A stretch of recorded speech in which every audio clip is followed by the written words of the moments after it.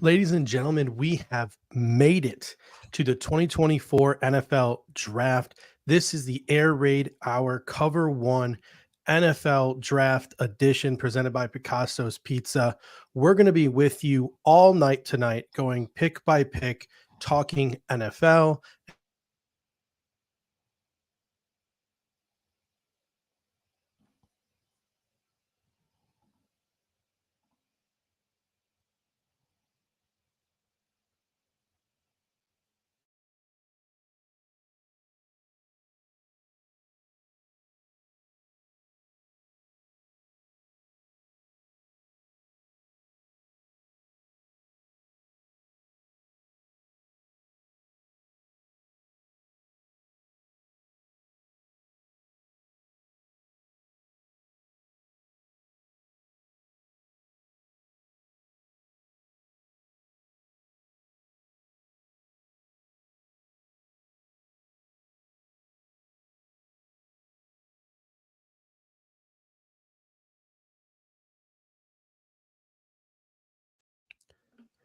Welcome in, ladies and gentlemen, to the Air Raid Hour.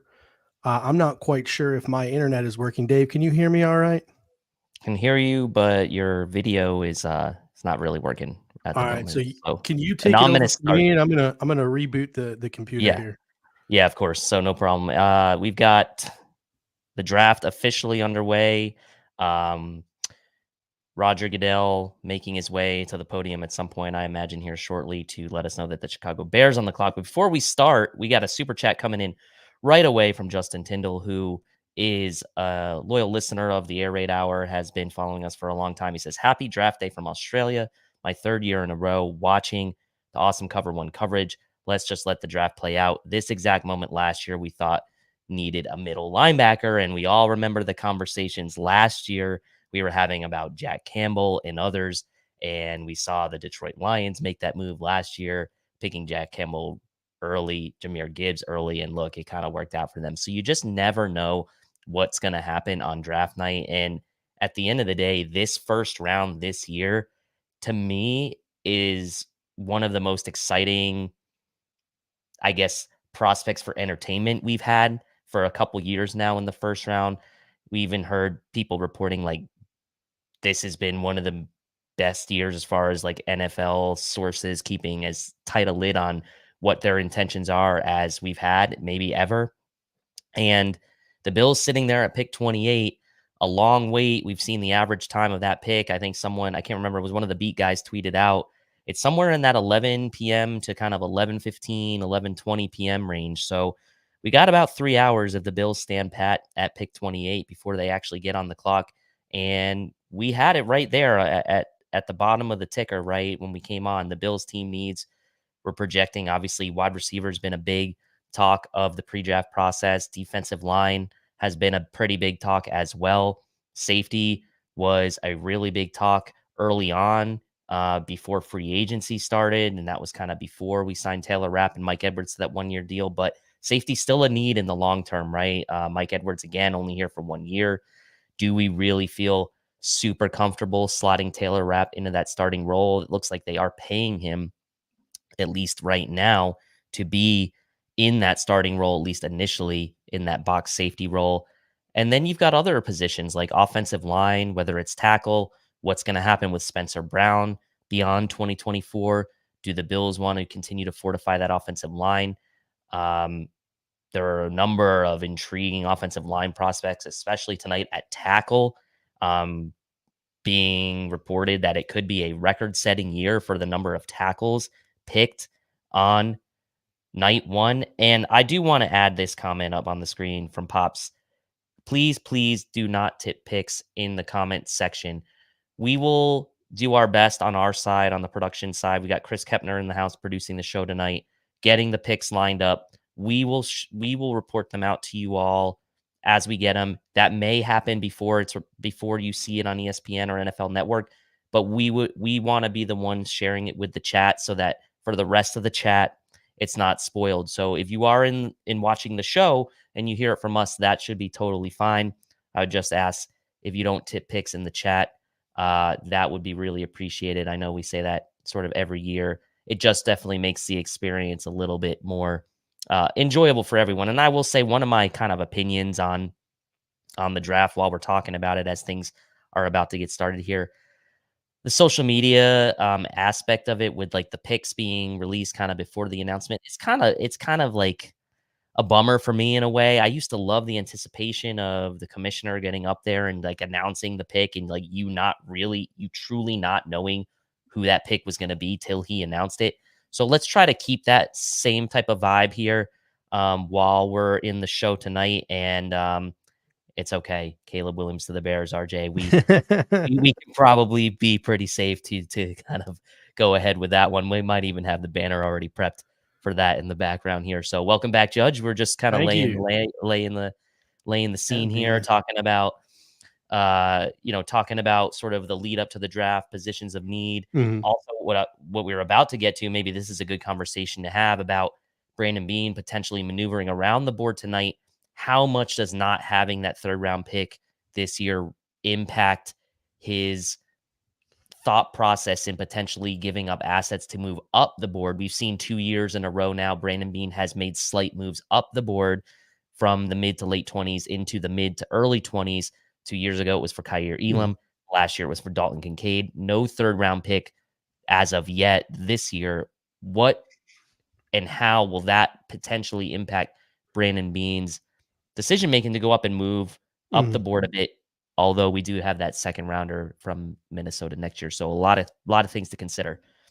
Yeah, I think if you're the Buffalo Bills, it's all about how do you feel in the room? Because I think I know how most fans feel. Most fans feel like wide receiver is this big, pressing, glaring need that needs to be filled and needs to be filled by a stud, whether it be one of the top 3 guys or the popular name, obviously, right now in the Bills Mafia community is Brian Thomas Jr. And then to a lesser degree, I think Xavier Worthy and Ade Mitchell have their truthers as well.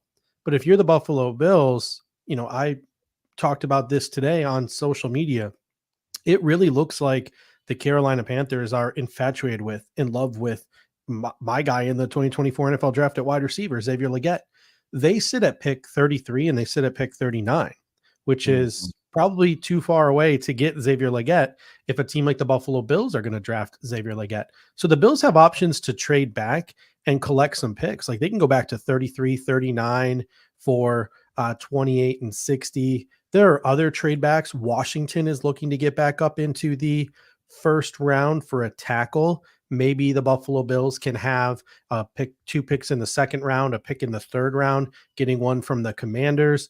So if you're not as if the Buffalo Bills aren't as anxious as I think a lot of the Bills Mafia community is for one of those like go-to pick of the litter receivers, then trade back is a very reasonable option for the Buffalo Bills because there are players 20 through 60 in this draft are so closely clustered together. So if you can get a number of picks on day 2, 3 picks preferably, plus your 2 4s on day 3, that's really intriguing, I think, for the Buffalo Bills to get more darts at the board, to add depth, to add more competition to this roster that's lost a ton of players. But there's also that mindset where if the Buffalo Bills do feel like how I think a lot of people in Bills Mafia feel, you're calling the Bears at 9. You're trying to get up for Rome Odunze, right? Like you think that is the guy who's going to put you over the top, then draft capital be damned. What it was Brandon Beane said. Nobody judged. Everyone thought the Josh Allen trade was an overpay until Josh Allen became Josh Allen. So if Rome Odunze puts us over the top and gets us to the Super Bowl or wins us a Super Bowl, it's not an overpay, and we can figure everything else out later. Yeah, and you also have to kind of look at now as well, like what are the teams you're trying to get ahead of? Who are the teams you're trying to get ahead of, and for which positions, right? So if you look at the Bears at 9 and you see the Jets picking right after the Bears, I'm sure the Jets would love to get their hands on a guy like Rome Odunze to pair with Garrett Wilson, have Aaron Rodgers come in. And look, I know like, okay, the Jets got Garrett Wilson and he's a stud and like hasn't really translated to wins for them. But if they pair Garrett Wilson with a Rome Odunze, we know they have Breece Hall. Like that's looking like a really nice core there for the Jets with Aaron Rodgers, maybe with 1 year left to go. Like that's a guy that you don't want to see a division rival have necessarily. and then having to end up face that guy for the next 6, 7, 8 years in your division. So I'm not saying you make moves just to Mhm. block other teams, because that's been a topic of conversation as well. Like, oh, pick this guy just so the Chiefs can't get him. That's not a good strategy, I don't think, Mhm. generally. But there is some merit to, like, the teams you want to get ahead of to make a pick like that, right? If the Jets weren't the team picking at 10, would the Bills be more conservative in their approach to move up to the 9 spot? Maybe they would, right? But Mhm. there's also a chance that Odunze is gone before pick 9, in which case that to me then really would kind of Mhm. force Brandon Beane to maybe wait a little bit longer and kind of see how the board falls after that. Yeah, it'll be really interesting. And I think one of the things that we're going to be tracking this evening as the draft goes along, and Roger Goodell, I believe, is right now currently putting the Chicago Bears on the clock. Yep. What we're going to be tracking this evening is the wide receivers. It's going to start with Marvin Harrison Jr. Then I think it's probably going to be Malik Neighbors. Then it's going to be Rome Odunze, right? So that's what we're going to be tracking this evening. And as we track, we'll talk about, hey, what can the Bills maybe do if they want to go all out and try to get Marvin Harrison Jr.? What are they going to do if they want to go out and get Malik Neighbors or Rome Odunze? We will be tracking that this evening as the first 10 or 12 picks come off the board, because I can't picture a guy like Rome Odunze getting past maybe 12 in this Mhm. draft. Someone's going to trade up and get him with Atlanta, with Chicago, etc. Can't imagine him slipping very far. And then after that, we have to start to track where these other receivers go. So we got to start to track Brian Thomas Jr. Is he falling into a place we feel comfortable trading up with? Do we want to trade up for him? I think we want to make this as interactive as possible tonight. So as the night goes along, hey, let us know if you think this is a good place to move up for a Brian Thomas Jr. Xavier Worthy. It's going to be really interesting to see if Xavier Worthy, at his size, is someone who will fall to the Buffalo Bills at 28, or with his speed, combined with the fact that he is a pretty nuanced route runner. He's not just some go run fast down the field type of guy. He's a legitimate receiver. Does that speed with that skill set make up for that size? And does he end up maybe going in the top 15 to 20, way higher than we expect? And then obviously Adonai Mitchell is the other name to keep an eye on. This is the real boomer bust guy. There's some, we don't want to say character concerns, but maybe there's some habit concerns, some medical concerns with Adonai Mitchell, and some medical concerns that popped up with Brian Thomas Jr. and the torn labrum as well. So it'll be interesting to track these guys as we get into the teens this evening. Yeah, and you wonder how much of some of these things are like misdirection. Obviously, there Mhm. are true, real injury concerns, and medical concerns with Adonai Mitchell with the stuff that we've seen reported on him. Um, the shoulder injury for Brian Thomas, like how long term of an issue is that going to be? It certainly doesn't seem like it's a super long term type of issue. Like, yes, you want a guy to be 100% at the time you take him, but that's not always the reality. And so, like, Mhm. in another scenario, would that have increased his drafts? Like, would he be going higher if that wasn't part of the story for him?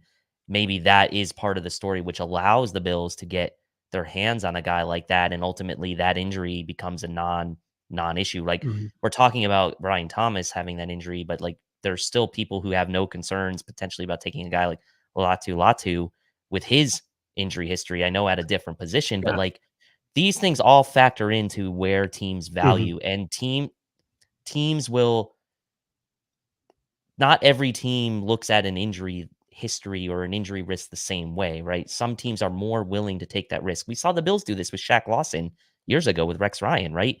He had Mhm. that injury going into that draft, and he fell into the middle of the first round. And like the Bills were like, okay, we'll take the chance on taking a guy like Shaq Lawson with that injury he had, knowing he had to have that surgery. So I mean, so many things can happen. If you're the Bills, you're hoping for as many quarterbacks, as many offensive linemen. That's the type of thing. Corners, really. I mean, unless you're in like the Cooper DeJean or Terry and Arnold camp, but like you're basically hoping for linemen, offensive linemen, and quarterbacks to be picked. And just one or two extra of those guys getting picked before 28 could mean the difference of the Bills getting Mhm. who they want.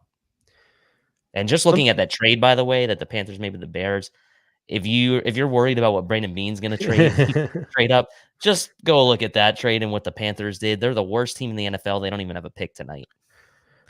Yeah, looking at the rest of the wide receivers, I think in some way, shape, or form, Marvin Harrison Jr., Malik Neighbors, Rome Odunze, Brian Thomas Jr., Xavier Worthy, and Adney Mitchell. I think those are going to be the top 6 receivers off the board.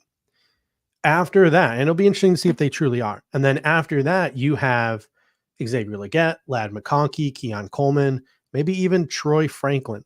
Those are some of the other possibilities when the Buffalo Bills get to pick number 28. Now, we have made it pretty clear that we would be okay on this show, right? Taking Xavier Legette at 28. And we think he checks a lot of boxes. Is he perfect? No. I think it might be a little rich given the medicals for a guy like Lad McConkey. I think that's going to drop him into round 2. Keon Coleman, we obviously know the separation issues with him. Troy Franklin, I think there's some frame concerns. He's not exactly the same nuanced route runner that a guy like Xavier Worthy is. 28 might be a little rich for a Troy Franklin. So if you're the Buffalo Bills and you're Brandon Beane and you can't trade up this evening, you just can't find a trade that works. You can't go get one of those top 6 guys, or maybe even Xavier Legette comes off the board, or who knows? Maybe even if maybe the Buffalo Bills disagree with our sentiment, and they don't think Xavier Legette is worth pick number 28. Now the Buffalo Bills are going to need to pivot to some other positions, and I'm looking around the board, and if guys like J.C. Latham, Talise Fuaga, Troy Fautanu, maybe one of these guards falls. Graham Barton, in more likelihood, you're going to have Graham Barton, Jackson Powers Johnson, Zach Frazier, maybe even a guy like Christian Haynes slips into the back of the round. Letty Latu, Jared Verse, maybe one of those guys drops. If not, you're going to have the Chop and the Darius Robinsons of the world. Byron Murphy, doubt he drops, but you got the Johnny Newtons and the Braden Fisks of the world. And then worst case scenario, I think for a lot of people in Bills Mafia is the Buffalo Bills go out and take a cornerback. I think Terry and Arnold will be off the board, but guys like Kool-Aid McKinstry and a guy they had a top 30 visit with, Andrew Phillips, will all be probably on the board at pick number 28. So if the Bills have to pivot and they don't go wide receiver, to me, it would be best probably defensive player on the board. Yeah, I would think so. And I mean, that's where guys like Johnny Newton, like you said, he comes into play for me. He was my no matter what interior defensive lineman. Byron Murphy, who people feel like is maybe the best defensive tackle in the draft. I doubt he falls away all the way there. Cooper DeJean, another guy who was a no matter what cornerback, and your no matter what quarterback, Terry and Arnold. Like, it would be really hard to pass up that type of guy. I mean, we talk about wide receiver and defensive line being huge needs, but look, I get people don't want to spend a first round pick on a cornerback. I get that. But beyond 2024, Rasul Douglas, as of right now, is only here for this year. Kaiir Elam, you still don't know exactly what he will be this year. Like, he had a good playoff game against the Steelers. I get that. And then you have Christian Benford. Trey White's gone, right? And I know, like, people are going to say, oh, you're sleeping on, like, Jamarcus Ingram or something. Like, no. Like, if Terry and Arnold is on the board, like, that's a pick made with the future in mind. Yep. I can get behind that. I know people don't want that, but I can get behind that, especially if you're standing pat at 28 and that's the guy you take. Same for DeJean. Right. The pick is in. So if Chris, you want to put up that graphic for us, we would appreciate it.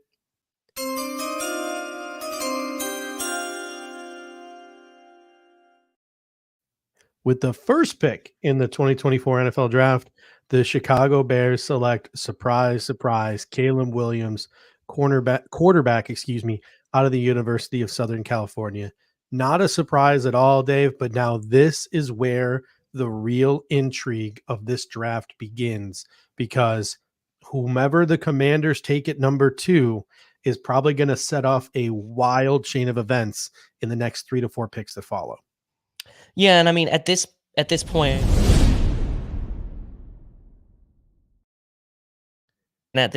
I think the betting favorite is that it will be Jaden Daniels at number 2. But, like, there's a lot of people that, it's not consensus that, like, a lot of people feel like, oh, Drake May is the better option. Maybe it's Jaden Daniels. You have Dan Quinn, who's the new head coach there. Like, what stylistically is he going to want for that team?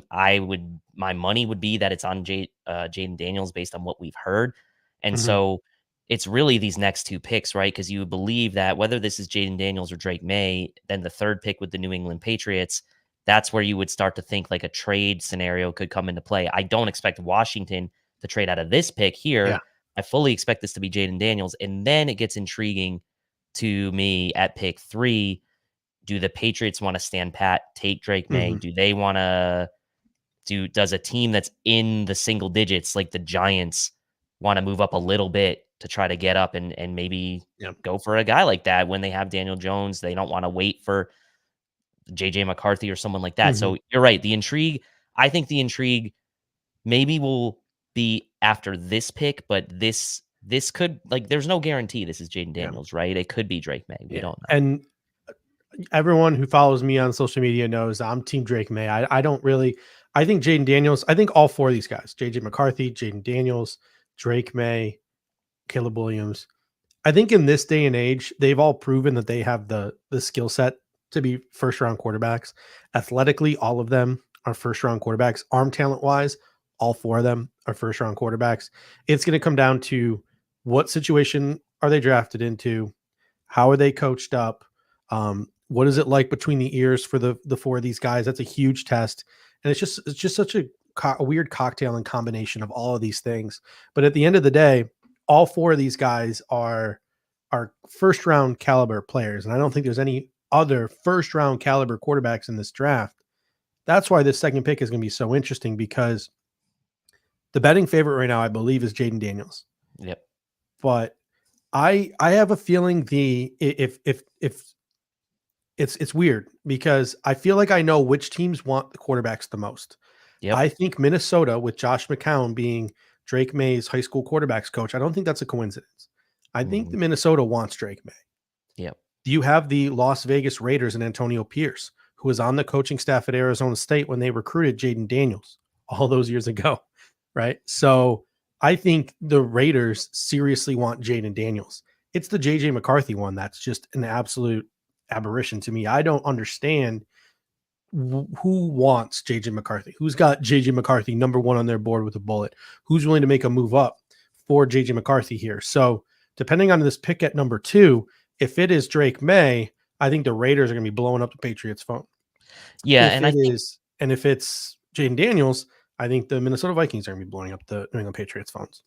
Exactly. I think you nailed it. And I think that what makes this draft seem different than, say, like Josh Allen's draft, right, in 2018, where you had Baker Mayfield, Darnold, Allen, like everybody pretty much knew Baker was going to be the first quarterback taken, but it was a fairly, like, yes, Darnold was likely to be the second one taken, but it wasn't really as, like, clearly the Bills had Allen first. Other team, like the Ravens got, like, to me, who's putting JJ McCarthy as their number 1 quarterback out of this group? Yeah. That's the thing that I'm struggling with. And, like, maybe somebody is that the Denver Broncos at 12, who maybe need a quarterback, and they're just going to kind of wait and see if JJ McCarthy just falls in their lap at 12 and they take a guy like that at 12. Yeah. Do the Giants say, hey, we're paying Daniel Jones, but we kind of need to look into the future, and we don't want to trade up to the 3rd spot because maybe we don't see a big difference between JJ McCarthy and Drake May. I don't know, but, like, to me, those top 3 guys are in a tier of their own, and then after that, you kind of get into the JJ McCarthy range. Yeah, this is where it's about to get absolutely wild. Somebody said in the comment section, like, hey, you guys are a little bit ahead of me or ahead of the TV broadcast. We are, in fact, a little bit ahead of the TV broadcast. We're following some people on social media. They finger quotes tip the picks.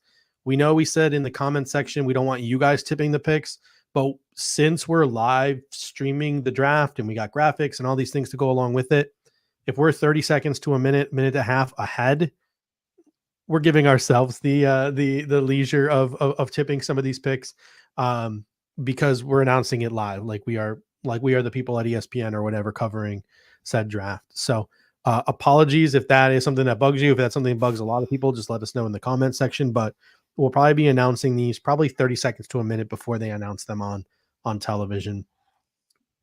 I think the best case scenario, Dave, I don't know. I think the best case scenario is New England trades out of 3, right? We don't want them to get a young quarterback, do we?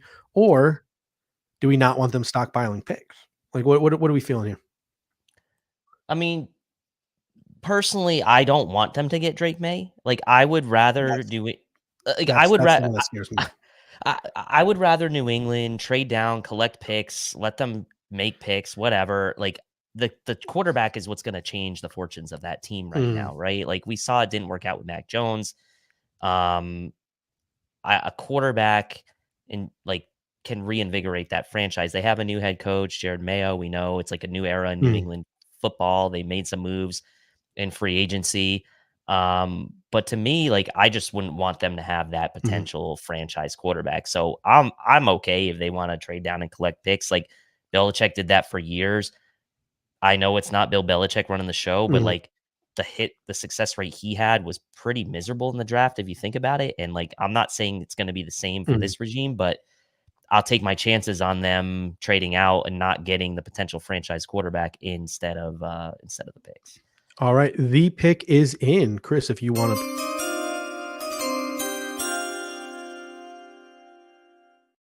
The second overall pick, the Washington Commanders select Jayden Daniels, quarterback out of Louisiana State University. And I will tell you what, the Washington Commanders, they have a great GM in Peters, who they got from San Francisco, who's been building that thing in San Francisco. I think the fans probably got to be pretty disappointed in who they got in a head coach in Dan Quinn.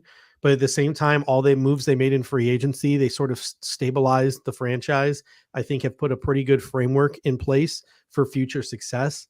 But the combination of Cliff Kingsbury and Jayden Daniels is pretty perplexing.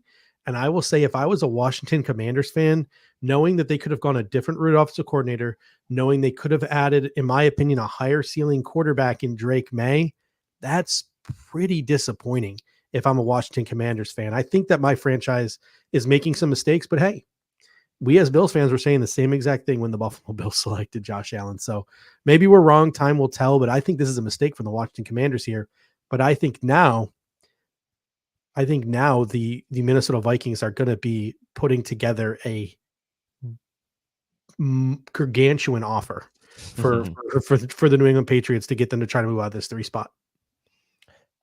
Yeah, I mean, I would have to agree with you there. I think that, look, I like Jayden Daniels. I don't know, like, I think this is one of those situations where, yes, in a couple years' time, we'll look back. Maybe he ends up being like Mitch Trubisky, and we say that was such a horrible pick with the number 2 overall pick. Mitch Trubisky was the number 2 overall pick, and like, maybe we look back and say that. But I do like Jayden Daniels. I think this comes down to preference. This comes down to who do you think you can work with. Maybe Cliff Kingsbury thinks that he can work better with a guy like Jayden Daniels. I thought Drake May. I had Drake May as my number 2 QB, Jayden Daniels 3, but it was close, right? I went back and forth for a bit. Ultimately, I gave May the edge for his ability. I thought a little bit better out of the pocket throwing, and I thought a little bit better with less, I'll say, weapons around him, right? He had Tez Walker, I get that, but you know, it's hard for me to knock a guy just because he has good weapons. So that's why I went back and forth. I don't mind this pick for the Commanders. I do think you're right. New England right here is going to be getting a ton of phone calls, and we'll see if they actually move out of this spot. Apparently they have tweeted out that they are open for business, but then Adam Schefter on ESPN said there is no way that they are trading this 3rd overall pick. So thank you for that, Chris, in the private chat. Yeah, this is I think Drake May is better. I think this is the same argument that we had a couple of drafts ago when it was Tua versus Herbert, right? And Tua was surrounded by all that talent at Bama, and it made it look easy. And Tua's been a good pro. But I think most people would choose Justin Herbert over Tua Tagovailoa, and they realize years later that Justin Herbert was not in a pro-ish type of system. He did not have the same talent around him that a Tua Tagovailoa did. I think Drake May is in that same situation where not the greatest coaching staff in the world, not the greatest supporting cast in the world. He turned down NIL money to go somewhere else. He stayed at North Carolina because he was loyal to the Tar Heels. I think once you get him into a solid program, a solid organization, I think he's going to flourish. That doesn't mean Jayden Daniels is bad. I just think Jayden Daniels is maybe the fully realized version of Tyrod Taylor, right? Like, remember what we always used to say, like, man, what if Tyrod like put it all together? Mm. I think that's what Jaden Daniels is, because Jaden Daniels doesn't exactly throw over the middle of the football field. Same issue that Tyrod had. Yeah, and the pick is already in for the Patriots, so clearly they All were right. they were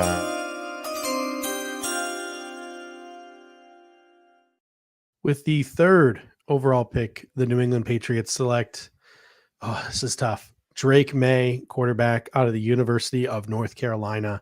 And this is tough, in my opinion. The draft so far, there have been no trades. This is not this crazy thing that we were maybe expecting or maybe led to believe would happen by the media. Surprise, surprise. The media has sort of oversold how this draft was going to go, at least at the top. But the New England Patriots get what I think is a really good franchise quarterback. If they don't want to rush him on the football field, they don't have to rush him on the football field. They can play Jacoby Brissett for 4, 6, 8, 10 games if they need to, a full season if they have to. So the New England Patriots, in my opinion, now have the, I think this is the second scariest quarterback in the AFC East. I think Rodgers will be better in 2024, obviously. Tua will be better in 2024, obviously. But I think if there is any quarterback with the ceiling to catch Josh Allen in the AFC East, I think the New England Patriots just drafted him. They did, and but at the end of the day, you have to look at what are they going to do now next to kind of surround him, right? Like Ramondre Stevenson had a bit of a regression last year. Is he going to bounce back and kind of lead that backfield this year? I know they went out and got Antonio Gibson to complement him. They signed KJ Osborne, who we liked in free agency for the Bills, but is not necessarily like suited to be a number one alpha. They still have Kendrick Bourne, who's injured, who's going to come back obviously from that injury. And then they have like Demario Douglas, Juju Smith-Schuster still, Tyquan Thornton. Who's it going to be? Like Hunter Henry and Austin. Like, it's still a question of like the weaponry around that quarterback in New England. So obviously they have more picks, but like that's going to be the question. And that is why I don't know if you can rush him on the field this year, because if there was any situation of all of these top teams to where a quarterback is going to be put least in the position to be successful year one, I think it is New England. They don't have a left tackle and they don't have a lot of pop at the skill positions. So if you're New England, you got some work to do, or it might be a redshirt year for Drake May just so he doesn't get thrown out there with weapons that are severely lacking. Now, you don't have to, it doesn't always stun a quarterback's growth. I mean, Josh Allen played with a bunch of JV players in 2017, and he still managed to make it work. And he needed those reps, and he developed, and he turned into what he did eventually. In 2018, he turned into what he did eventually. So it's going to be interesting to see how early Drake May gets onto the field. But like I said, a high ceiling quarterback in New England and a high ceiling quarterback in the AFC East, not fun. No, and this is the pick right here with the Cardinals that we kind of expected was like one of the locks here, right? We like the Cardinals have multiple picks here in the first round. We certainly expect that with the departures of Hollywood Brown, with the departures of DeAndre Hopkins, we fully expect that this pick will be Marvin Harrison Jr. to kind of pair up with Kyler Murray, who they've now committed to. And the Cardinals, like you are close to that team. You're in Phoenix. Like they needed to do something at the skill position, especially receiver with these recent departures. So the report from Ari Mirov is the Vikings and Giants tried to trade with the Patriots. They tried to offer them something that would convince them to slide out of the number 3 slot. They did not. So as you mentioned in this 4 slot, things get super interesting. Is there a team willing to sell the farm for JJ McCarthy? Because if there isn't, I don't know. There's been a lot of smoke, and maybe it's smoke, but there's been a lot of reports that the Giants really aren't that interested in JJ McCarthy. So if he gets past 6, there's been some rumors and rumblings that maybe Atlanta was interested in taking Kirk Cousins' successor right now, but I doubt that. He gets past 8. Now, do you get into a bidding war? The Chicago Bears get into a bidding war. They only got 4 picks this year. Does somebody get into bidding more for the 9th pick to get JJ McCarthy, or does he just slide right into the Minnesota Vikings hands at pick 11? It'll be really interesting to see how people truly value JJ McCarthy. I don't think the Cardinals are going to get what they want here, and I think they're going to take Marvin Harrison Jr. I agree, and I think that 11 and 12 pick is really interesting for JJ McCarthy because you have the Denver Broncos at 12 sitting right behind the Minnesota Vikings at 11. The Denver Broncos don't exactly have a ton of draft capital to work with, potentially having to maybe offer future year draft picks. However, if the move is to go from 12 to 9 with the Chicago Bears, maybe the Denver Broncos don't have to give up, a ton. Maybe it's a third round pick and the number 12 Mhm. pick to move up a couple spots to leapfrog the Vikings. I was talking to my friend who's a Broncos fan. I'm like, the only thing you have to worry about there is there anyone else who would want to come up with the Bears? Mhm.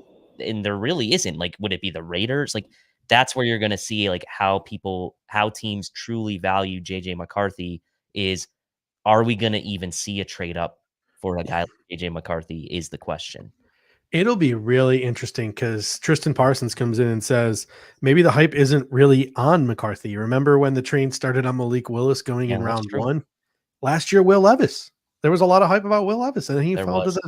the second round. So I think Will Levis was a good pick. Like, I think the Titans got a steal in the second round. I was team Will Levis. So it's going to be really, really interesting because right now we're 3 picks in. We've got no trades. This maybe around 9 when the Bears get on the board, things start to get interesting. But maybe the Chargers spice things up. Maybe Yeah.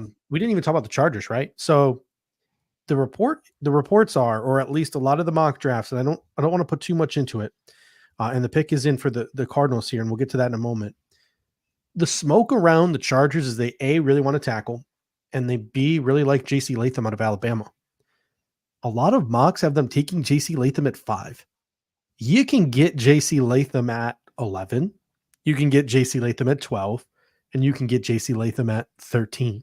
So if you're the Raiders, you're the Broncos, you are the Vikings, maybe the Los Angeles Chargers are the team that you start to call up with now. And we get our first trade of the draft because the Arizona Cardinals pick is in.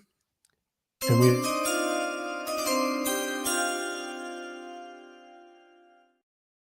with the 4th overall pick in the 2024 NFL draft, the Arizona Cardinals select Marvin Harrison Jr., the legacy out of Ohio State University.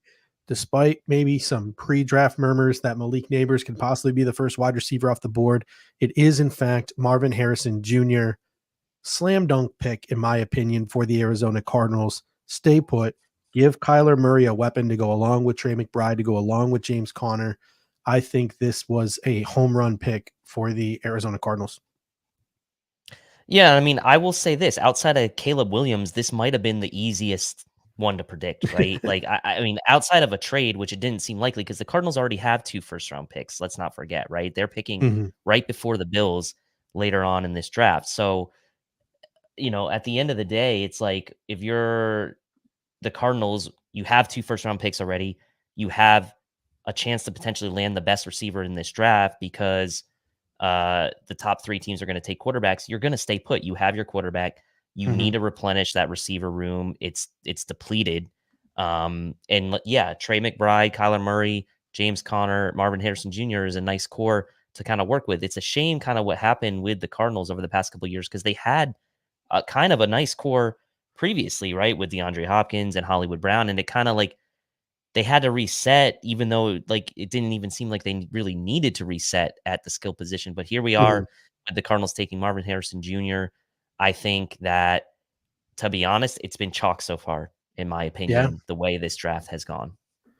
It'll be really interesting to say. I think it would be a huge mistake for the Chargers to stay in this spot. The Chargers are an enigma to me because I mean, I already think, like, personally, I think that Jim Harbaugh was not a great hire for them just because I don't know if he's going to be the one who's going to get the best out of your quarterback. That's 129 million dead cap if you want to move on from, right? In Justin Herbert. I think everyone sort of agrees that Justin Herbert is in that elite-ish tier, top 10 quarterbacks in the National Football League. He's young. He's got the ceiling to be top 3, top 5. Is Jim Harbaugh the one to bring that out of him? Is Greg Roman the one to bring that out of him? Not to mention they have an aging roster. They lack depth. They just need a whole bunch of things. The Chargers look to me like a team under Jim Harbaugh that are going to try to win now when they maybe should be hitting a one-year reset. So it's going to be really interesting to see if they stay here or they try to trade back.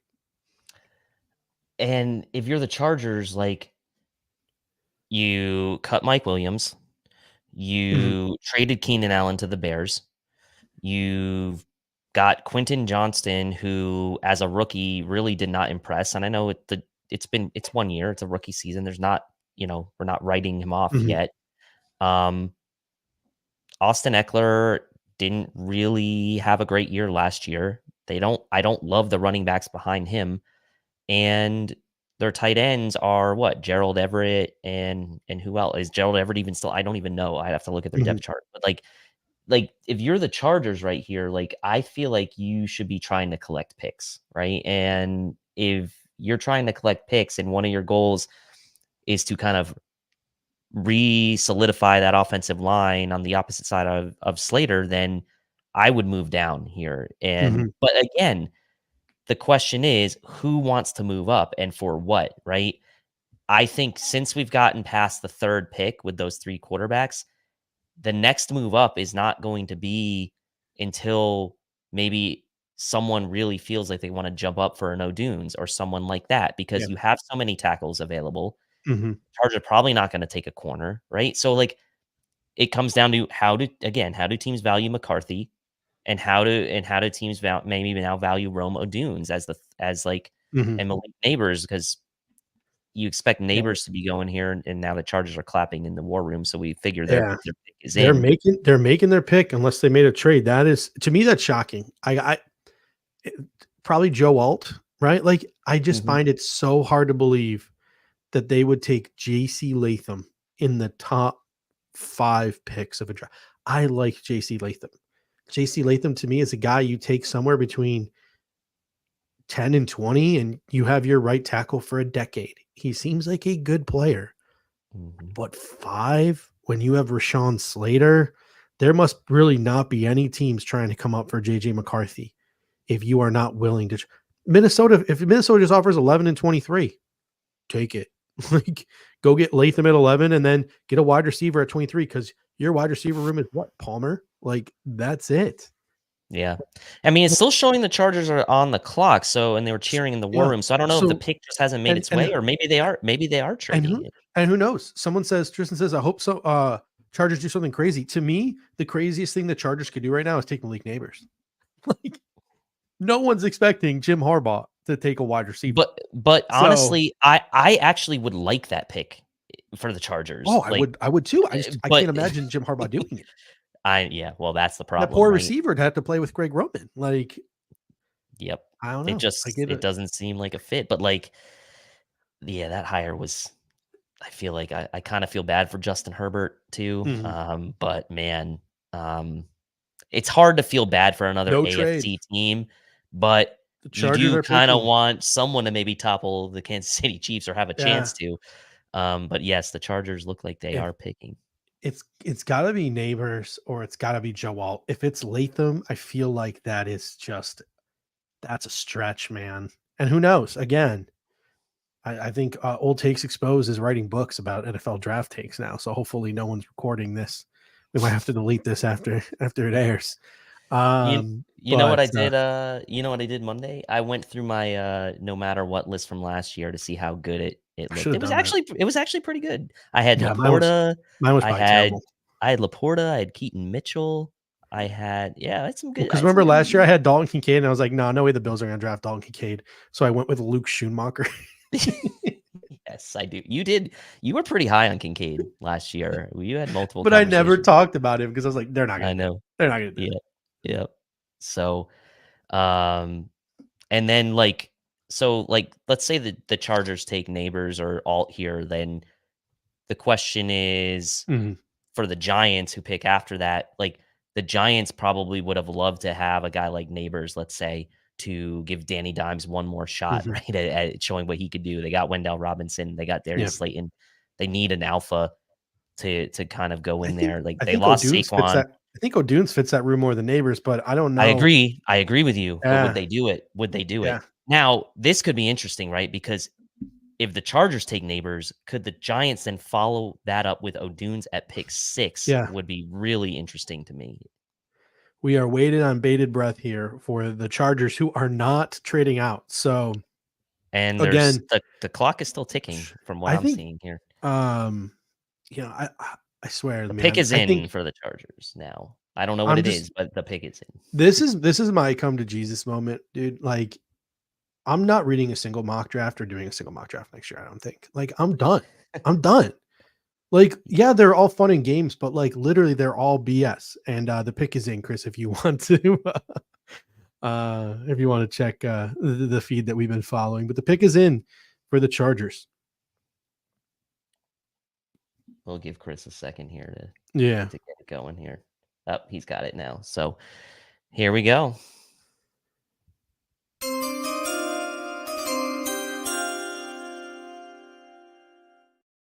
With the 5th pick in the 2024 NFL Draft, the Los Angeles Chargers select Joe Alt, offensive tackle, Notre Dame. And this is really interesting because a lot of people were putting J.C. Latham into this spot or having the Chargers trade back for J.C. Latham because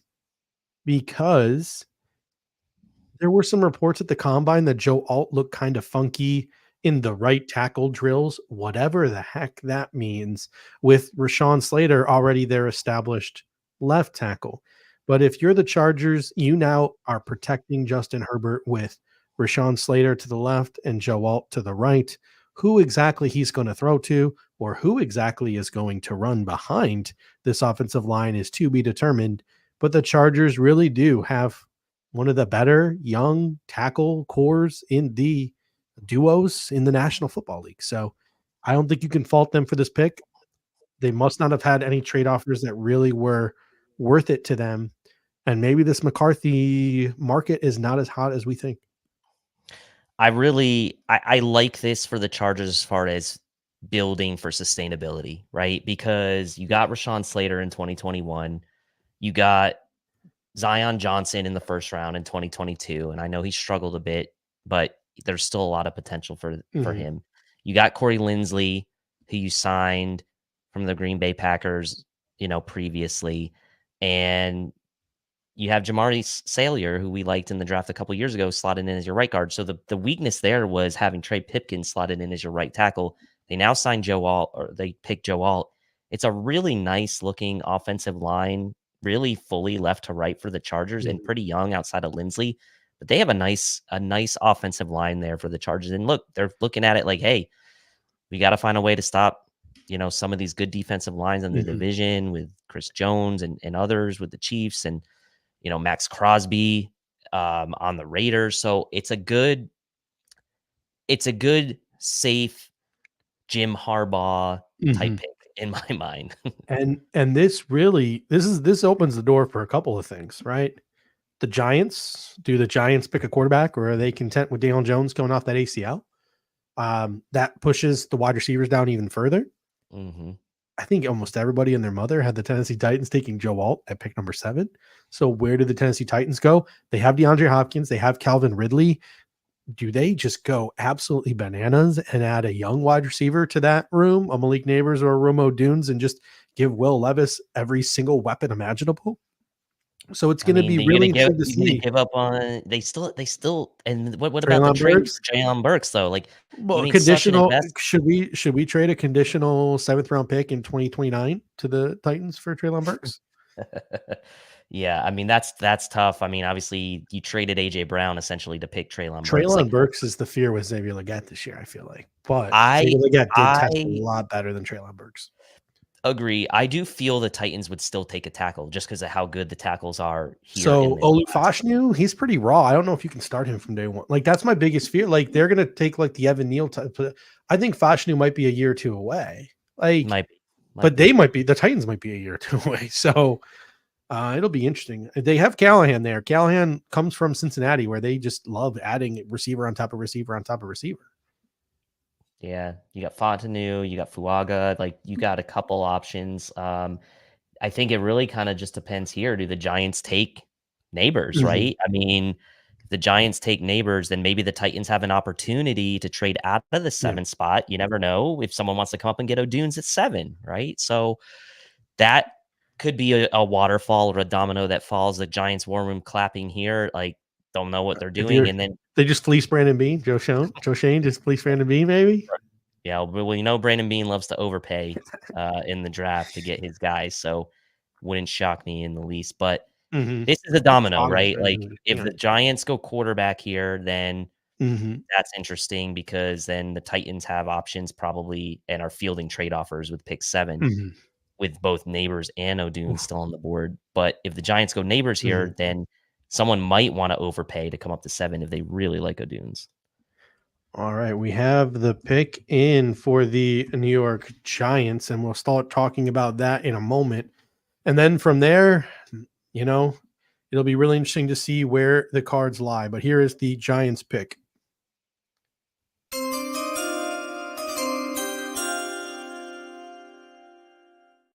With the sixth pick in the 2024 NFL draft, still no trades. The New Mm, York Giants select Malik Neighbors, the all-purpose wide receiver from Louisiana State University. So we talked about that room of wide receivers that they have. Maybe Romo Dunes is a better fit, but obviously Malik Neighbors, I think, has a higher ceiling than a Romo Dunes. And the New York Giants agree, and they go and they get their high ceiling. I think this is a modern NFL day wide receiver in Malik Neighbors, and I think he fits the modern NFL to a T. And that is where the New York Giants go with pick number 6. I think it's a slam dunk. Maybe they are truly all in on Danny Dimes. Maybe they try to go after one of these other quarterbacks in the second round. yep. And I feel like this is where the Titans now are in a position where they can start fielding trade calls, right? Because Odunze is the last of the big 3 left. If you're the Titans, Odunze would clearly be a luxury pick. You can obviously still go for one of these tackles if you want to, but you got to feel like someone at this point for Odunze would be making a call up to the Tennessee Titans to try to move up. Now, Mhm. it's a little bit of a game of chicken here, right? Because do you say, you know what, Titans, we'll call your bluff, take Odunze, right? We don't think you will with what you've just signed. Like you've signed Calvin Ridley, you got DeAndre Hopkins, you still have Treylon Burks. We don't think you're going to do it. And then Mhm. all of a sudden at pick 8, the Atlanta Falcons, do they really need to go for a guy like Odunze? So they have a Mhm. new head coach with Raheem Morris. Like, so what, like, this is where that slide we were talking about where the Bears at 9 could potentially happen. So we will see. We are 6 picks in, Dave. There has not been a trade. I feel like I'm being ripped off here. I've been promised all of these trades and all of these mock drafts. What is going on? Yeah. I mean, it's been chalky so far for sure. Mhm. Like I don't think any one of no there's been no surprises as far as like No. the picks and the teams, right?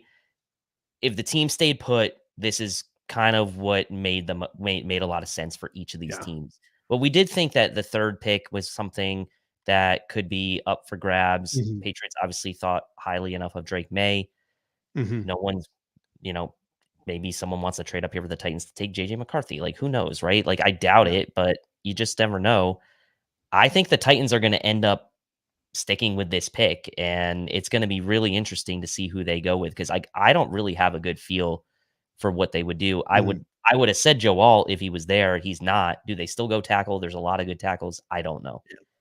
So the Titans are up now, and then this is sort of a weird point in the draft now because I think most people were just we're penning in Joe Alt here to the Tennessee Titans. So it'll be interesting to see if they go tackle, they go Romo Dunes, like what they decide to do here with their pick. Do they maybe take the first defensive player off the board? I went through the draft over the course of the last week or so, and I sort of put together a first round big board, and there were 22 players that I was pretty convinced would be off the board before the Buffalo Bills picked at 28. So far, I'm 6 for 6 on these 22. These are the players that I have left that I am pretty convinced will be off the board before the Buffalo Bills pick at 28.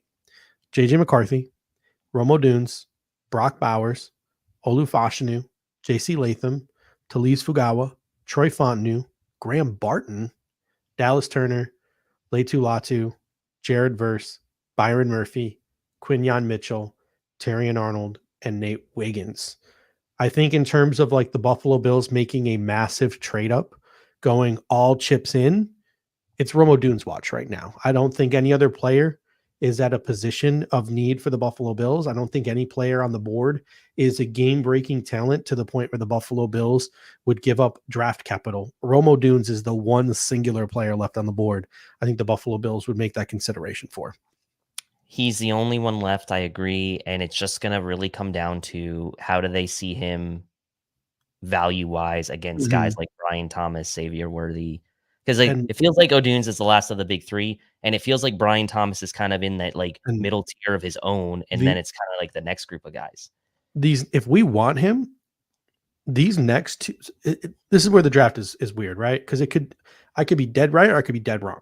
The next 2 picks, Tennessee Titans, and then especially the Atlanta Falcons, this would probably be the point where Brandon Beane would have to trade up to, because I look at the Chicago Bears at 9, and a lot of people say, hey, Chicago at 9, they're open for business. They only got 4 picks in this draft, all these different things, right? They want to trade back from 9. They want to collect more picks. But at the same time, they just drafted their franchise quarterback in Caleb Williams. And Caleb Williams has been getting chummy with Romo Dunes the way that CJ Stroud got chummy with Tank Dell before the previous draft. So that'll be super interesting to see if he tells the Bears, hey, I want Romo Dunes. And then there he goes at 9. So I actually don't think that's a horrible outcome for the Bills, to be honest, because then you obviously you conserve your draft capital, and the Jets who pick right after don't get him either. So to be honest, outside of the Bills getting him, that's probably the best case scenario is him going in the next couple picks for the Bills. And the pick is in for the Titans. They stayed on the clock, did not trade that pick. So we will see who that pick is.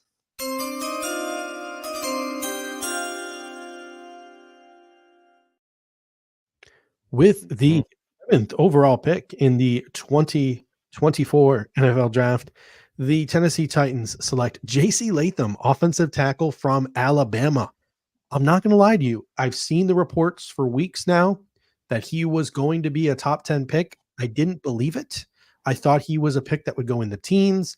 I think he's a very solid right tackle. The Tennessee Titans obviously believe otherwise. They believe in protecting Will Levis, who's going to be throwing to DeAndre Hopkins, who's going to be throwing to Calvin Ridley, who's now got Tony Pollard in the backfield. So they go offensive line here. And who knows, coming from Cincinnati, where they just had Orlando Brown Jr. last year, who's a big, maybe heavier footed offensive lineman. Maybe Callahan believes, and he's got his father now, Bill Callahan, the offensive line guru. Maybe he believes Latham could play on the left side. Yeah, I mean, that's the thing when you make a pick like this in the top 10, that you're expecting this guy to start from day one, but it doesn't necessarily mean where he starts, let's say in 2024 in week 1 is where his long-term, where his long-term outlook might be, right? So you think, okay, well, the Titans would have loved to have Joe Alt, right, at right tackle, and that's pretty much what he is. And you've got right now penciled in Dylan Radunes, who was a 2nd-round pick in 2021 as your right tackle. You have Petit Frere, who you drafted in 2022 on the other side, Skoronski. So there's options here. Skoronski at left guard. You have options here if you're the Titans. And look, Skoronski was a guy a couple of years ago, last year, I should say, in the 1st round, who was oh, he was a tackle at Northwestern. He slides now inside to guard for the Tennessee Titans. Could that be something where the Titans look at J.C. Latham and say, hey, year 1, maybe we want you to play right guard over Daniel Brunskill, let's say, or do you put him over Dylan Radunes at right tackle? He's probably playing over Dylan Radunes, but they're really going to go with Nicholas Petit Frere at left tackle. But that's what I'm saying. They have options, right? And so it's it's not a bad problem if you're the Titans, although I feel like it's a little bit of a consolation prize after missing out on Joe Alt. I mean, J.C. Latham comes from obviously this premier program at Alabama, so he's been coached right. 6'6", 342. I think 342 might be a little bit of a concern, but 35-inch arms, 11-inch hands. This dude is a monster. Yeah, he's going to be right. So it's obviously not the same concerns you had with Skoronski, who is this technician who had shorter limbs, and you were worried about his length, and you had to kick him inside. You're not worried about that with J.C. Latham, even though the scouting report on Latham was he's a plug-and-play right tackle from day 1, but if you wanted to play him at guard, he's probably going to be all-pro. So, I mean, they could, but to me, this is probably going to be their right tackle. But I think there is a small chance here that you could see a report within the next hour, within the next week, within the next month that they plan on moving him to left tackle. It would not shock me. They got Bill Callahan there, obviously father of Brian, their new head coach. So I agree, Claude, but I'm also baffled that they took a right tackle in the top 10. So that's sort of what I'm trying to piece together here. But maybe they just thought, hey, a 10-year right tackle, that's worth it. I mean, look, and that really must mean that the JJ McCarthy, the Capital, the Vikings, the Raiders, the Broncos are willing to give up for JJ McCarthy. It's not their guy. It's not their guy. And I think the Broncos are probably sitting there saying, like, look, we're one pick behind the Vikings. Worst case is we'll wait till pick 9. No one's going to take JJ. No one's going to trade up to take JJ McCarthy at 7 or 8. We'll wait till pick 9, try to give up as little capital as possible if we truly feel like we want to move up and get that. And I agree with Fabili here. Right tackle is important. I think he will end up just being their plug and play right tackle, which is fine. Yeah. Like, if the Bills want Rome, if all roads truly lead to Rome, I think they gotta make a move here with Atlanta or Chicago and get ahead of the Jets. Yep, I do. I mean, could there be a chance here that the Falcons take Odunze? I know they signed Darnell Mooney. They have Drake London. This could be the first defensive player here. Neighbors, I think, would have tempted them. I don't know if Odunze would. Yeah, especially with Drake London. But so part of me is almost like I'm torn because I would love for the Bills to maybe make a move up to get him. I don't love the idea of what we'd have to give up for him. So part of me is almost like I kind of just hope the Bears take him in a way, and to not give up the capital. But I also maybe that's I don't know. Is that a loser's mentality? I don't know, but I know it's going to cost so much to go up from 28 to 9. We got Walter S coming in saying doing the Julio Jones trade with the team that did the Julio Jones trade would be hilarious. Yeah, it would be a full circle moment for sure. But yeah, so far all offensive players have been selected too. So do we see the first defensive player come off the board here at pick number 8 here with the Atlanta Falcons? They have a need on the defensive line. They need a pass rusher. They could use help in the secondary. I don't know. Yeah. I'm not really in this draft to take a corner, but yeah, just taking a look at the Atlanta Falcons depth chart here, right, on the defensive side. So you've got Zach Harrison on one end, 3rd round pick from a year ago. You don't really have a ton of pass rush pop on this team. You've got Abedeke from 2022. Lorenzo Carter is not really a great pass rusher. You did draft D'Angelo Malone in 2022. He hasn't necessarily panned out. I did love him in the pre-draft, but it seems like Atlanta could really use a premier edge player. So is this where you see a guy whoa, the pick is in? The pick is in, Chris. And it is that we have the first shocker of this draft, ladies and gentlemen. Wow.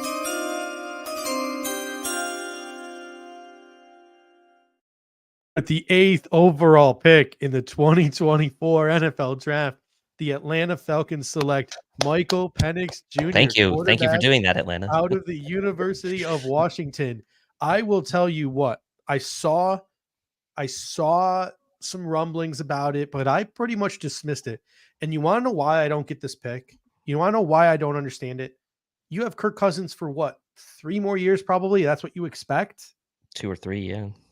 Michael Penix is the oldest quarterback drafted in the first round since Brandon Beane. By the time Kirk Cousins leaves you, Michael Penix is going to be 26, 27 years old. Oof. So I don't understand it. That's crazy to me that you're going to, and if you're Michael Penix, man, are you pissed that you now have to sit on the bench for 2 years and eat 2 years of your rookie deal and not have as much time to showcase yourself before you hit free agency, not get an early contract extension when you're probably going to want an early contract extension because you're an older prospect? Whew. There's a lot of ramifications here, but this is a surprising pick for the Atlanta Falcons at pick number 8.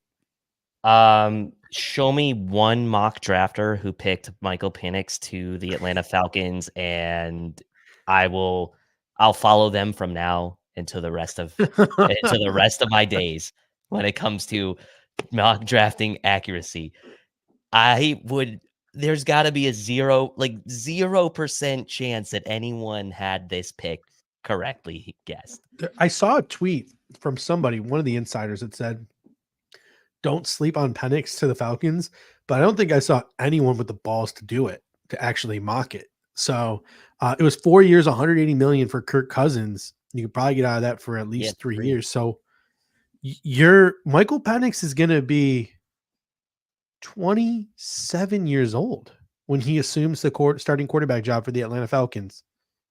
I mean, if you're the Bears, like, you got Keenan Allen, you got DJ Moore, like, why not go all in for Caleb Williams here and go for a Dunes, right? Like, part of like the mindset here for the Bears is like you can knock a ton of birds out with one stone with this draft so far, right? Like, because like the story is like go out and build around your quarterback. Well, you have you Mhm. have the opportunity right in front of you to do that right here. If no one trades into this spot, that's what I I would think they would do. Someone says, "How does Cousins feel about this? Rodgers will retire."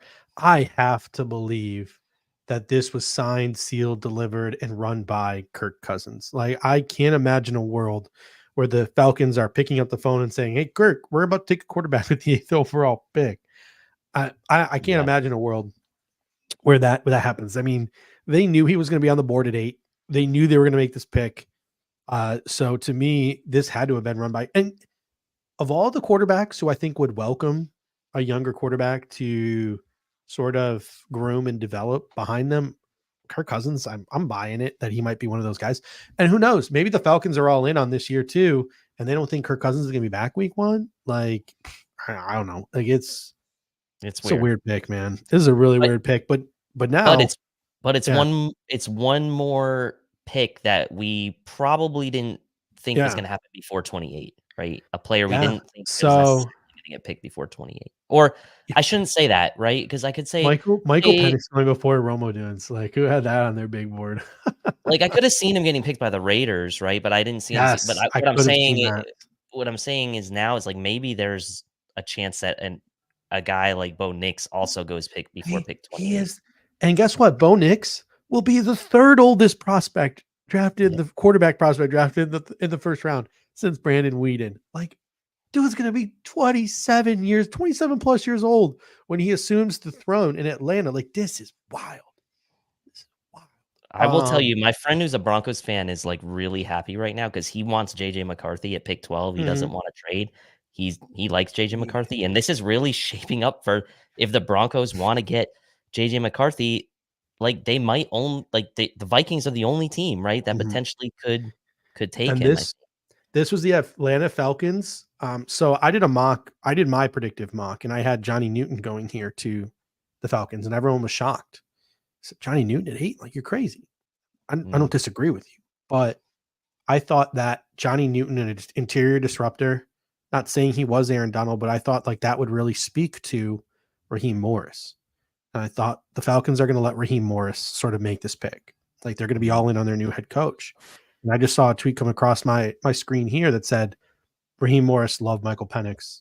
This was a Raheem Morris pick. And mhm. everything that you read, anytime you listen to Michael Penix speak, he just did a Players Tribune article where he sort of spoke about his life and why he should be selected early in this draft. I think every the more you look into Michael Penix, I think he has all the leadership qualities you look for, and I can see why a guy like Raheem Morris was drawn to him. But the logistics of it are just so crazy to me. But let's move on from that to the Bears now, who are on the Yeah, clock. If 4 you're the minutes to go. you go offensive line, do you go defense? Do you try to trade back because you do not have a lot of draft capital in this draft? Or we saw last year, CJ Stroud said to the Houston Texans, "Go get Tank Dell. I like that guy." Did the Bears do what apparently Caleb Williams is looking for and add Romo Dunes here with the ninth pick? I think Absolutely. I I mean, think Romo Dunes goes here. I think this is Romo Dunes personally. I think so too, because right, like, yes, you traded for Keenan Allen, but he's at the tail end of his career. You Imagine have Romo DJ Moore. Dunes Yeah. imagine Romo Dunes, DJ Moore combination who offer you different things for the foreseeable future with Caleb Williams, Pick is with Cole in Kmet, for with Chicago. DeAndre Swift. That it makes a lot of sense to me for the Bears to try to, like, build up around Caleb Williams as Mhm, quickly as possible because, yes, I know the Detroit Lions were really good last year, and I know Jordan Love showed just broke out last year, but, like, the Vikings are probably gonna be in shambles this year. I don't think that division is locked down necessarily by the Detroit Lions again in 2024. I think it's gonna be a mm. dogfight, and the Bears could be part of it. The pick is in, and it's good.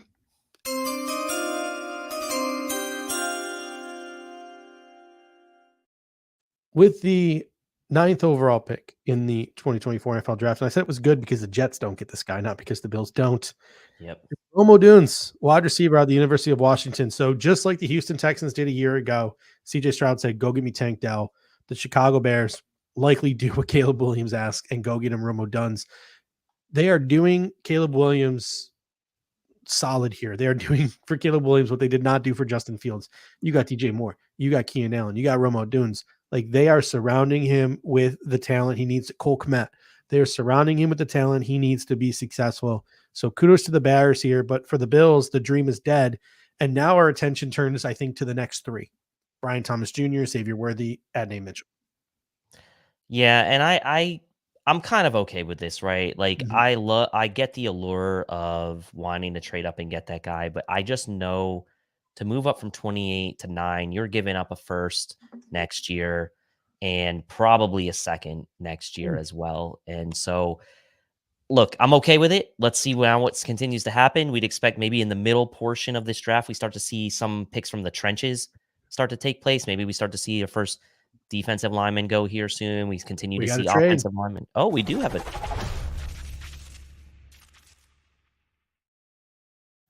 You thought we weren't going to get to use that graphic tonight, didn't you? You Well, were like, you were scared. I did make it. I'm glad we got to use it at least once. So the Minnesota Vikings have moved up to the 10th pick. So the Jets have, I assume, traded back one spot. So my guess is the New York Jets got into a bidding war with the Broncos, with the Raiders, and with the Vikings. And the Vikings have traded something. We don't know the full details of the trade yet, but the Jets are no longer on the clock. The Jets move back to 11, and the Minnesota Vikings are on the clock. And if it's Bo Nix, the people of Minnesota will probably blow their brains out, but it is likely JJ McCarthy here. Yeah, and when you trade up only one spot, that is a dead giveaway that there are multiple teams, right, trying to get into that spot. Otherwise, there is absolutely 0 point in for you to trade up if the team ahead of you is not going to take the quarterback, in which case we would believe here the Jets were not going to do that, right? So this is a situation where you're right. It's probably those three teams, most likely the Broncos and the Vikings, right? Maybe the Raiders. And the Jets are saying, whoever can give me more between you Vikings and you Broncos, you can have the pick to move up one spot or two spots. And the Jets don't have a crazy need too, because they have aging, injury prone players in Tyron Smith and in Mike Williams, but they're still starting caliber players too. I think the Jets probably have their sights. If I were the Jets, I'd take Byron Murphy at 11. Like, that's who I would take if I were them. I'd add that interior disruptor, but I can see them going for an Alu Fashanu. I think the wide receivers I had the Jets in my predictive mock going Adney Mitchell because I just think the Jets are nuts and the Jets could do anything. But terms of the trade are in from Aaron Wilson. The Vikings trade the 11th overall pick, a 4th round pick. Let me pull up Aaron Wilson's profile here. Aaron Wilson. That's what I get for having to watch this thing on my phone. The terms of the trade: Vikings trade the 11th overall pick, a 4th round pick, a 5th round pick in exchange for the 10th round pick and a 6th round pick. So a pretty small move, I think, for the Minnesota Vikings to move up into this 10 spot. It cost them a 4th round pick, a 5th round pick, and they get a 6th round pick back to move up. Yeah, I mean, again, it was one spot, right? So it was it was one of those where it's probably not going to be a great return either way. But if you were the Jets, and like you said, like Joe Douglas has been constantly talked about, he loves his offensive linemen. It's like you have a shit ton of them to pick from right here. So like, why not just gather a little bit of value out of it? And there you go. And so this makes sense for both sides, and Vikings guarantee that the Broncos couldn't leapfrog them or possibly. Here's the sad thing I think about too. Like, so we were happy that Penix went to 8 because we're like, yes, another quarterback off the board.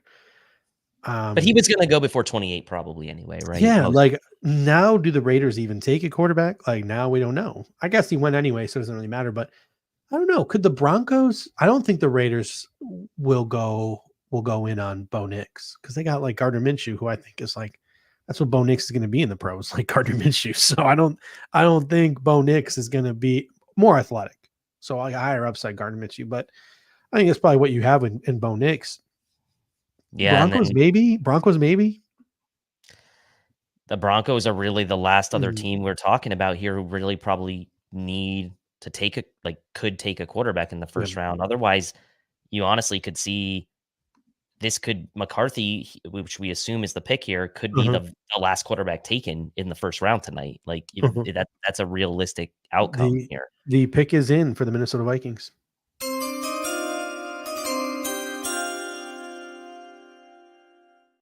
The 10th overall pick, the Minnesota Vikings select J.J. McCarthy, quarterback out of the University of Michigan. So Kevin O'Connell gets a guy, likely not his guy. Reports earlier indicated the Minnesota Vikings were trying to trade up to number 3.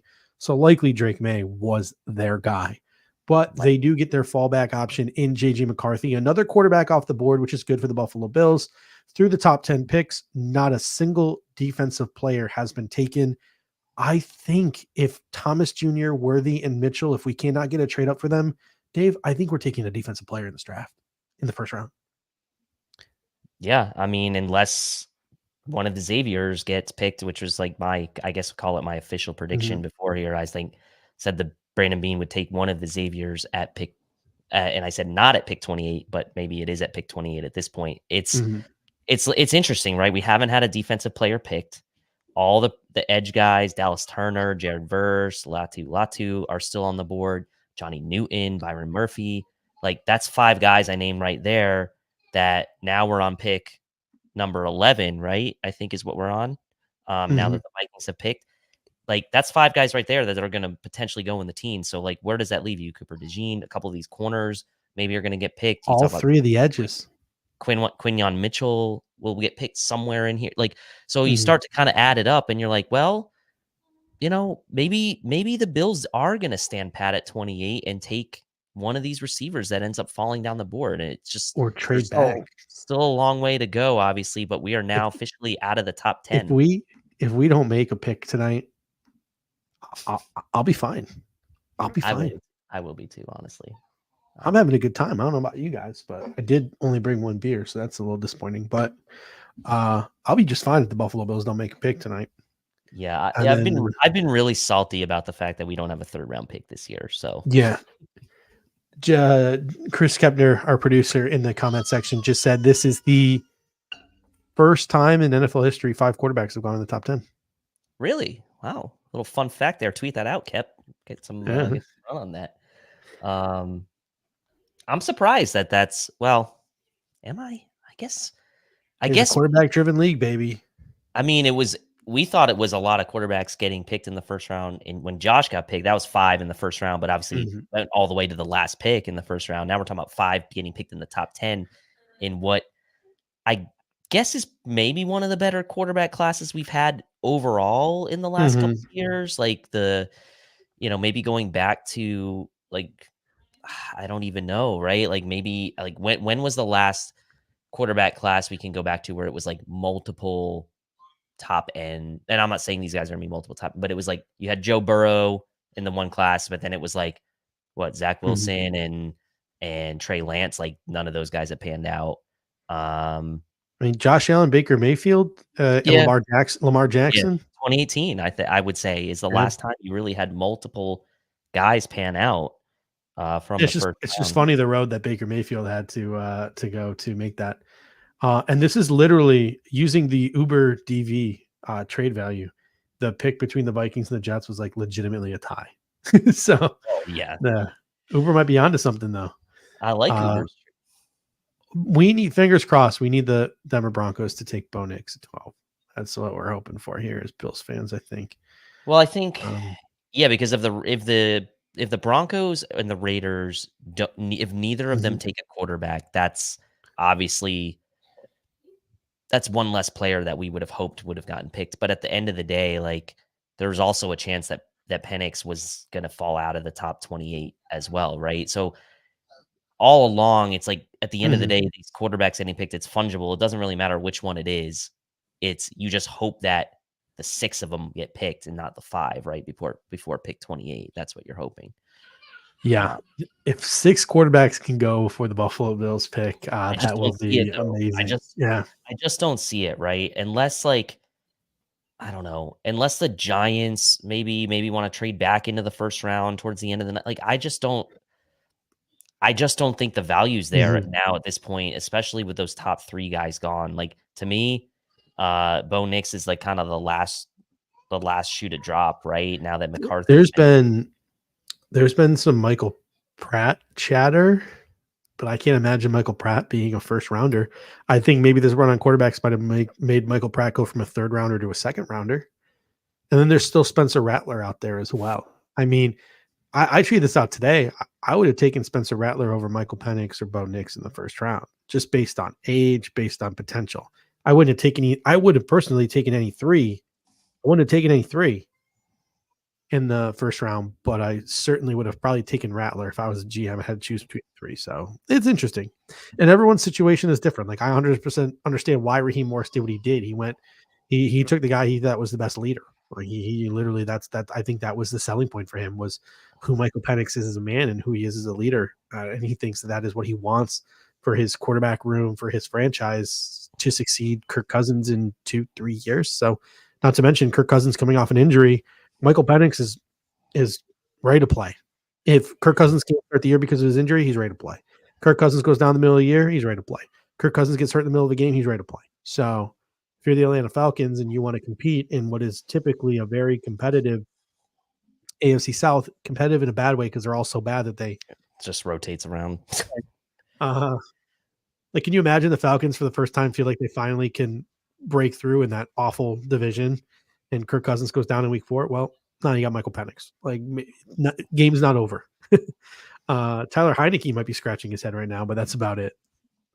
Yeah, I mean, it's still like we're in the spin zone now, right? We're still spinning this. Like, yeah, I still don't really fully understand it, to be honest. But again, Jets pick was in quickly. It looks like I don't know who it is yet, but the Jets clearly had their eye. I mean, I agree with Claude in the comments section, right? They might have had their eye on Odunze, and then once the Bears picked him, that was it. They were like, fine, we'll trade out. Or the guy that they wanted, they knew. Obviously, it wasn't going to be a quarterback, so they're just like, we'll just go down a spot. So imagine this is like an offensive lineman or. The pick is in for the New York Jets here, Chris, if you want to throw it up.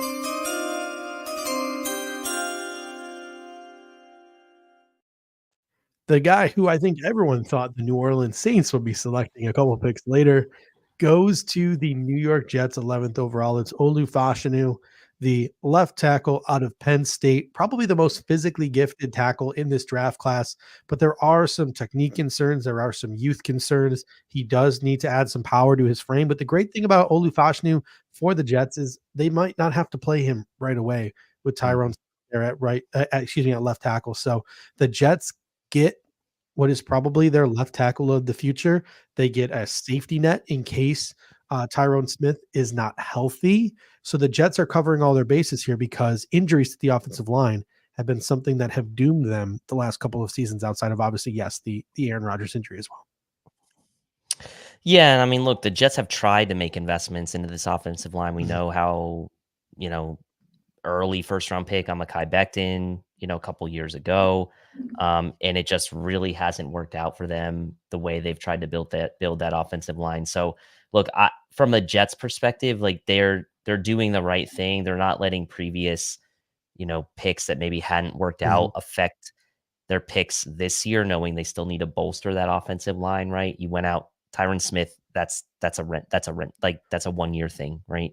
And Morgan Moses again. Like, so your bookends there, like you said, you don't have to play right away, but now all of a sudden you start to kind of look at, okay, well, you got John Simpson now at left guard. You got Joe Tippmann, who you drafted last year in the 2nd round at center. You got Elijah Vera Tucker at right guard, who was a 1st-round pick in 2021. So your interior is pretty well set for the Jets.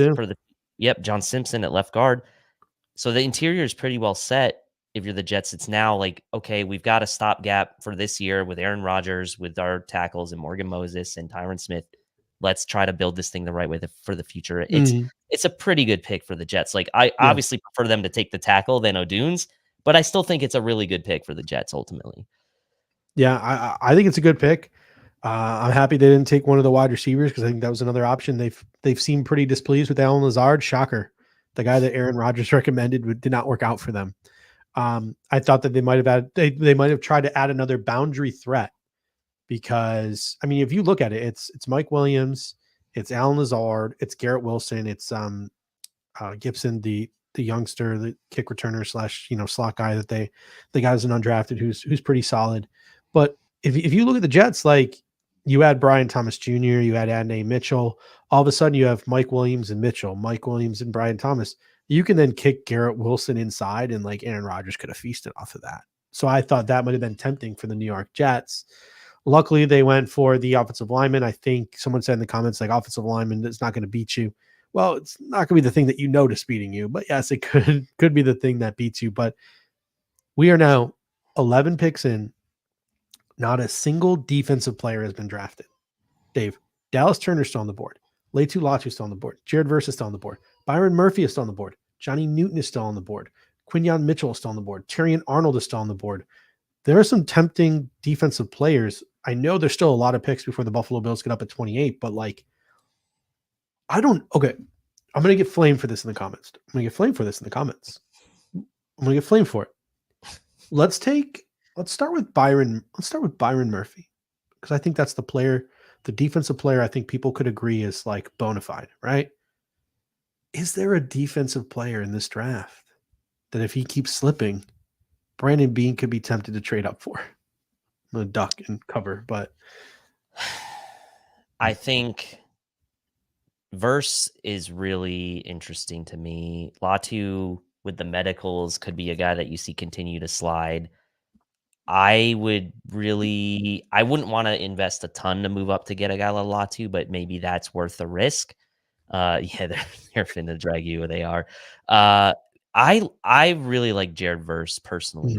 I just feel like he has something about him with his pass rush repertoire, his length, like that long wingspan. Like I just feel like he is really someone that I would be excited to get. But I also see like there's a lot of guys still on the board that I like. So it's like it's weighing that one guy versus the rest of the board. And is he really that much above the rest of the guys on your board at this point? Like, for example, is Byron Murphy that much ahead on Brandon Beane's board from Johnny Newton, right?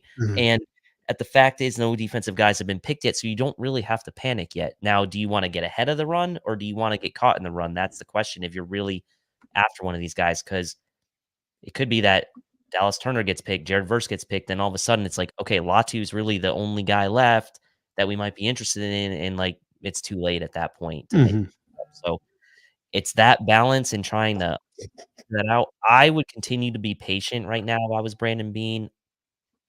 Dude, I didn't start thinking to make a move until the pick is in. I am dying. Chris, pull it up.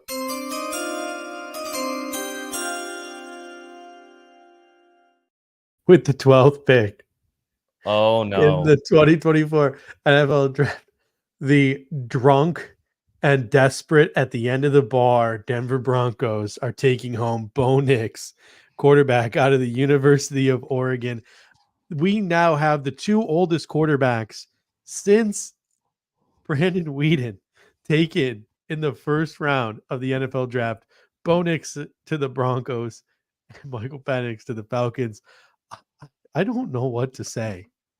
I like Bo Nix. Sean Payton smug? I don't know. I don't know. I don't want to sound like a jerk. Like, I like Bo Nix. I like Michael Penix. I think they're like Andy Dalton-ish type of quarterbacks, like the ones you would want at the top half of the second round. I guess in today's modern NFL, like, what's your ceiling with Bo Nix? I feel like everything's going to have to be perfect around him. Like, you are just going to have to orchestrate perfection around Bo Nix. You're going to have to orchestrate perfection around Michael Penix. They're not franchise carriers. There are guys who need to be carried by their franchise. And to me, it is just shocking that we've now seen 2 and maybe even 3, if you want to count JJ McCarthy, going in the first round of the draft in the top 15, top 12 picks. This is nuts. This is absolutely nuts. And it's good for the Bills. It's good for the Bills because, like, honestly, like Sean Payton's first ever quarterback taken in the first 2 rounds, by the way. Between the Broncos and the Raiders, who are up here next, like this was probably the last chance for the quarterback to get picked before the Bills picked for that 6th quarterback to get picked. So this is it may seem minor, but it is one more player that obviously the Bills wouldn't have any interest in at a position that they wouldn't have had any interest in. So again, I'm preaching patience right now as things play out. Let's take it one pick at a time. I'm not ready to kind of like make any kind of move up yet. I'm just kind of letting the board fall. Are the Raiders going to take Spencer Rattler here? Because that's where we're going. Like that's what we're getting to at this point. Like these teams couldn't even be like the Denver couldn't even orchestrate a trade back. And who was taking Bo Nix? Were the Raiders taking Bo Nix? Who needed a quarterback? Denver? You couldn't have gotten anything to move back? Yeah, they should have but that's the thing, like the top 3 receivers are gone. There's still a ton of offensive linemen on the board. All the defensive edge players are still on the board. So unless someone like truly loved Brian Thomas Jr. or truly loved Byron Murphy, like I can understand why maybe there wasn't a huge market for that pick right now. I mean, it makes a lot of sense to me actually that there's fewer guys at this point that on the defensive line, there's still a ton of guys. On the offensive line, there's still a ton of guys. The big 3 receivers are gone. So I am not surprised that the Broncos had to stay pat with this pick. I want to know what your Broncos friend is thinking right now. So I texted him.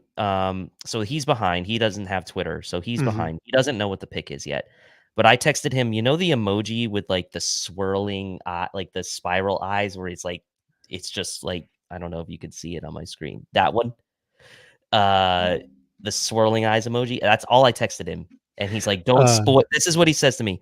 Don't spoil my anger. Let me bask in it real time.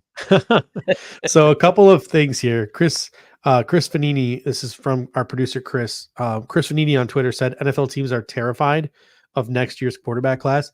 Dude, I don't care how terrified you are of next year's quarterback class. You're taking 24-year-old quarterback, like wild.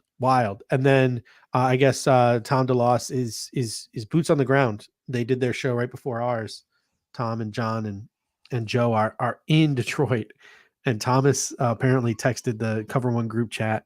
He was standing next to a Broncos reporter. She is not happy. Things are not going well. Like from trading all of that for Russ to dumping Russ, even when Russ was playing well, to the it's just wild for Broncos to go from where you were at under Peyton Manning, like to this. John Elway, like it's just my goodness. 6 quarterbacks, 3 wide receivers, 3 offensive tackles, says Philip 89980. I mean, this is the new NFL, man. New NFL. This is wild. Trying to get a quarterback on a cheap deal. But again, what is that quarterback? I just saw a tweet. Broncos 7th round pick last year, former Oregon center quarterback, center Alex Forsyth, raved about Bo Nix to the Broncos and sold them on the. If you're getting sold by your 7th round pick center from your previous, that's a problem. That's a little scary.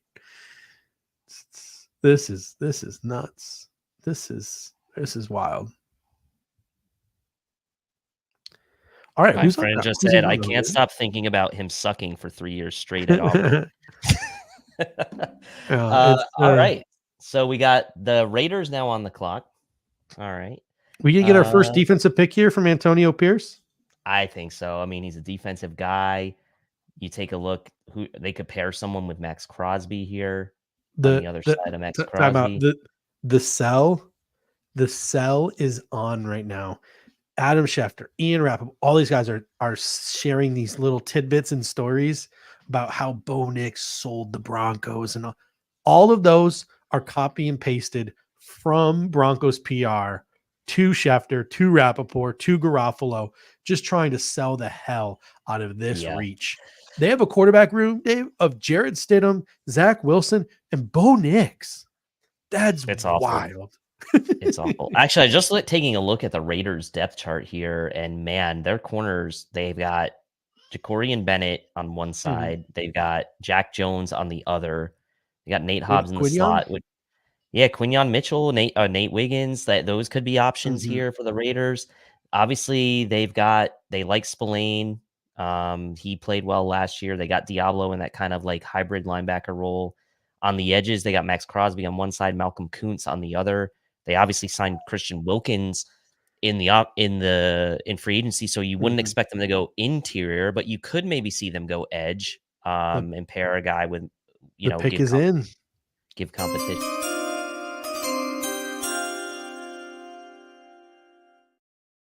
We have now 13 consecutive offensive players drafted. Brock Bowers, the tight end, hybrid big slot receiver, H-back, going to the Las Vegas Raiders to be paired with Devontae Adams, Jacoby Myers, in that Trey Tucker, in that offense that they have going out there in Las Vegas, to go along with Gardner Minshew and Aiden O'Connell. Brock Bowers to the Raiders. I did not see that one. Look, I mean, hey, you can kind of look at this similarly to what the Bills did last year, right? The Bills had Dawson Knox in tow, and they went out and they drafted Dalton Kincaid in the first round. Last year, the Raiders drafted Michael Mayer in the second round. He had some flashes last year as a rookie, and they're now going out and getting Brock Bowers. So, like, they're going with this approach. And they got Michael Mayer too. Producer Chris coming in because he's a Notre Dame guy. Yeah. That's what I'm saying. They got Michael Mayer last year in the second round. So like they're kind of following what the Bills did with Dalton Kincaid and saying like, oh, the Bills won't take a tight end because they have Dawson Knox. Well, no, not so fast, right? Like let's get these two tight ends working, and Michael Mayer now paired. And I will say Brock Bowers can be the big slot a lot. Like you're not going to see Brock Bowers line up in line a lot. So I think I hate using this analogy, but I think it's the one that I think most people can picture in their mind. Michael Mayer is your Gronk, and Brock Bowers is your Aaron Hernandez minus the homicides. So like I'm not saying that they're going to be that good because like that was just legendary play that those two put on the field, but I think that's sort of what the Raiders envision. You have your inline guy in Michael Mayer, you have your flex guy in Brock Bowers that you can move around. You can base your offense out of 12 personnel, especially with all the two deep shells that people want to run. You can protect Gardner Minshew or Aiden O'Connell. You can give them underneath stuff. You can give them stuff over the middle to throw to. So I think that's what's probably going through the Raiders' mind here is just keeping a lot of guys near the line of scrimmage for protection and all the various different things you can do there out of 12 personnel. Yeah, I mean, I don't mind this, right? Because if you're the Raiders and you think Brock Bowers is the best tight end in this draft and he's going to give you something in the slot similar to like what the Bills got with Dalton Kincaid, then this pick makes sense, right? You have Devontae Adams, like you said, on one side. You have Trey Tucker. You have Jacoby Myers. You didn't necessarily need a wide receiver. You could have gone defense, but I guess the Raiders are trying to, really realize where they are, right? They're in a division that's got Patrick Mahomes. They're in a division that's got Justin Herbert. We'll see. The Broncos look like they're probably going to be trash again. Like, how are they going to compete? They're going to have to move the ball on offense. We saw how much they struggled last year at the quarterback position in scoring. So it's like, to me, I still have questions about what they're going to do there, but Minshew, I guess, can be a decent stopgap for them. Could be interesting, Minshew, with that group of weapons. So apparently the Saints are listening to offers with this pick here. Obviously the Saints, they're done. Like the Saints are just, they're stuck in sort of this like 6 to 8 win purgatory with Derek Carr and their salary cap situation. And they literally can't cut anyone because the dead cap would be debilitating and just like this weird, odd situation. So maybe the Saints are trying to use the NFL draft to rebuild their depth here. And to push to maybe try and compete in 2028. Like I don't really know what the Saints are up to here, but if you're the Buffalo Bills, maybe this is a situation where you can squeeze in, but I'd imagine, again, now we're back to this conversation, right? We would love Brian Thomas Jr. We would love Xavier Worthy. We would love Adney Mitchell, or some would love Adney Mitchell. But how much is too much? Because This is still too much. At this point, it's not a first round pick for Brian Thomas Jr. It's a first and a second next year. That's probably too rich for a Z receiver who maybe has a ceiling for an X, who also has a torn labrum. That might be a little too rich still. I don't know. It's like, it's been weird for me, this whole process, because I feel like Brian Thomas Jr. has been in this tier of his own in between the top three and then kind of the rest of these guys. And it seems like he's kind of the next chip to fall at the wide receiver position. How patient will Brandon Beane be? Maybe Brandon Beane doesn't even have Brian Thomas Jr. on his radar. Maybe he's like, I'm fine if Brian Thomas Jr. gets we don't know. But I do think right here, this is what, pick 14. Yeah. I think that's still going to be a little too rich for me now. Great super chat from Justin Tindall here. Thank you, Justin. We appreciate the super chat. He says, what defensive players do you have rated above potential receivers? If I'm looking at my first round big board, these are the defensive players that I have rated above Brian Thomas Jr. Dallas Turner, Latu, Jared Verse, Byron Murphy, Quinyon Mitchell, Terrion Arnold, Nate Wiggins, Cooper DeJean. I'm really not that high on Nate Wiggins. This is more of a consensus type of thing. So that's 7 guys. I still have 7-8 guys ahead of Brian Thomas Jr. that are defensive players. I have Graham Barton ahead of Brian Thomas Jr. I have Talise Fuaga who's still on the board. I have Troy Fautanu who's still on the board ahead of Brian Thomas Jr. There's 1, 2, 3, 4, 5, 6, 7, 8, 9, 10, 11 dudes that I have ahead of my next wide receiver. So Johnny Newton, I would take ahead of Brian Thomas. 12. There are 12, there are probably 12 dudes who I would take over Brian Thomas Jr. and Xavier Worthy right now.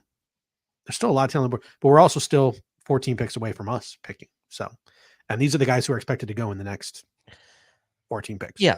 I mean, that's fine though, right? I mean, you just named easily 10, 12 guys that I'd be not even a hesitation.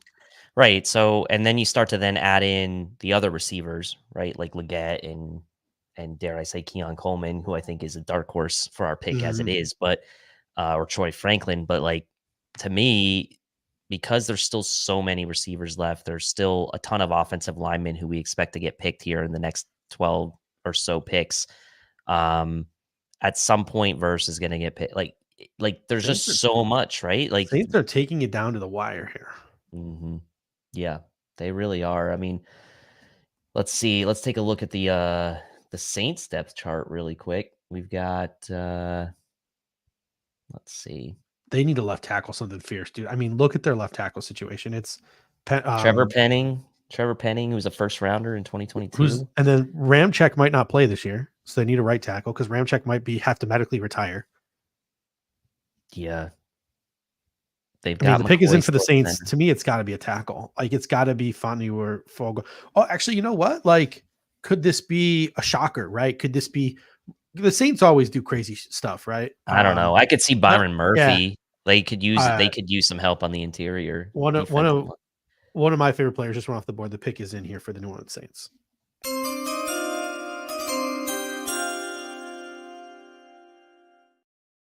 Talise Fuaga is the 14th overall pick in the 2024 NFL draft. There are a number of things the New Orleans Saints can do with Fuaga. He can be probably their right tackle if Ryan Ramczyk has to medically retire. He can kick in and play on the interior. He can compete with Trevor Pennington at left tackle. There are a number of things the New Orleans Saints can do with Fuaga here. He reminds me of Mikey Upati. I would kick him inside to guard personally. I literally mentioned, hey, tired is the Buffalo Bills trading up for a wide receiver. Wired would have been them maybe pushing up for a guy like Fuaga if he fell further down the board. I posted that like a month and a half ago because I do like Fuaga. I think he reminds me a lot of Mikey Upati. I think he could be a really, really, really upper echelon guard in the National Football League. I think it's a good pick for the Saints, but again, the Saints are just in purgatory. So they just took a guard and they're in purgatory. So it is what it is, but hey, another non-wide receiver off the board and another non-defensive player off the board. So the Buffalo Bills still sitting pretty at pick 28 here. Yeah, the more of these offensive linemen that go, that's better. We did expect Fuaga would be one of the picks that got picked before 28. So again, that's just where he ends up with the Saints. It does feel like kind of like one of those picks that's really not going to get talked about a lot, but I do like Fuaga as a player. I just like the Saints are just a mess. They're like you said, they're in purgatory. That's a perfect way to describe it. Derek Carr, I don't know. Like Olave is nice. I like Olave. I What? I know I'm going to get so much. Sorry, I didn't mean to cut you. Sorry, you can finish your No, talk. 'Cause no, it's okay. I mean, I'm just looking at my board here, and I was just so deep in thought into my board that I interrupted you, and I do apologize for that. That was rude, but like Byron Murphy, man, is just sticking out like a sore thumb.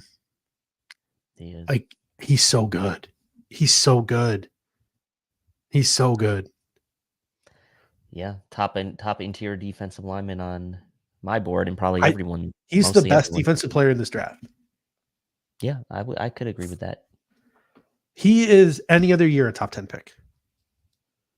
I just can't believe 5 quarterbacks got picked in the top 10. 6 are the top 12. And Draft Diamonds just reported the Falcons didn't tell Cousins they were taking a quarterback, by the way. Oh wow.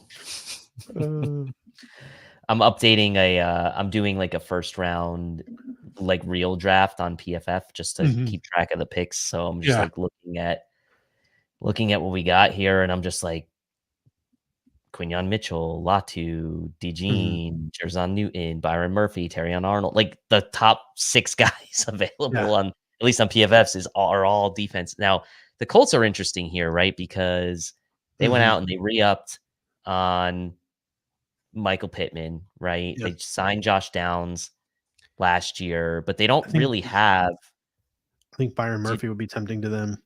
Yeah, but they also like they gave Grover Stewart some money. They had DeForest Buckner, like Kwity Paye at the edge, Samson Ekimon. Like they could use a pass rusher. I feel like.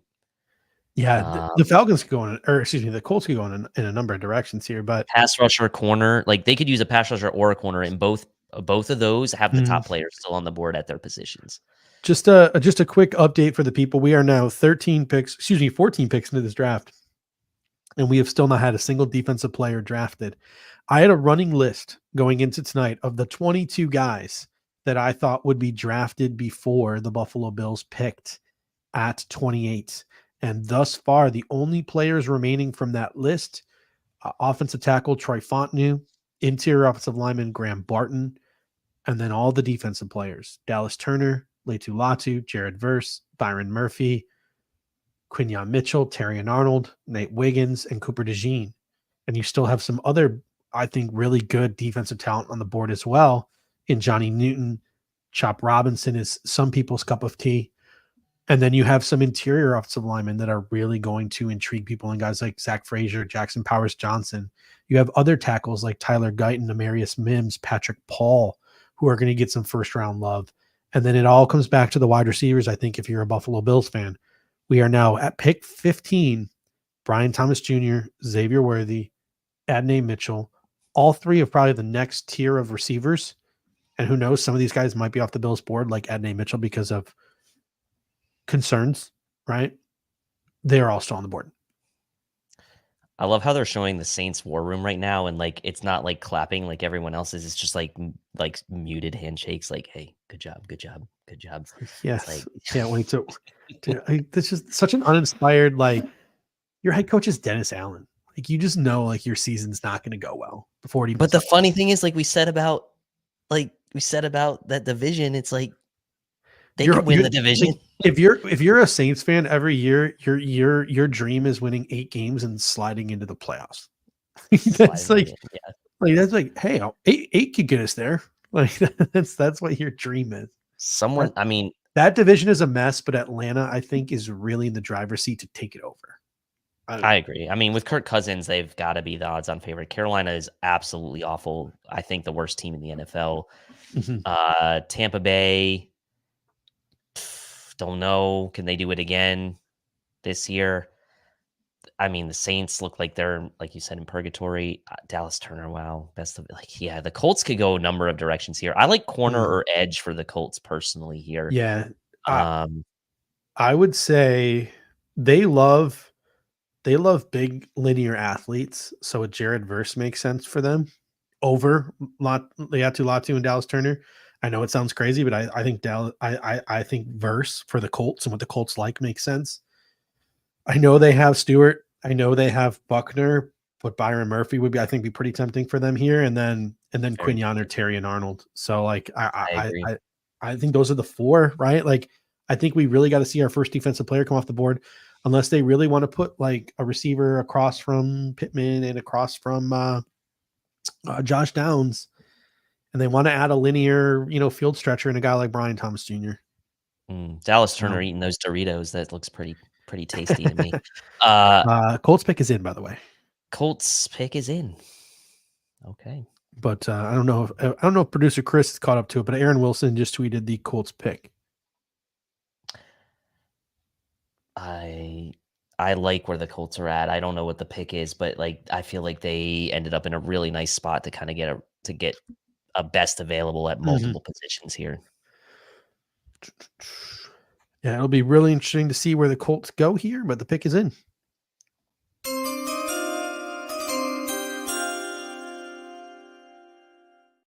We have our first defensive player off the board. It is a guy who did a top 30 visit with the Buffalo Bills. That is Latu, the defensive end out of UCLA. In my opinion, he was the best pass rusher in this draft. He is a plug-and-play guy who will push double-digit sacks in year one. I absolutely love his ceiling. I love his skill set. I love his floor. He is one of my favorite players in this draft class. Your biggest concern is he was asked to medically retire at one point in his college career. He had that spinal fusion surgery, and nobody has come back having had to receive it a second time. So the medicals were really important for Latu here. Obviously, the Colts felt comfortable, and they make him the first defensive player off the board at pick 15. Yeah, and I think by a lot of people's accounts, Latu, without some of those medical red flags, would have been like a top 10 pick or considered the number one defensive player potentially in this draft, right? So the Colts obviously saying, hey, look, we're sitting here in the middle of the first round. It's pick 15 or whatever it is. And we have the potential to add a guy that otherwise wouldn't have been available to us because there are a little bit of some medical concerns with him. I think it's a great pick for the Colts. I think it's a fit for them. He is to me, and he's been comped to him a lot, and he looks like him. He plays like him. Jalen Phillips, right, from Miami a couple years ago, who's on the Miami Dolphins now. He is very similarly built, stylistically similar, and I think for the Colts, it's a great fit in the room for them. So look, obviously there's the concerns about the medicals with him, but if this pick works out for the Colts, this could be one of the steals we talk about in a couple years' time. Yeah. I just love his pass rush plan. I love the way he gets after the quarterback, man. Like I truly think that he's going to be a double digit sack guy from year one. Like I think barring an injury, I think that we're looking at him as a Pro Bowler. We're talking about the Pro Bowler Latu by the end of this football season. So I think that's a home run hit for the Colts and the first defensive player off the board. Which now, if you're the Buffalo Bill or if you're a Buffalo Bills fan and you really want the Buffalo Bills to go wide receiver, either at pick 28 or in a trade up scenario, now is I think the part of the draft where you're going to start to see defensive players come off the board. And the first one here is Latu. You have Byron Murphy sticking out, Quinyon Mitchell, Terry and Arnold, Dallas Turner, Jared Verse, Cooper DeJean, Nate Wiggins, Johnny Newton, Chop Robinson, Kool-Aid McKinstry. The more of these guys start to go off the board, the more likely the Buffalo Bills could get one of Brian Thomas Jr., Xavier Worthy, Adonai Mitchell without having to give up any capital and getting them at pick 28. Exactly. And I think that the more this is shaking out, I'm not in the war room, right? And Brandon Beane has admittedly said that he is not patient on draft night. He wants to make a move. He wants to make a pick. The way this first round is panning out right now is like going to be the ultimate test of patience for Brandon Beane. Yeah. And he's doing a great job so far. Obviously, he hasn't traded up yet, but I wouldn't be surprised if he's already made some phone calls and poked around a bit. And we get to this point too, where by chance comes in, he says, I'm getting ready or bracing myself for the Chiefs to jump us for wide receiver. This is very much like the Elam draft, I think, where the Buffalo Bills have one big sort of need, and that need is pretty obvious. So I think everyone knows what the Buffalo Bills need is. It might end up having to cost us our 4th round pick to have to move up 3-4 spots to get the guy we want. Like I think we're going to get to 23, we're going to get to 24, and you're going to have to see the Bills have to pull the trigger.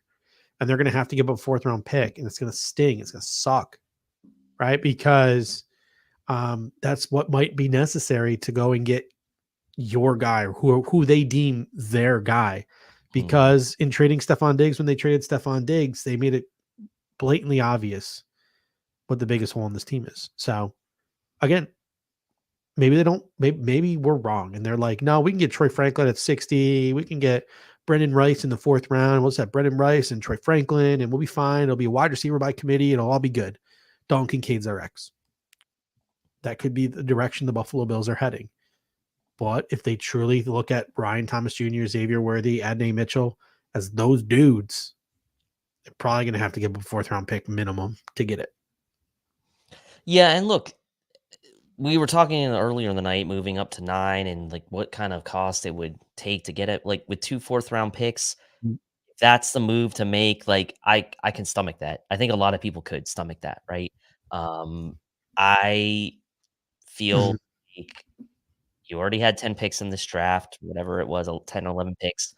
You had the 2 4th rounders. You know you've got that 2nd rounder next year in tow, which is the Vikings pick, which looks like JJ McCarthy. Actually, to be honest, like that wasn't great for the Bills. I think ultimately, I think JJ McCarthy is a nice fit for them. But in any case, giving up a 4th when you have 2, I know it stings because you don't have a 3rd right now, but I think that would be worth it. I could stomach it. Yeah, I mean, it is what it is at this point. If that's your guy and you really feel with conviction that's your guy and it costs you one of your forced to move up to do it, I think we're now, I'd have to go and look at like the Rich Hill value chart or go look at, Uber's DV to see what a trade up now would cost. But I look at Seattle. I think Seattle would be a good trade back option here, right? I don't know if Seattle's on the clock yet. They got 4 minutes left. I think Seattle's pick is pretty obvious if they stay. I think they'll take Troy Fautanu.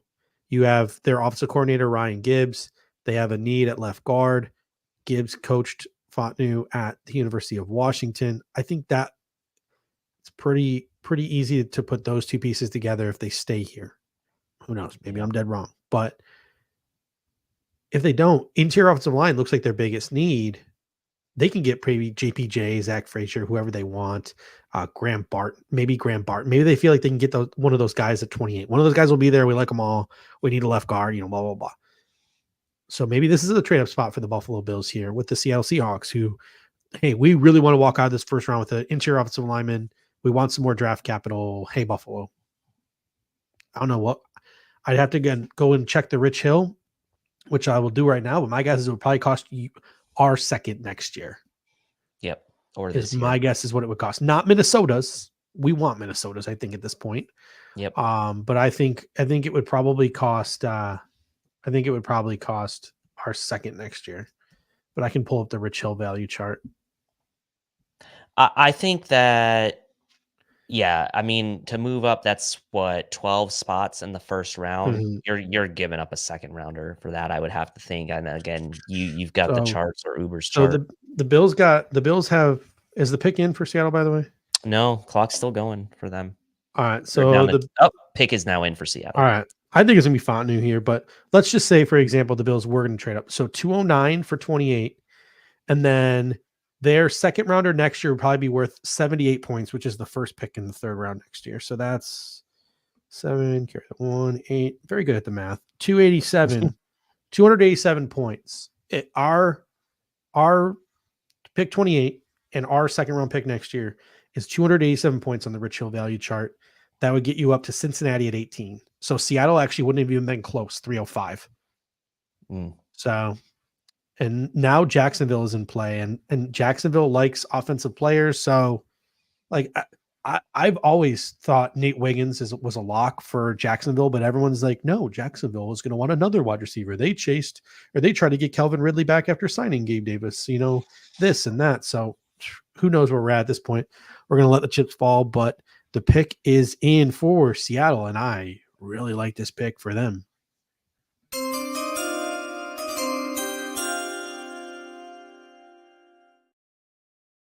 Another defensive player off the board. In my opinion, the best defensive player in this year's draft class. Byron Murphy II goes to the Seattle Seahawks at pick number 16.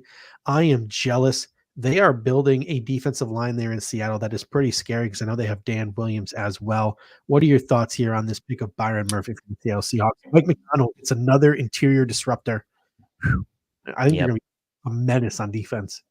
Yeah, a couple weeks ago when I did my very first full first round mock, just one round for each team, I had the Seattle Seahawks taking Byron Murphy, and I just saw it as like a perfect fit for them. You start to take a look at what they've got. They've got Leonard Williams on one edge. They've got Jermont Jones. They have Jaron Reed, Jonathan Hankins in the middle. They could use some help on the interior of that defensive line, and I think McDaniel's he's trying to build this team around his personality, and I think this is a huge get for Seattle coming now technically at the middle to back half, I'll say, the first round, for potentially the best defensive player in the draft, right? And I think Byron Murphy is going to be a perfect fit for them. You start to think about what they've got to go up against in that division. Going to be chasing Kyler Murray around, trying to disrupt him from the interior. He's a shorter quarterback. You've got Matthew Stafford, who's older. That looks like a nice spot for Seattle to kind of like come in and potentially have an advantage there. And look, you're also getting this guy ahead of the Rams, who are looking to replace Aaron Donald as well. So let's not forget that. And the Rams here coming up in just a few picks at pick 19. So it's kind of sticking it to the Rams too, who just lost a guy. I'm not saying Byron Murphy's Aaron Donald, but a position of need for a team in the division. So I do like this pick for Seattle. Yeah, from what I've been hearing, a couple of people, I follow a couple of Rams guys pretty close. And the Rams and the Rams guys, all the beat people for the Rams have said the following in regards to the Rams pick. They said there's no way, because the Rams, Dave, do you know who the last player the Rams took in the first round was? Jared Goff? I don't know. Jared Goff. Was it really? Jared Goff was the last player the Rams took in the first round. It has been kind of a while since they've had a first round pick. And the comment that a lot of beat reporters in LA make and a lot of the content creators in LA make is, you'd be crazy to think that they have their first round pick in years. And Sean McVay is not going to take an offensive player. But the way this board has fallen, I mean, he might have to take a defensive player. Yeah. I mean, the way the board's falling right now, you would think, unless like he's going to take an offensive lineman or something. But all the reports earlier that we read, and again, it's smokescreen season, I get that. But like earlier today, there were reports that the Rams were trying to move into the top 10 to take a defensive lineman, right? Yeah. We didn't know if it was an interior or an edge player, but that was the report, right? So this has got to sting if you're the Rams. However, I will say there are still some solid defensive linemen out there, and you're picking in 3 picks. You've got Johnny Newton out there still. You've got Dallas Turner. You got Jared Verse. So there are options for the Rams if they still want to get a upper echelon defensive lineman coming up in the next 3 picks. All right. So again, Bills Mafia, we are still on wide receiver watch because I know that's what most of you are tuning in for. You want the Buffalo Bills to take the wide receiver. Both Dave and I sort of agree. The Jags have moved out. The Vikings have moved up. Oh wow! Let's get that trade. Let's get that trade alert graphic going. Chris, you want to get the trade alert up?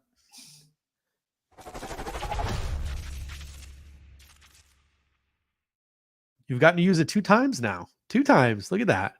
The Vikings have traded up here. That is interesting. They have Jordan Jefferson. They have Jordan Addison. They've lost KJ Osborne. Is Kevin O'Connell going to be going all in on trying to get weapons for JJ McCarthy? Is he going to try to get Brian Flores, another defensive player? I know that they sort of swung and missed on some of the corners that they've taken in years past. Who's that guy from Clemson who we were totally wrong about? First rounds corner. Yeah, the one that had the medical. Yeah, he had the medical stuff and he fell. Yeah, I can't remember his name now. How sad is that? It wasn't. It tells you how much the draft goes. The memory bank. By. No, it is Andrew Booth Jr. Booth, right? Yep. So I think they have Byron Murphy, the corner Byron Murphy, and they have a Caleb Evans. So maybe a cornerback here, a Terrion Arnold or a Quinion Mitchell could be in play for the Minnesota Vikings here. Trading up from their post. They got to keep their first round pick and got a quarterback, so that's good for them. Looking at their offensive line, I'm thinking like, protection wise, they have Christian Darrisaw, they're fine. They have Brian O'Neill, they're fine. Ed Ingram, they're fine. Blake Blandell at left guard. I'm not gonna lie to you, I don't know much about Blake Brandel's game, so it'll be really interesting. Maybe they go for an edge rusher. They don't really have a passer. I know they added Jonathan Grenard, they added Andrew Van Ginkel, they lost Daniil Hunter, so maybe they're trying to add a little bit of pass rush here as well. So I believe the pick is in for the Vikings. And the Vikings only gave up 167 to move up 6 spots. So what a great deal for them. Wait, that can't be right. And the pick is in.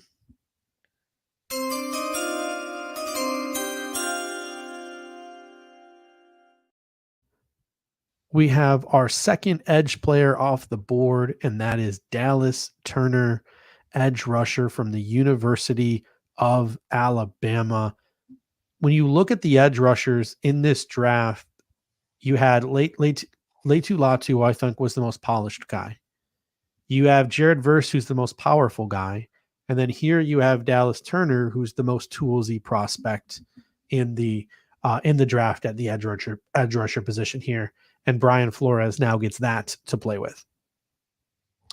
Yeah, this is a home run for the Vikings, I think. And did they really only have to give up? Trade terms are coming in here. Let me pull it up.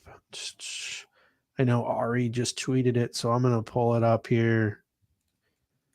Running two computers, things are a little bit slow, so maybe Chris, if you got those trade terms in the hamper, you can get comments. I mean, I will say this, right? I think out of the edge players, I think I like Dallas Turner the most, but I also think that he probably wasn't the fit for the Bills if they were going to go edge. Yeah, just 167 here for the Vikings. So, and that's what, a late fourth, fifth? That's a fifth rounder, right? 167. So this is a good move for them, and potentially getting, again, some would argue maybe a bet like the best edge player in the class. There's debate whether it's Turner, Latu, Verse. I know that Anthony Prohaska had Dallas Turner ranked as his number one edge player in the class. And as you start to see the highlights here, this guy can get to the quarterback. He's not the biggest dude, and he's not the longest, but he can get to the passer. And a 2025 third and fourth. Okay, that makes more sense. That's starting to make more sense now. All right, I get that now. So you start to look at, let's see, what do we got for Dallas Turner here? Let's see. Trying to look up his measurables here. Okay, so 247. He's got the 34-inch arms, so he's got long arms, 83-inch wingspan, and ran a 4.46 at the combine, 9.32 RAS. So obviously an athletic freak. He was Dane Brugler's 14th overall prospect and number one edge prospect. So that's Dane Brugler's The Beast Draft Guide, one of my favorite draft guides to come out each year. So obviously he very high on Dallas Turner, and what he says about Dallas Turner here. Let me go to his little write-up because I really like his write-ups. Dallas Turner. Let's see. And now the Bengals on the clock. So this is where the T. Higgins trade is interesting. Or trade request, I should say, is interesting. Is T. Higgins going to get traded? Did we lose Judge again? Is he still there? I think we lost him. T. Higgins requested a trade. Jamar Chase contract coming up. Obviously, they're going to pay him. That's no doubt. But the Bengals have always kind of operated under this sort of multi-wide receiver regime with Higgins and Chase and Tyler Boyd. So this will be really interesting to see if they go offense. Do they potentially go offensive line? You've got some question marks around maybe the protection still for Cincinnati's offensive line at right tackle. You got Trent Brown, who they signed at left tackle. You have Orlando Brown. So offensive line, maybe interior offensive line could be interesting for the Bengals, but it looks.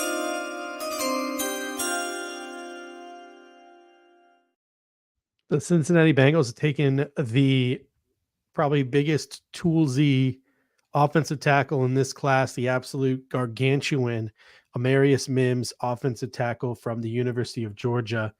I'm going to pull up Amarius Mims' mock draftable here because this guy, he is large and his testing numbers were off the charts, but an athlete to protect Joe Burrow here.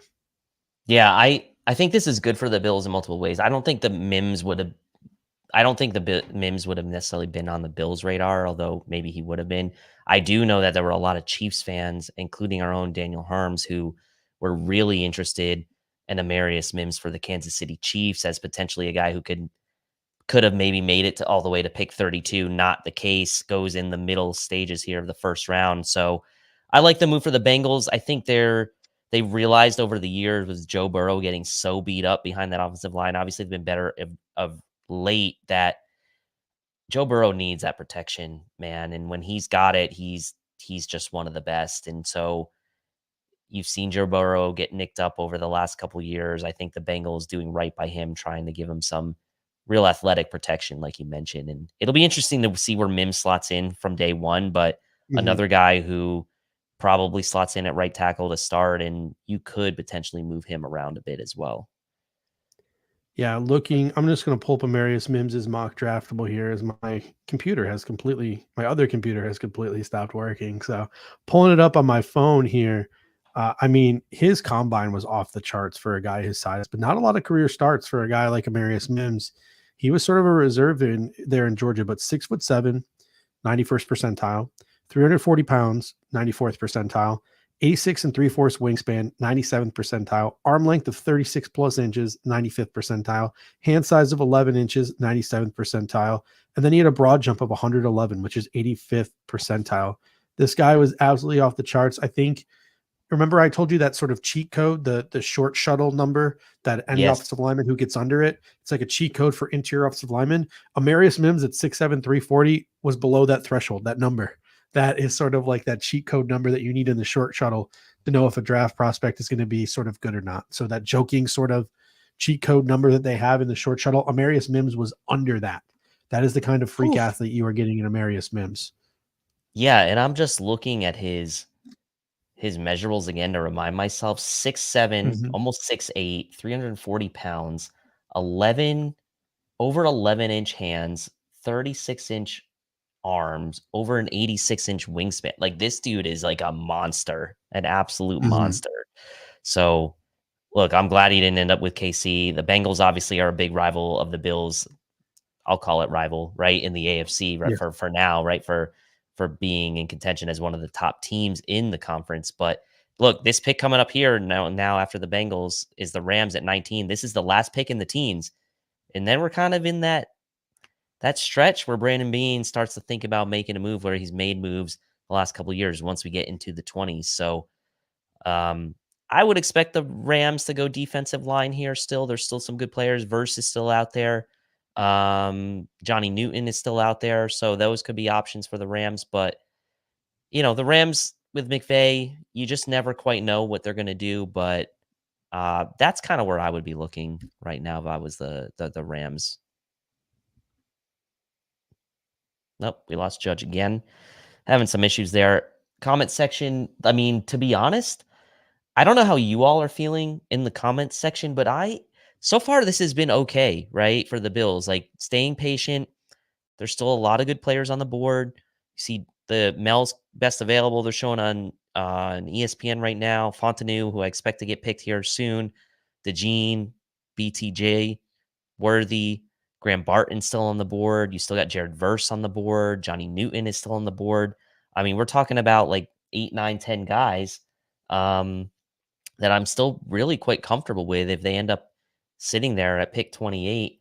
And if the Bills stay patient here, who knows what could happen? Like we could end up seeing a situation where maybe the Bills have a trade down scenario. Now, I think that's still unlikely, but it is possible. So we'll see here what the Rams do, and then obviously the pick right after the Rams, the Steelers at pick 20. You'd expect that with the trade of Deontay Johnson, that they'd be looking for a receiver. The question would be, is a guy like Brian Thomas Jr. too similar to a guy like George Pickens? Is that skill set a little bit redundant? Would they be looking for a different style of receiver? They drafted Calvin Austin a couple years ago, so that's not going to prevent them from taking a guy like Worthy if they wanted to. But the Bengals pick now being shown on the screen. What do you think, Steve, assuming the Rams don't really do anything out of left field here? The Steelers maybe would be looking at a wide receiver. I think it's going to be Terry and Arnold here. I think they could really use another corner. The Rams? The Rams? I think the Rams... I was thinking defensive line for them. Oh, Tyler Guyton. Tyler Guyton, maybe? Big Tyler Guyton fan. Patrick Paul could be a little out of left field for them. I really like Tyler Guyton. He almost was my no matter what offensive tackle. I think he's going tonight. I think he's getting picked tonight. I just for some reason I was just drawn to him. I loved his athletic ability. He's got good length. He's like, to me, he's the guy that, like, if you didn't get a Mims or a Fautanu, he would be like kind of the next guy on my list that I would be looking at. But yeah, we will see. And Can you hear me? Can you hear me all right? Yeah, okay. I can hear you. Yeah. My computer's like bugging out. I don't know what the heck is going on. I don't usually have these issues, so a little weird. It's telling me I have poor signal right now, even though I have full bars on my Wi-Fi. But yeah, I think so. If I just start to duck out, just let me know that I'm ducking out. But yeah, I just hear rumblings that offensive line is something that they might be interested in. I know that there's also rumblings that maybe Patrick Paul is going to be drafted higher than people think. So Patrick Paul, I think, could be someone who really intrigues a guy like Sean McVay. Tyler Guyton is someone who could really intrigue a guy like Sean McVay. They don't really need interior offensive linemen. They really secured that in free agency, but maybe a Troy Fautanu, if they do see him as a tackle, is someone who could really interest them as well. And Johnny Newton is sitting there as well as a guy that maybe they could utilize Aaron Donald type of replacement. Not that you replace Aaron Donald. If they're looking for some pass rush, maybe a Jared Verse. So I think there are a number of different ways the Rams could go here. Yeah, I agree. And I think one of my group chats with a couple of my friends, Bills fans, saying this is the area where we could start to see Brandon Beane try to make a move. And I said, yeah, I think it's going to take like another 3 to 4 picks. I think we might see in that low 20s range is kind of where you might see him be willing to pull the trigger for Brian Thomas Jr. If that's an option for them. Like, you think about who's coming up on the clock, right? You got the Rams here, then you got the Steelers, then the Dolphins pick.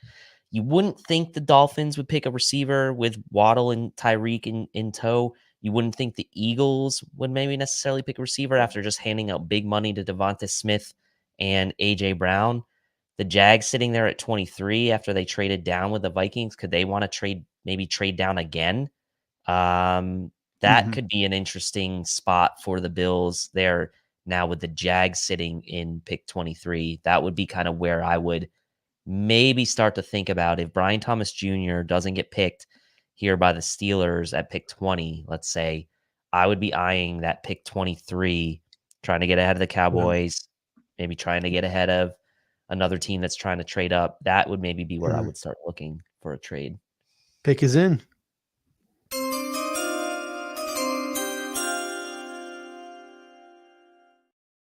The Los Angeles Rams select Jared Verse, edge rusher out of Florida State University. So a little pass rush pop for the Los Angeles Rams. Another defensive player off the board. And now the Pittsburgh Steelers are on the clock. More defensive players continue to fall. I really like a Quinyon or a Terrion Arnold to the Steelers next. So I expect this run on defensive players to continue.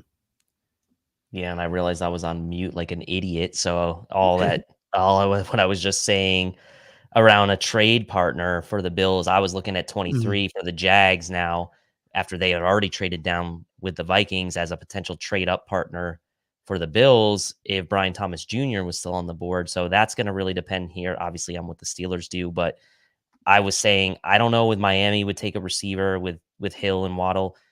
Eagles just paid AJ Brown. They just paid Devonta Smith as well. Would they take a third receiver? I don't know. And so then you look at the Jags. Is it possible, looking at the players that some of these teams ahead of the Bills have already on their teams? Dallas, they've got CeeDee Lamb. Would they want to add another receiver? That would be the team that I would be worried about maybe. Now I'm starting to look at Dallas for a guy like Fautanu as well, because they could use some offensive line help. But I mean, if you look at it now, all of the edge rushers that I think would be interesting to the Bills at 28, unless you're a Chop Robinson person, are off the board. The top three edges are off the board, the consensus top three guys. But all the consensus corners are still on the board. Quinyon Mitchell, Terrion Arnold, Nate Wiggins. You have Cooper DeJean, who's more maybe of a safety than a corner, all still on the board. Of the 22 players I was convinced would be off the board before the Bills picked at 28, only 6 remain. That is Troy Fautanu, Graham Barton, Quinyon Mitchell, Terrion Arnold, Nate Wiggins, and Cooper DeJean. So this is looking pretty good for the Buffalo Bills here. Riemann Sums comes in and says, "What's your beef with Chop, Judge?"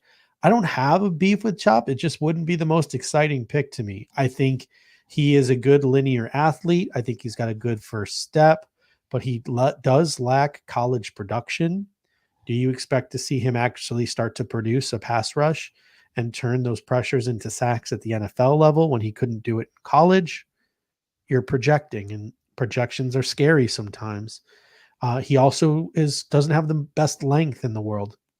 But at the end of the day, he's got an elite first step, probably the best first step of any edge in this class. And, you should be able to get a lot out of him in the run game. So the ceiling is I think Chop Robinson might even have a higher floor than people think, but the lack of production, the lack of length, I think is scary to me and would make it, I'd be okay with it at 28. I just wouldn't be thrilled with it at 28. And at the end of the day, it comes down to what are the Bills looking for to add in the edge room, right? And at least from my perspective, you've got your lengthier sort of edge setting guys with Rousseau and AJ Epinesa already who can clean up sacks, right? They're not necessarily like your pure pass rushers. And you have Von Miller, right? So for me, I would rather, if I was going to invest in edge, I would rather invest in a guy who I knew had production at the collegiate level. I'm not saying Chop Robinson would be a bad pick. I could get behind it because the Bills do need help at the edge. There's no doubt, right? They need to round out that room behind those top three, and you don't really know what you're going to – I still don't think you really know what you're going to get out of Von Miller in 2024. You're hoping he can come back to some kind of form. I think if you could get what you got out of Leonard Floyd last year out of Von Miller in 2024, you'd be pretty happy with that. But I think – for me, it's the contest of what would still be on the board. And obviously there's still 8 picks to go, but as it stands right now, with a lot of these other players still on the board, there are other preferences I would have over Chop Robinson. So now we're on to the Pittsburgh Steelers. You mentioned, hey, maybe the Pittsburgh Steelers could go wide receiver here. Looking at the Pittsburgh Steelers, they could still use a center, right? So Graham Barton, Jackson Powers Johnson, Zach Frazier, I think could possibly be in play for them. They could use a left tackle. A guy like Tyler Guyton could be in play for them. Maybe they're interested in a guy like Patrick Paul or a guy like Roger Rosengarten, even though Rosengarten's played mostly left. Maybe Troy Fautanu is someone who intrigues the Steelers. Quinyon Mitchell, Terry and Arnold. There are a number of ways I think the Pittsburgh Steelers could go here. I think there's enough to tempt the Steelers not to go wide receiver here. Yeah, I would agree. And I also think that they just turn second-round wide receivers into all pros. Yeah. Well, I was saying, I might have been on mute when I was saying this, but I think that BTJ is maybe a little bit exactly what they already have in George Pickens, somewhat. Not exactly, but to me, the Steelers would be wise to try to replace a Deontay Johnson skill set, right? That really crisp sort of route running underneath. Deontay Johnson did play on the outside. I just don't know, right? Like Russell Wilson, he's a good deep ball thrower. Last year had that really nice connection with Courtland Sutton. You figured that would be the George Pickens role. This year, who else do they have to kind of roam underneath? So that's where I don't know, is Brian Thomas the fit? The pick is in for the Steelers. Mm-hmm. Find out who it is. Let's hope it's not. Yeah, let's see if we got a pick here. The pick is in, but it has not been leaked yet. So Steelers keeping it tight to the vest. Yeah, and again, this is starting to get interesting. Right? Give a prediction here while we wait, because I say Terry and Arnold. I'll just for the sake of picking someone different, I'll say Quinyon Mitchell. Just go with the other corner. Pick is in as we still sort of wait on where they go here. Didn't they just re-sign Levi back, or did he go somewhere else? Levi Wallace is now a member of the somewhere not in Pittsburgh. Not Pittsburgh. Yeah, I saw he just signed somewhere, but it wasn't the Steelers. Pick is in for the Steelers.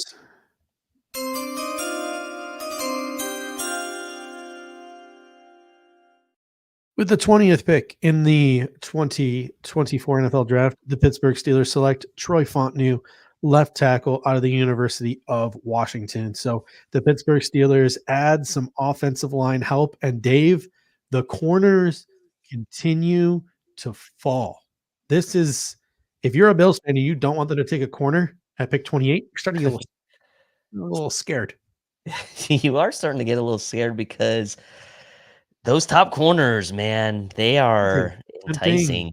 They are enticing, and well, apparently not to these NFL teams, but not to these NFL teams. But man, they were how many years in a row were we banging the drum for a first round corner and didn't get one until Kaiir Elam? Man, would the Bills be willing to go to the well again for a first round corner? Kind of maybe admitting that there's a little bit of a ceiling that's already been hit for Kaiir Elam, and they don't expect maybe a ton more out of him. Mm-hmm. Is Christian Bedford one of the future starters to go along with a first rounder after there's still no imminent extension for Rasul Douglas, right? He's as of right now only here for 2024, and Trey White is no longer in the building. So, and Dane Jackson is no longer in the building. So, yeah, I don't know, man. That's a sneaky need, right? I feel like at this point. So lost Dane Jackson, lost Trey White. Rasul's only here for 1 year, and you got Christian Benford and Kaiir Elam otherwise. So I don't know. It could be a possibility. Yeah. Quinyon Mitchell, I never even thought about Quinyon as a possibility, so I'm not going to sit here and pretend like I've done a lot of work on Quinyon. I know he's a really good corner who can't catch. I know he's got some hands problems, which is something that would turn some teams off, is he's not going to turn a lot of his tip balls and interceptions. He's been known to drop some that are right into his hands. But Terry and Arnold just screams Buffalo Bill. Everything, he was my no matter what player. Everything about Terry and Arnold just screams something that the Buffalo Bills would crave. But people in the comment section tell us to chill on the DB talk. But let's take a look at the position group. So through 20 picks now, we've had 6 quarterbacks taken. We've had 3 wide receivers, a tight end, so 4 receivers. 1, 2, 3, 4, 5, 6 tackles, 3 edges, 1 interior defender. I mean, this has been an offensive heavy and defensive line draft. There's still not been a running back taken. There probably won't be. There's not been a linebacker taken. There probably won't be. No interior offensive lineman has been drafted yet. No safety has been drafted yet. No cornerback has been drafted yet. So the secondary, I think, surprises me a little. Not safety, but the fact that Quinion, Terrion, Nate Wiggins are all still sitting here with 20 picks in is a little shocking. Yeah, I mean, I guess they realize that like it doesn't matter. Mm-hmm. You're just gonna get flagged anyway. So it's like how like it wasn't that long ago where we saw Jeff Okudah was a top 3 pick, right? In the NFL. Wasn't he the 3rd overall pick or maybe the 4th overall pick? I mean, there was a time where corners were bona fide top 10 picks in this league. And so yes, this draft class is every draft class is a little bit different, but there's no certains in this draft, There's no certains, there's no there's no guys like that. I get that, but like you would have still thought that a cornerback needed to.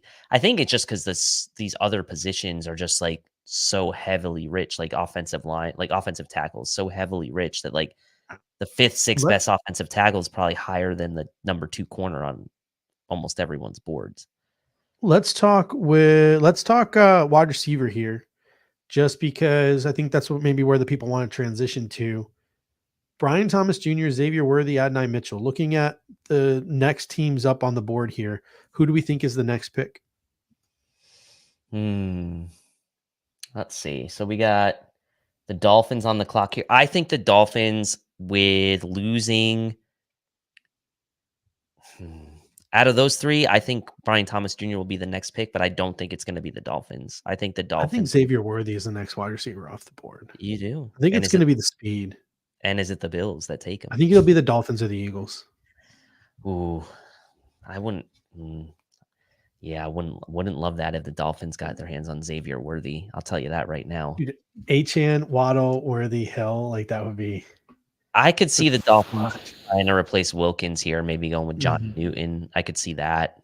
Our guy Kevin, friend of the show, a Dolphins fan, he said, I predict the Dolphins will end up with Verse, Latu, or Newton. Obviously, Verse and Latu are gone. Newton's still there. I do think they obviously have a big glaring need there. But yeah, Worthy, I've come around to the idea that Worthy could be a realistic option if he starts, if he's still there after these next couple picks. Like teams like the Eagles, like even if they have 2 really good receivers in Smith and Brown, like they're not going to be afraid to add Worthy to that roster.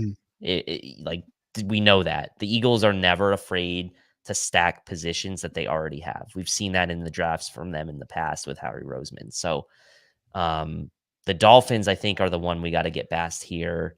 If we can get past the Dolphins, then the Eagles become interesting. And I don't, would the Eagles be willing to trade down? Like, I don't know, right? I think they'd probably just stay put. But so you're going Worthy as the next receiver picked. I think I'm going to still say Brian Thomas Jr. is the next receiver picked.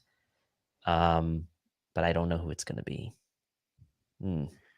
Now let's see who the Dolphins go with, waiting for this pick to come in.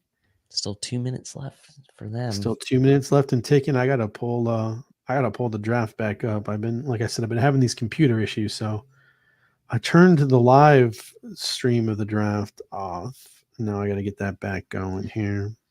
I would say my prediction for the Dolphins is Johnny Newton, but that's just based on need, and we know that's like not always like gonna. Yeah, I mean that'd be a scary thought for them. I mean Johnny Newton is a guy who. I mean, we could talk about him when he gets picked, if he gets picked here or he gets picked later, but a guy who had a great year this past year and he played with a broken foot. So he was good this year and he was good on a broken foot, which is just absolutely wild. So looking to see who the pick is that comes in for the Miami Dolphins. But, and Chris reminded me in our chat that Witherspoon was the number 5 pick last year. So corners, yeah, like they're still they're still getting picked high if the right one is there. So it'll be interesting. Mhm. Dolphins took this one down pretty close to the wire here. So An interior offensive lineman for Miami too wouldn't be shocking. A guy like Graham Barton, a yeah, guy they like lost Robert JPJ Hunt. has been mocked to them a lot. Yeah, They they lost lost a lot Robert. of talent this year, man. They lost a Mm. lot. But just waiting for that pick to come in for Miami. Who are you hoping Miami picks? Oh, the pick is in for Miami, and the pick is in, so we can pull that up.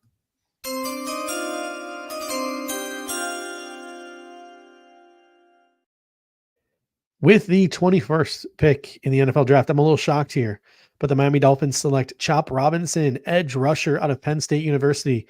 You have Bradley Chubb coming off an ACL. You have Jalen Phillips coming off an ACL. The Miami Dolphins decide to go back to the well with their pass rush and go Chop Robinson. They lost sort of their third in Andrew Van Ginkel, so now they add that third pass rusher, another youthful pass rusher. So Josh Allen has this to look forward to. But I will say, of all of the different scenarios I ran through in my head with the Miami Dolphins at pick number 21, it makes sense because of the injuries, but this was not what I was expecting. No, and I will say this as well. Like, out of all the scary picks that could have made there, they could have, you know, they could have taken Johnny Newton, they could have taken Xavier Worthy and potentially added to that room. Like this one, we'll never know how the Bills felt about Chop Robinson, right? Because he didn't make it to him. And this is a little earlier than I thought he'd go, but Mm-hmm. um I'm not unhappy that the Dolphins picked Chop Robinson, to be honest. Like I I'm not just, unhappy. again, I don't have anything against Chop Robinson. If he would have been the pick at 28, I would have been fine with it. I would have sold myself on it, like all these different things. But I can't believe we're living in a world where there is a team with a need on the interior, like Miami, who thinks that Chop Robinson is better than Johnny Newton. Like, I just can't believe we live in a world where talent evaluators like that exist. And again, maybe I'll be old takes exposed 5 years from now, but like, that's nuts. It is nuts. There are so many people right now that are overthinking Johnny Newton. It is crazy. It is crazy to me. I mean, this board is breaking really well for the Bills right now. I mean, at this point, if you're Brandon Beane, do you just stay put? Yeah, I Uh, don't move. You can get probably one of it again. Who knows if Adney is on their board because of the character concerns, but one of Xavier Worthy, Brian Thomas, Adney Mitchell's got to be there, right? I think your yep. only You know fear that right now is someone's going to actively jump you. So if you're Brandon Beane, you're probably telling all the teams in front of you, call me if you have a deal with someone else in place who's going to take a receiver. right. So like we know we've talked about the Eagles. They probably would not hesitate to take a guy if they wanted to. The Jags lost Calvin Ridley. We know that, but they did sign Gabe Mhm. Davis, right? And so like would they with Gabe Davis, Christian Kirk, Zay Jones, would they be even interested in taking a receiver? Then so you start looking at these teams, right, that are ahead of the Bills. And then, okay, you got the Dallas Cowboys at 24. That's interesting. The Packers, they never seem to take a receiver in the first round. So I wouldn't necessarily think they'd go that direction. The Bucks re-upped Mike Evans, right? And still have Godwin. Then you've got the Cardinals who've already taken Marvin Harrison Jr., who Mhm. picked right before the Bills. There's a legit chance all of those guys are available when the Bills pick at 28. And I think at worst, at least one of them will be. So I'm probably standing pat right now unless something really weird happens. Now, I will say, not to jinx it, last Mhm. year, like 4 picks in a row in the 20s were receivers when no receivers had been picked. Like it was like Yeah. Jordan Addison, Zay Flat, like back to back to back before the Bills. So like that could in theory happen here. Let's hope it I, doesn't happen 2 and I years will in a say row. what the Eagles are now on the board, right? And I said like Xavier Worthy makes sense for the Eagles. Like Cooper DeJean, maybe to play safety could make sense for the Eagles. But how much faith do you have in James Bradbury, who sort of like came down to earth last year? He's getting a little older. You added Chauncey Gardner Johnson back. You got Reed Blankenship, who you've invested in. You got Sidney Brown. Like you added Bryce Huff, so maybe you probably don't feel like you need to add to the pass rush. And not that there's any pass rusher available left. Like you're the Eagles, you got house money to play with right now. Do you Mhm. do one of these DBs like Terrion Arnold or Quinion Mitchell? does that maybe convince you to not take a receiver here? Because like I think the I third will. receiver in Philadelphia is a competition between Paris Campbell and Devontae Parker. It's not great. It's not great. It's not great, but and we've also seen like just like we said, the Eagles aren't afraid to stack positions. They're not like that goes hand in hand with they're not afraid to just take the best player on the board. If the number one corner is on the board and he's like their 10th ranked overall player, I don't think the Eagles would be afraid to take that guy, right? I think they're going to just take the highest guy on their board. I think they could be intrigued by Worthy. I think they could be intrigued by a receiver here. And if Worthy's the highest guy on their board, then yeah, they'll take him. But I don't think they're going to be afraid they're not going to shy away from any one position here. The Eagles have never done that. So, yeah, they could really go any direction. Like you said, house money. Mhm. Yeah, I'm just looking at sort of the big board here, and Chop Robinson's now off the board. There are now 5 players that I believe would go before the Bills at 28. So I had predicted 22 players that I felt confident would go before the Bills got there at 28. 5 still remain with how many picks to go? More than 5. I thought Graham Barton would go before the Bills got to 28. I think I'm starting to think I might have been wrong about that.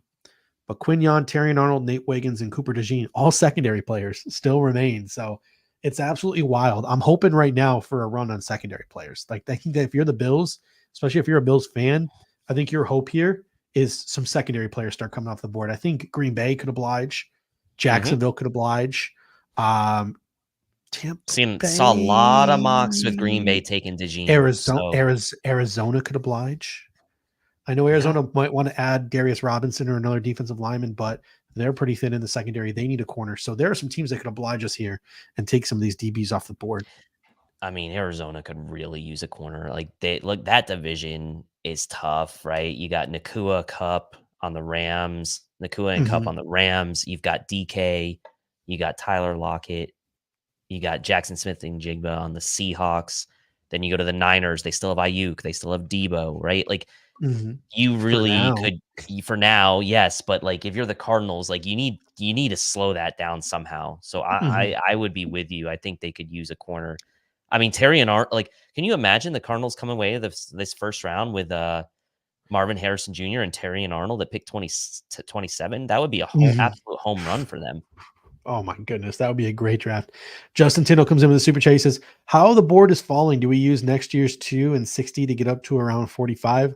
Honestly, the way this board is falling, I would trade 28 to the Carolina Panthers for 28 and 60 to the Carolina Panthers for 33 and 39 if they so oblige. But the way the board's falling, they probably feel pretty confident that Xavier Legette's going to get to them where they probably want Xavier Legette. So it'll be really interesting. But I think Graham Barton, I think Tyler Guyton, I think Cooper DeJean, Quinyon Mitchell, Terrion Arnold, Nate Wiggins. These are our best bets, I think, to come off the board in the next couple of picks here to really sort of help the Bills out if they want a wide receiver at pick number 28 and the 4th receiver off the board. Johnny Newton is also hanging around. Jackson Powers Johnson. There was a lot of buzz around Patrick Paul. Graham Barton. Yeah, Darius Robinson. I know he's been linked to the Cardinals. So it'll be really interesting. So we take a look, right?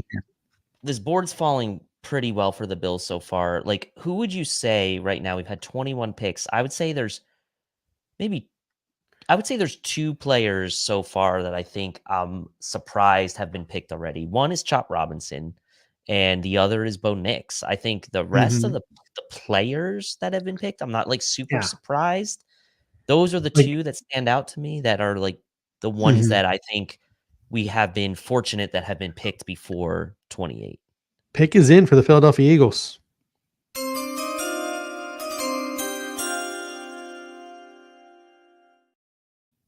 With the 22nd overall pick, the Philadelphia Eagles select Quinyon Mitchell, cornerback out of Toledo. This is a guy who absolutely won the pre-draft process. He blew up the Senior Bowl. He blew up the Combine. He put on an absolute show at both. He won over a lot of NFL execs and essentially made himself CB1, even though it does come in the later half of round 2 at pick 22. His NFL comp by a lot of people I've seen over the last couple of days was Darius Slay, and now he will line up opposite of Darius Slay for the Philadelphia Eagles. The Eagles always seem to be one of those teams, them and the Ravens, that just talent falls to them. They don't have to go get the talent. The talent just falls to them. And the talent falls to them again, taking Quinyon Mitchell off the board here at pick number 22. Yep. And we see that the Eagles' defensive secondary has been one of the areas that they've struggled with, giving up chunks of passing yards over the past couple years, and that's kind of been what's done them in. And go back to that Super Bowl, that's really what did them in that comeback win from the Chiefs. You can talk about what penalties were not called, but you start to now think about Quinyon Mitchell lining up opposite of Darius Slay, big play Slay, and you've got a situation where, like you said, and like we were talking about before the pick was even there, they're not going to be afraid to just take the best player. And Quinyon Mitchell was probably pretty high on a lot of teams' boards in their overall board. And I don't think the Eagles probably even figured a guy like Quinyon Mitchell would have made it to them. So yes, they took a while to make that pick. Maybe they were fielding some offers. Ultimately, they ended up just taking the best guy on the board. And I think it was a good move for them. And a good, like you said, need to start seeing some secondary guys come off the board. That's good for the Bills. Maybe now you see a guy like Terry and Arnold get some attention in these next couple picks as well. DeJean, I know there's a lot of Bills fans that actually wouldn't mind getting Cooper DeJean at pick 28. So, still hold out hope for that if you're in that camp that he's still available, and he is. So, but this still is ultimately a good way for the board to fall for the Bills with this Eagles pick. McMaddy coming in the super chat. I always appreciate you, McMaddy. I always appreciate the super chats. He says the Bills are in a best case scenario right now. Cooper DeJean, Brian Thomas Jr., or trade down for Ladd McConkey. Go Bills. Yeah, I mean, the Buffalo Bills, there are still some really, really good players. I think, to me, there are two true blue chip players. I think Terry Arnold's going to prove to be a blue chip player. I think Cooper DeJean as a safety is going to prove to be a blue chip player. I think Johnny Newton could be a blue chip player. I think Brian Thomas could certainly get into a blue chip category. I think Xavier Worthy could get into blue chip category. Adney Mitchell could get into blue chip category. So there are still some like guys who I can see being blue chip players legitimately still on the board for the Buffalo Bills. So pretty excited for what's to come up here. Jacksonville is, again, we want to run on corners. I can really see them liking a guy like Nate Wiggins. They seem to love those Clemson dudes, right? Trevor Lawrence, Travis Etienne. Maybe they go to the well again with Clemson and take a Nate Wiggins. They seem to like those like speed guys, and Nate Wiggins has got that speed. So I'm really hoping that Jacksonville takes Nate Wiggins off the board for us here, and the run on DBs continue. And I just really hope we get to the situation where the Bills get the pick of the litter at 28 for wide receiver. They take a wide receiver, and we know it's the one that they had the most conviction about because he was the top one taken off the board after the big three. Yep. So that scenario and or a minor trade up, I think, is what we might maybe could see. Let's say if they feel like Brian Thomas Jr. or Xavier Worthy is a notch above some of these other guys, you could see Brandon Beane at this point still give up a fourth rounder to move up 3 or 4 spots, I think, to make sure he gets his guy. The question would be is like, who do you now look at as a trade partner? Like Jacksonville Dallas maybe like they feel like they can get their interior offensive lineman that they want because they need like offensive linemen, but again, maybe they don't want the Buccaneers to take them, so it'll be not DeJean. The Packers, I think, are interesting. I think the Packers. Cooper DeJean, I think, goes to the Packers. I think Cooper DeJean goes at safety. Yeah, it'd be interesting if Terry and Arnold and DeJean are both still on the board at 25. Do the Packers just say thanks, but no thanks? We're going to take take our guy here, or do we risk that between Tampa Bay and Arizona that they don't take both guys? That would be the risk that the Packers would be running if they traded out of that spot. So it's getting down to it here. I still think the Jags are a reasonable trade partner here. They're still on the clock. If you want to try to get ahead of Dallas, get ahead of maybe Tampa Bay. We made a trade with Jacksonville last year. Yep, we did. And they've already traded down once. Could they trade down again? Because they were at 16. They traded down. Nope, the pick is in for Jacksonville. So my guess is Nate Wiggins here, but just a Tippecanoe coming in, says he's still laughing from the Penix and Knicks picks. Yeah, myself as well. I just 6 picks in the top 12. That was the shocker, right? We were like, man, this draft is chalk. This draft is chalk. And then Atlanta was just like, nope, not anymore. And it didn't even involve really trades for it to get crazy like it did. So it'll be really interesting to see with the pick in here who the Jacksonville Jaguars ultimately go with as sort of the blue chip type of players sort to, oh boy. All right. So the pick is in, Chris, and it's not one that Bills fans are going to be a fan of. But the pick is in for the Jacksonville Jaguars.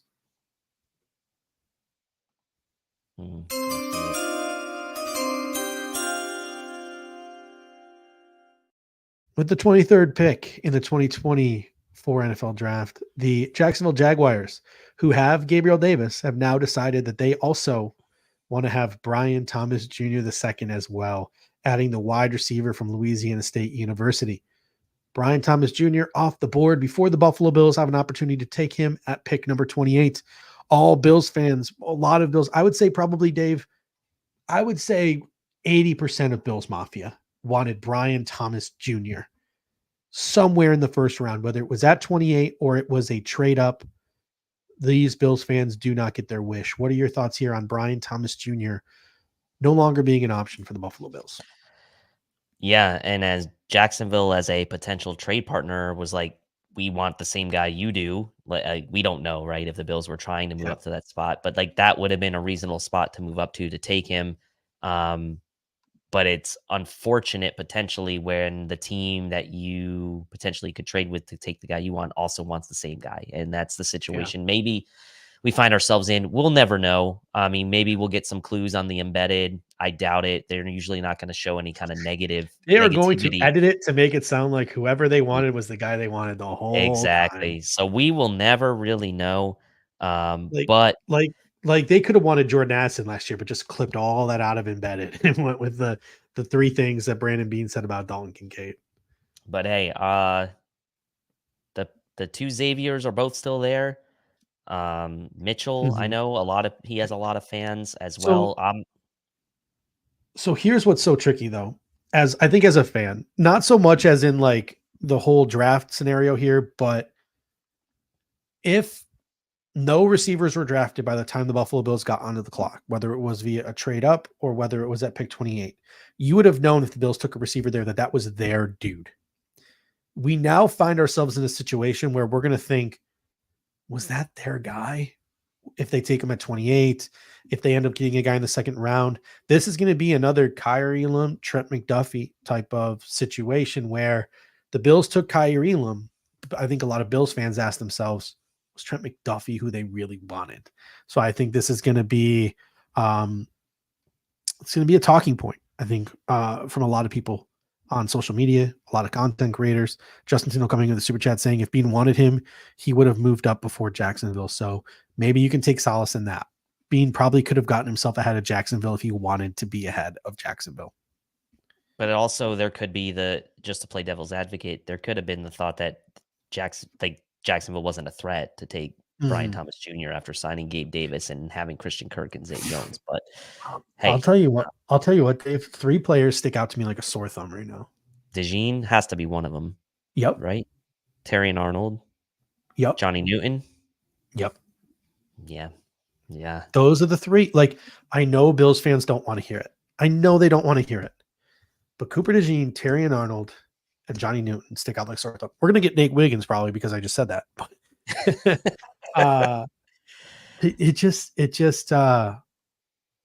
yeah. I mean, I think why do I feel like you're right that we're somehow going to get it's going to be Nate Wiggins. It's going to be like, it's going to be Patrick Paul. It's going to be Kool-Aid McKistry. It's going to be Andrew Phillips. Like, it's going to be like out of left field. It's going to be out of left field. I'm still going one of the Xaviers is the pick. I think it's going to be Xavier Worthy at this point. That's who I'm thinking. The Bills did have their assistant offensive line coach, Austin Gund, at Duke's Pro Day. So unless they were looking at Jacob Monk as a possible like 7th round pick, they were there for Graham Barton. So who knows what that takeaway could have been. A lot of people have been in on Zach Frazier. I know Joe Marino talked about it, and I missed that episode of Locked On Bills. I don't think the Bills have been linked to JPJ or Zach Frazier at all in the pre-draft process. No, I mean the only Not that we they know need to be, but there's a lot of things we don't know. No, and I mean we know they met with Troy Franklin, but it's like that's just the connection of him being with Oregon. Mhm. Like we don't have any other reason to believe Private workout to me says Yeah. something like, yeah. but the Dallas Cowboys are up. This is an interesting one, right? Like there are some people who are like the Cowboys could take a linebacker. If the Cowboys take like Peyton Wilson or like Junior Colson here, I'll lose my mind. But Tyler Guyton, I know they have their tackles in steel and they're kicking Smith out to left tackle now. Tyler Smith out to left tackle now. So interior offensive line, I think makes a lot of sense for Dallas. Wide receiver, they lost Michael Gallup. They love taking athletes too. I mean, we've seen it in the past. They are like Jerry Jones falls in love with speed. He falls Their in two love biggest needs are position groups that aren't first round, right? Like linebacker and running back. Maybe Dallas gets a trade back here because they just want Trey Benson and Patrick Wilson. They want to do it in the second round, so they're trying to look for a trade back. But you think of the Cowboys, Tyler, Xavier Worthy, just kind of like it just sort of feels like a thing that they would do. It does feel like a thing that they would do, and I think that I start to look at Dallas like, okay, that's realistic. Then you talked about the other two guys. Cowboys have trade interest per a couple of sources on X, says Chris. Michael Gelkin. Maybe the Bills come up here for Xavier Worthy. Yeah, that's kind of what I was thinking because, like, you don't want the Chiefs or someone else to come up ahead of you with, like, Tampa Bay, let's say, because it definitely feels like at 25 with Green Bay, that feels like DeJean, and at 27 with Arizona, that feels like Terry and Arnold to me. Yeah. I don't know why, but that's just what it feels like to me. I 100%. I've mocked both of those guys in both of those places over the course of this pre-draft process, so it does make sense to me. And I felt so dirty when I gave Terry and Arnold to the Cardinals too. I'm like, there's no way he goes this late, and here we are. So, dude, I'll tell you what, man. If like Terry and Arnold, Cooper DeJean, and Johnny Newton are on the board when the Buffalo Bills pick, and they don't pick one of those guys, I will honestly be shocked. I will be shocked. Yeah. I can't picture a world where Cooper DeJean, Terry and Arnold, or Johnny Newton are on the board, and the Bills don't take one of them. And again, we don't know which one of those are going to be on the board, but I know McDermott would be rock hard if he had those options. I mean, just absolutely. I mean, and so on one side of the room you got McDermott, and then on the other side you probably have Beane thinking like, I need to get Xavier Worthy for Josh Allen, like you know what I mean. So it's like the conversation in the war room would be quite interesting to hear between. So Allentown comes in and says, "Who's playing wide receiver then?" I think the Buffalo Bills. Listen, the NFL now decides that they want to attack. They want to attack offenses with these two deep shells. They want to force everything underneath. I think the Bills are built to play underneath and to let Josh Allen maybe be patient. They have Dalton Kincaid. They have Dawson Knox. They have James Cook. They have Khalil Shakir. They have Curtis Samuel. They have a lot of guys who can, I think, make it work underneath. A lot of guys who can make play underneath. A lot of yak guys. They just need boundary field stretchers. So everyone's like, we want an X. We want an X. Well, what if we just go get two Zs? What if we go get Troy Franklin in the second round and we get Brendan Rice in the fourth round, or we sign a DJ Chark in free agency and we just try to find guys and piece together guys that fit. We don't actually truly look for an X. We just look for guys who are going to make the safeties think twice as they're running down the field to open it up for the guys underneath. And we just take calculated deep shots. That's not what Bills fans want to hear, but I think that is legitimately something the Buffalo Bills could consider. Yeah, and Dallas is coming down to it here. They're at 20. On my TV, they're at 20. We got to trade. We got to trade. And Chris, who you is want it? to roll the trade? Roll it. The Detroit Lions have traded up with the Dallas Cowboys. I think they're going with a defensive player here. Terry and Arnold, maybe?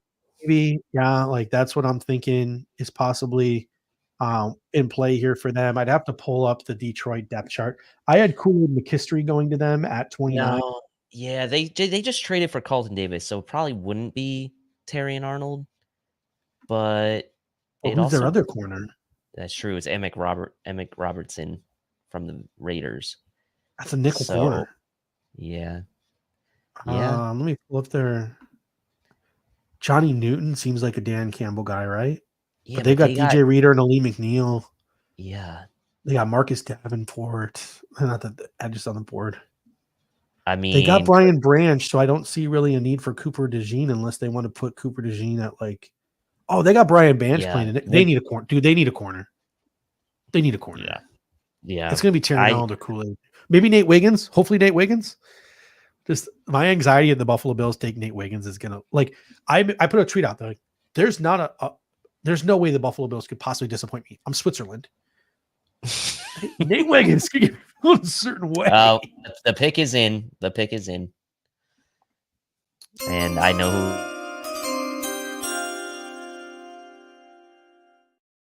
who Is it Terry and Arnold?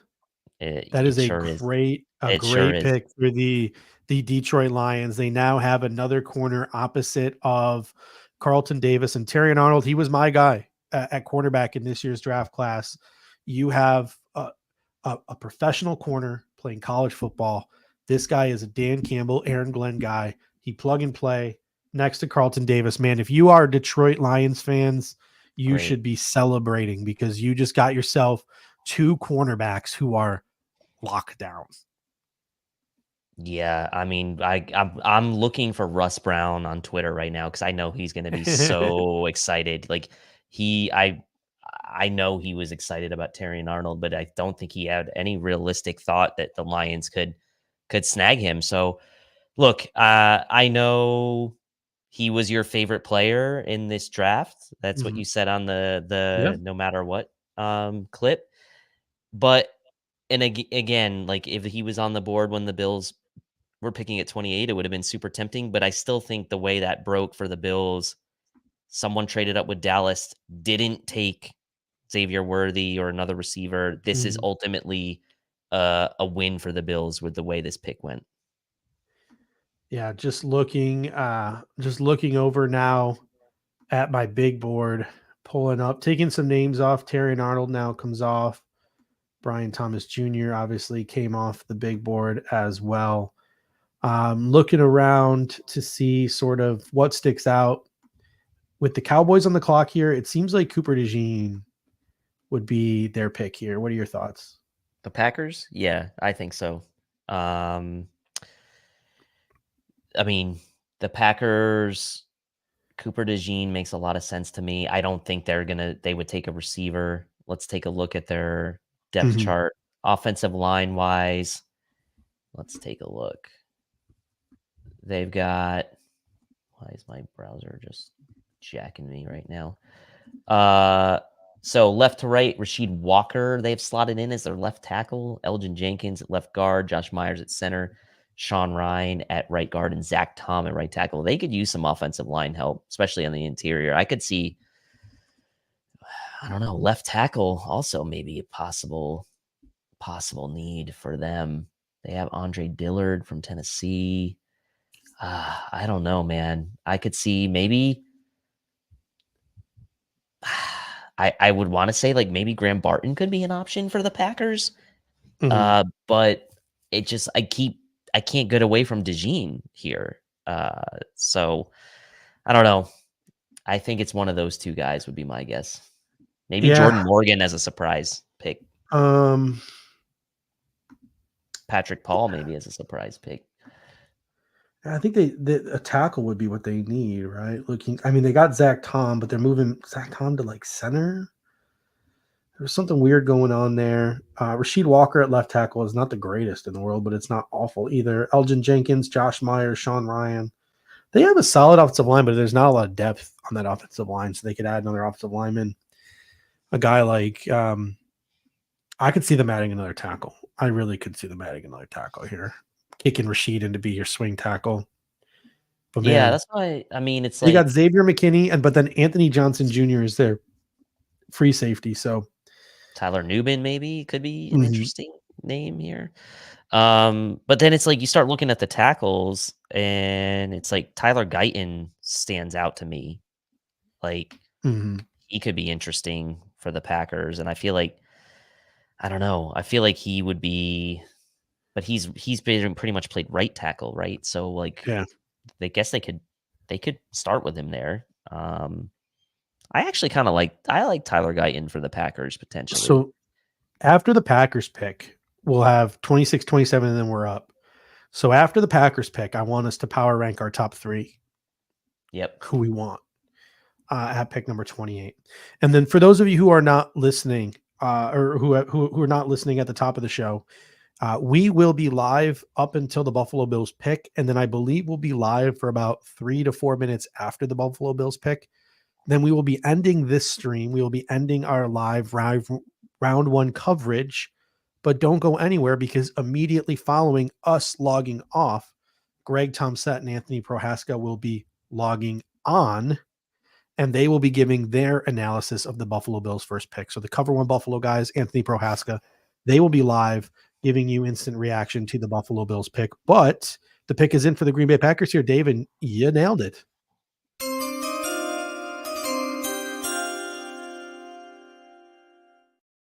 With the 25th pick, the Green Bay Packers select Jordan Morgan, offensive tackle from the University of Arizona, a guy who the Buffalo Bills had a pre-draft visit with. There were some medical concerns coming off of an injury, but this will be super interesting for the Green Bay Packers here. Is he competition for Rasheed Walker? Do they kick him inside?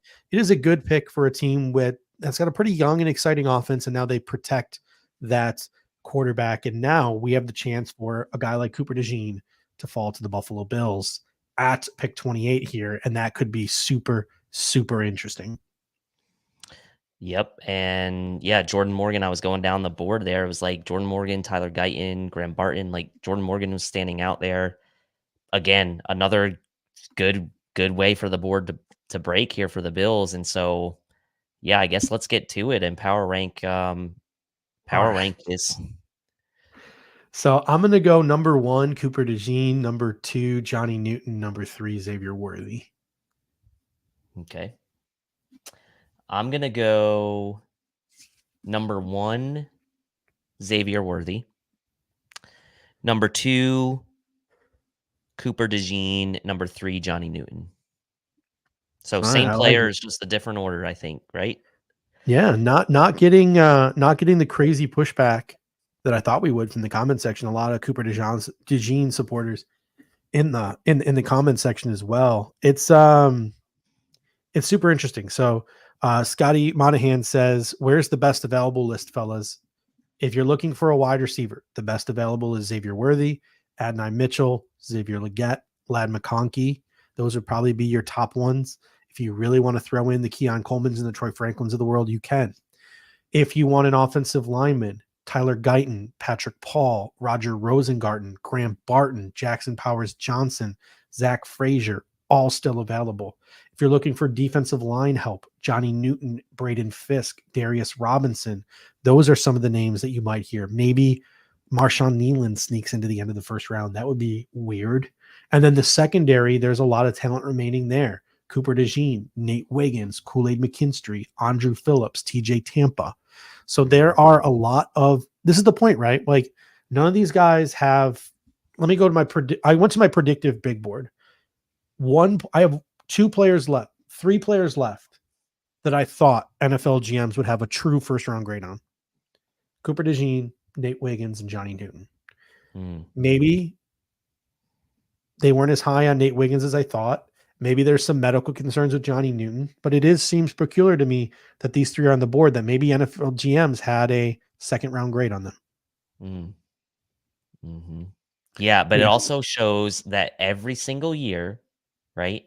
Every single year, there are guys that drop that it's just a numbers game, and the top of the second round, bottom of the first round Mhm. ends up being littered with a lot of talent. And so I think that this is what we're seeing once again this year. There's going to be a good 10, 15, maybe 20 guys that we're going to reset the board at the end of tonight and say, wow, there's still a lot of talent left on the board. Would Brandon Beane potentially make a move up in the second round, depending on Mhm. obviously how things shake out here in the next several minutes? But like, this is what happens every year, it seems like, right? I mean, Jordan Morgan's a perfect example.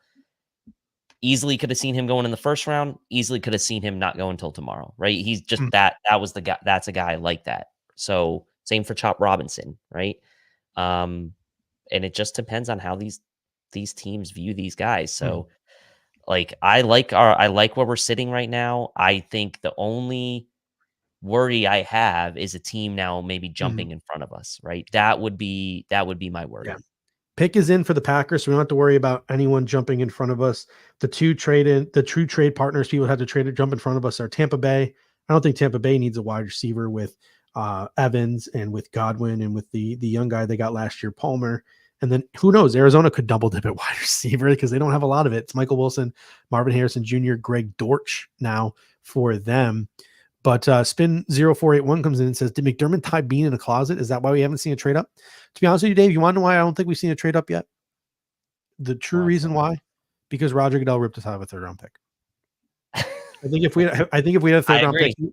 I think if we had a third round pick, he would have traded the 4 to move up by now. Yeah, and I said that at the very beginning Yep. of the show Very beginning. Yep. when you I think it might have been you might have still been on or maybe Mhm. like when you were cutting out, I was like, that not having a third round pick could be the reason why we don't see Brandon Beane trade up. And that I mean, that is playing out right now. I'm not Yeah. saying that is the only reason, but it had to be a factor, right? Like you wanted to have you wanted to have that flexibility.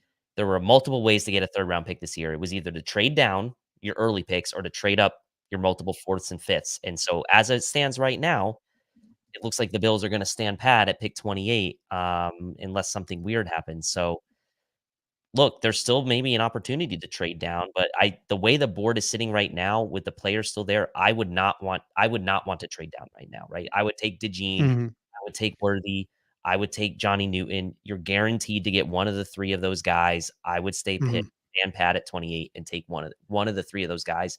And look, maybe it's not one of the three of those guys, but the Bills still find some value somewhere else that they say is like too good to pass up. But I would be shocked, I think, at this point if the Bills traded out of 28.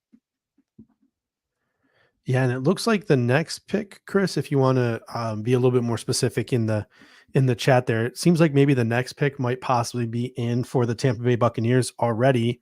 And if it is, Chris, you can just throw it up there. So you can throw.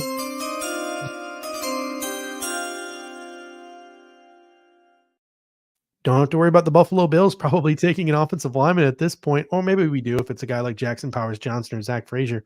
But Graham Barton out of Duke University is off the board. The college tackle who will be kicking inside to guard in the pros, either at guard or center, is going to the Tampa Bay Buccaneers with the 26th overall pick.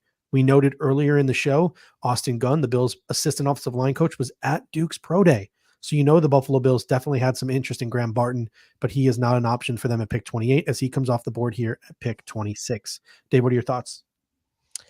Yeah, I mean, look, I thought it could have been picked anywhere sort of in these 20 range. I think the overwhelming perception is that he's going to slide inside. He played those last several games at center for Duke after they faced some injuries on the offensive line, but primarily played tackle for the rest of his career. Mhm. So he's a guy that you think, okay, if he can play center, maybe he can also play guard.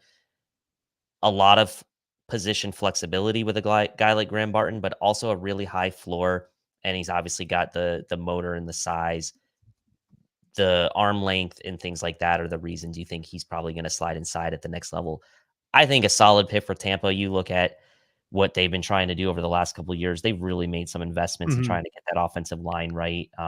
They signed Alex Kappa right a couple of years ago, or might have been even last year, and they're really trying to get that offensive line right. And it looks like now you start to take a look at what they've got. They got Tristan Wirfs at left tackle, obviously. They got Hainsey at center. They got Getke at right tackle, Cody Mott at right guard, Hainsey at center, Sua Opeta at left guard. They have options now with Graham Barton. He can come in, maybe play left guard right away. Maybe he comes in and plays center. It's a good move for them, bolstering the Mhm. interior of that line. Um, especially because like that's a team that was in the playoffs a year ago. They have aspirations to continue in that division to be a playoff team, especially because that division is not very strong. I think it's a good move for them. So we are one pick away from the Buffalo Bills selecting, and the Arizona Cardinals are the only thing standing in their way. Both of us sort of went through. You said you wanted Xavier Worthy first. I think you said you wanted Cooper DeJean second, and Johnny Newton third. I sort of went the opposite. I said Cooper, Newton, and then Xavier Worthy. But I'll tell you what, Dave, I did sort of a thought experiment before in preparation for the show. And I put myself in the shoes of NFL GMs. And I said, who do I think would have who they would have a first round grade on? And remember, NFL GMs, they're different from us. They don't have 32 first round grades. They have maybe 18, 17, 16 first round grades. I ended up with 22 first round grades. There are 3 players left that I predicted would have first round grades on NFL boards. Johnny Newton, Cooper DeJean, and one of them sticks out like a sore thumb, that just in a bad way, gives me the chills kind of way, and that's Nate Wiggins out of Clemson. I'm not gonna lie to you, I know nothing about Nate Wiggins, and he's really fast. So if we draft him, I'm going to be pulling up some scouting reports. I mean, think about this, right? The odds would say we're not going to. There have been other years where the Bills have had bigger needs at corner and they didn't take a corner. The 1 year, 2 years ago when they did jump up, they traded up, they took Kyrie Elam, and to be frank, it hasn't worked out, right? Like, I mean, the jury's still out. It could still be salvageable, fine. There's like, that's not a reason not to do it, but like, the one time you did try to do it, it didn't really work. I don't feel like that would be the pick, but now that I'm saying it, it probably will be, because it just feels like we wouldn't do it. So of course we would do it. We are now 2 picks ahead, but the pick is in for the Arizona Cardinals. If Chris, you want to pull it up.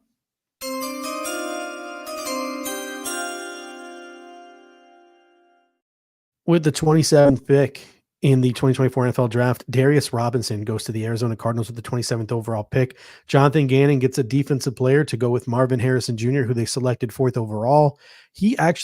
We had these conversations about Darius Robinson. What is he? In Arizona, he will be a 5 tech. That is a perfect fit for him in a Jonathan Gannon system. I'm really happy for Darius Robinson because I liked him as a player, and I think this is a really good landing spot for him at 27 to the Arizona Cardinals. Yeah, I mean, I had a good conversation with John Helmkamp and Daniel Harms, our 2 sort of like scouting guys on the Cover One Draft Weekly show on the Cover One College Football channel we have here. And I was like, hey, can you talk to me a little bit about Darius Robinson? Because like, I look at Darius Robinson and I'm like trying to figure out some of these guys who are tweeners and what are they going to be? And I kind of had this sort of conversation about like, I look at him and I look at Brandon Dorless and I like don't see a ton of difference. He's like, no, they're like, no, Darius Robinson really uses his length well. He's a really good run defender, and he has really good length, better length than Dorless, and he probably will be kind of an inside out guy. But that made me realize that like that length that he has and his ability to defend the run is something that probably teams would covet more than what Dorless brings as a pass rusher, where there's more of a question about where he would play. So I like Darius Robinson, and obviously I think Anthony Prohaska did a lot of good film work on him as well. And look, the film guys like Robinson. I think the people who look at Raz and things like that probably dismiss them, but the film guys really like Robinson. So for that means a lot to me. Yeah, and the Buffalo Bills are on the clock here. Dave, would you consider a trade down at this point? And if so, like, I don't know, who would people trade up for? Like, I don't know if there's any like, we like Cooper DeJean, but he's a safety, not a premier position. Johnny Newton, clearly there's something that's red flagging people. Is there really a player the caliber that someone would want to trade up for? Yeah, I mean, DeJean screams someone might want to trade up for, I think. I do still think Newton is intriguing, right? Because you start to think about like, well, who are the interior guys after him? Braden Fisk, Chris Jenkins. I think Newton is definitely in a tier above those guys. I wouldn't trade down too far, right? You've got Dallas, Baltimore, San Francisco, and the Chiefs behind you. I'm not trading behind the Chiefs. If it's me, like I maybe would trade down maybe into Baltimore's spot. We have an announcement. Oh, we have an announcement. I believe we're waiting to confirm, but we might have an announcement here for you soon. Here, gonna pull up the research here and see if we can get you our announcement here. Chris, if you feel comfortable with it, I don't know if we want to roll with it, but let's pull. Let's see. I'm not seeing what you're seeing, Chris. Oh, okay. Now I'm seeing it.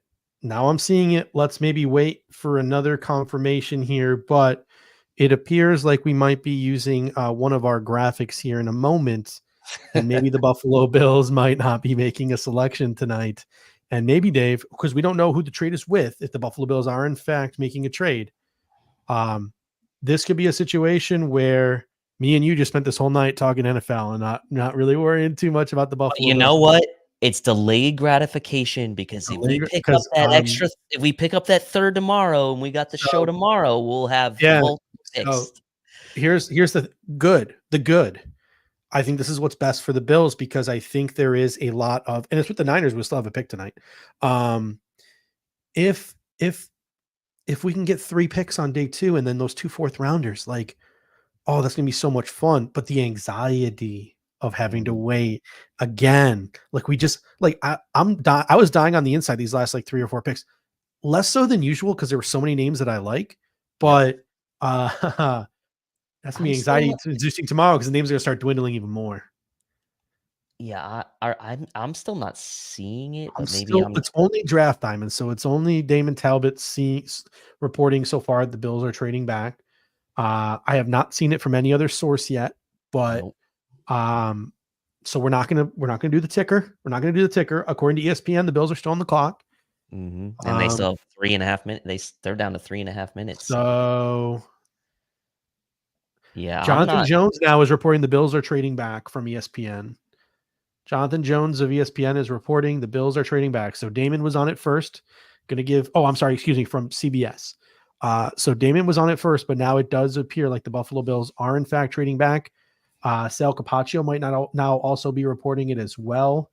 So I'm going to go over to Sal's Twitter to see if what Sal has said. But it appears like it's a trade with the 49ers. Yeah, that's what I said. I don't want to go behind the Chiefs. Don't go behind them. So the 49ers have a certain receiver that I don't understand how we would fit under the salary cap, but looking through, the Bills are trading their pick, but again, we still do not know who they are trading it to. Yes, and we don't know if it's player or a pick. Oh my gosh. Can you imagine if this was for Ayuk? I can't even imagine. Still waiting for some confirmation here. ESPN still showing us as being on the clock. Yeah.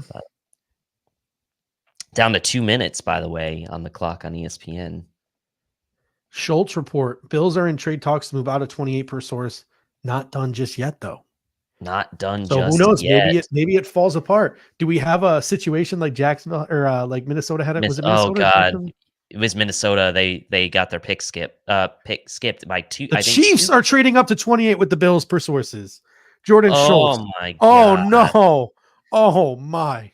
Brandon, no. Don't do it to me. Well, Tyler Guyton.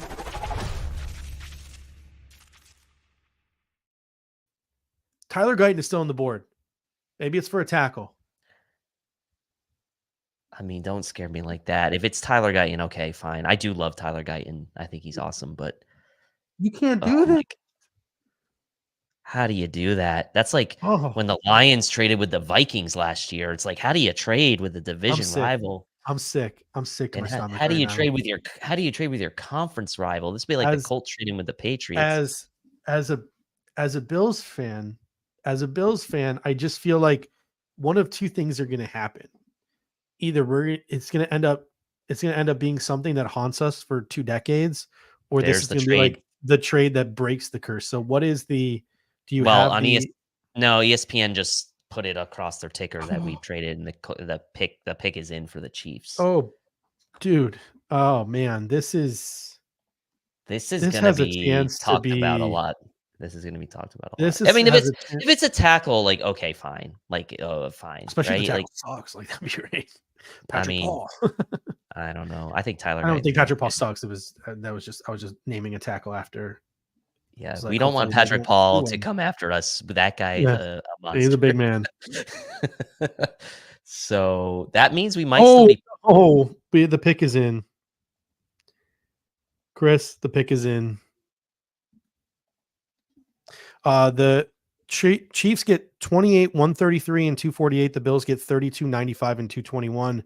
And Chris, the pick is in. You can roll the selection. Not a tackle.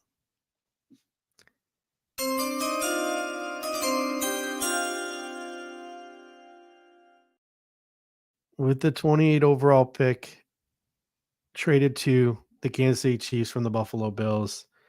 The Kansas City Chiefs select Xavier Worthy, wide receiver, University of Texas. So That is Patrick an Mahomes and absolute. Andy Reid now have Xavier Worthy to play with. Oh my God, that. I have no words. And like what we picked up a early fourth. We picked up 95. So that's the end of the third round, I believe. Is that still in the third? I mean, that's.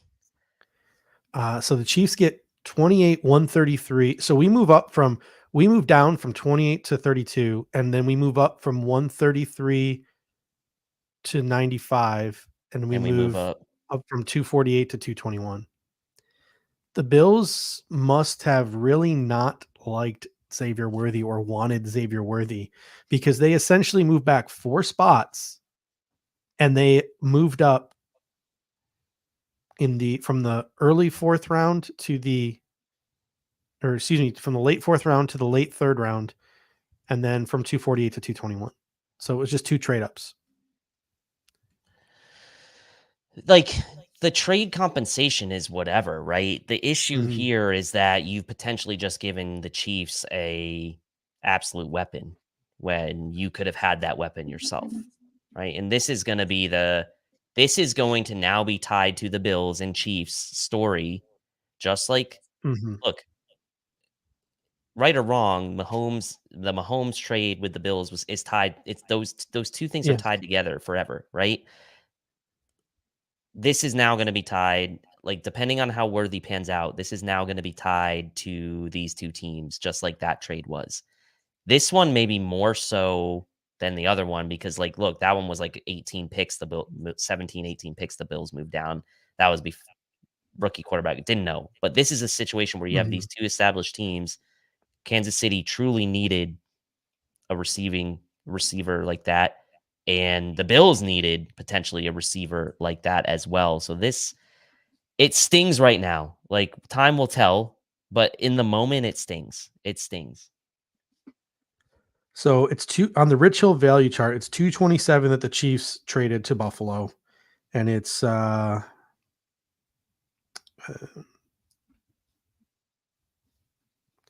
220. It's literally an even trade on the Rich Hill value chart. 227 to 227. Literally a tie. Literally. So that is the decision the Buffalo Bills made, was to literally make an even trade with the Kansas City Chiefs to move up in a couple of rounds.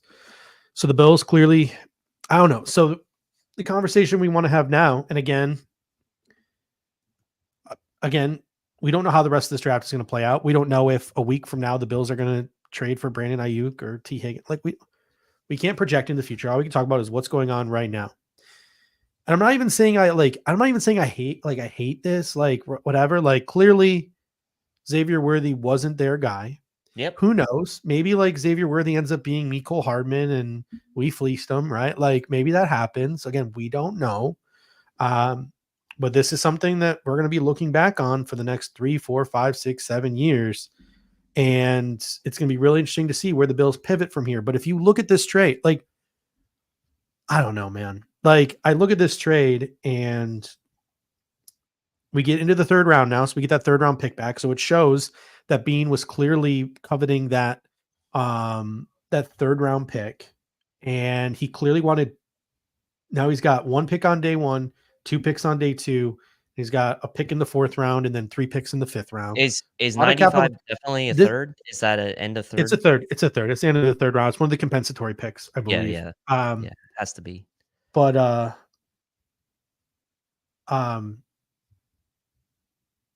In it's not fact, one of the, it's no, it's not one of the not. compensatory It's picks. I not take it because it back. would be Yeah. 64 plus 32. That would No, be yeah, it's not one of the compensatory picks. It's right before the compensatory picks. But to me, this screams 1-year reset for the Buffalo Bills. Like, to me, this screams we want to, again, things can change in an instant with an Ayuk trade or a Higgins trade or whatever. But like, to me, this screams the Buffalo Bills maybe are going to care more about shuffling and restructuring the depth of the roster than maybe going out and fishing for a blue chip, right? Or maybe they just didn't feel like a blue chip was available. They didn't think worthy was a blue chip. So Yeah, I mean, that's exactly like we know for a fact now that the Bills did not want Xavier Worthy, right? That's like yeah. that is a known fact because if they wanted him, So they would have picked him. does that mean Brian Thomas Jr. was their guy and they couldn't get up? Does Maybe. that mean they have someone else in mind? They fell in love with Troy Franklin. They fell in love with Xavier Legette. They fell in love with whomever. You'd have to assume whether it's pick 60 or pick 32, we're going to take a receiver. But maybe now we take receiver in the 3rd round, the 4th round. And maybe it truly is, like I said, we're just looking for field stretchers to open it up. And Curtis Samuel and Dalton Kincaid and James Cook, those are our dudes. Those are our workhorses. Those are our blue chippers. And we're just looking for complementary pieces. Yeah, You know? I don't like people are like Lad McConkey. I miss saying Lad McConkey. saying So sorry. saying like we're crying. Like I'm not crying about the fact that we didn't get Xavier Worthy, No, right? we're processing in real time. We're My processing in real time.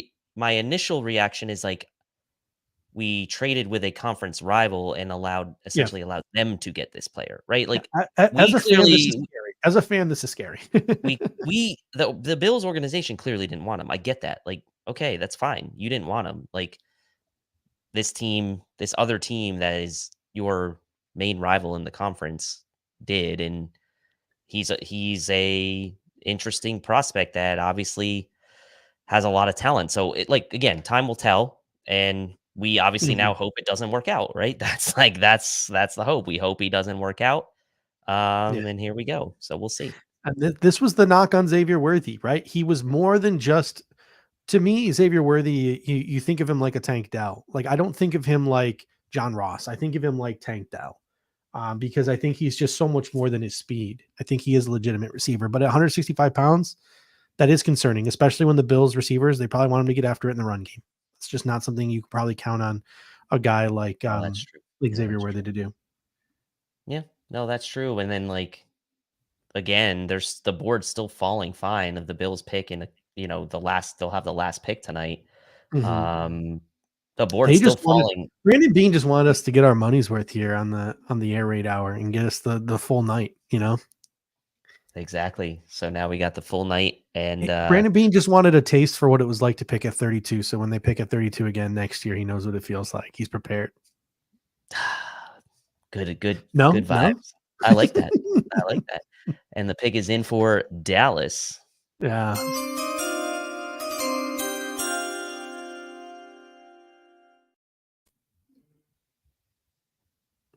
The Dallas Cowboys select tackle Tyler Guyton out of the University of Oklahoma. So maybe they're going to kick Terrence Steele inside. Maybe they're going to put Smith back inside, but they have an offensive lineman, an Oklahoma Sooner. This guy just fits the vibes of what the Dallas Cowboys are looking for. Tyler Guyton does, in fact, go round 1, and he goes to the Dallas Cowboys. Dave, your thoughts?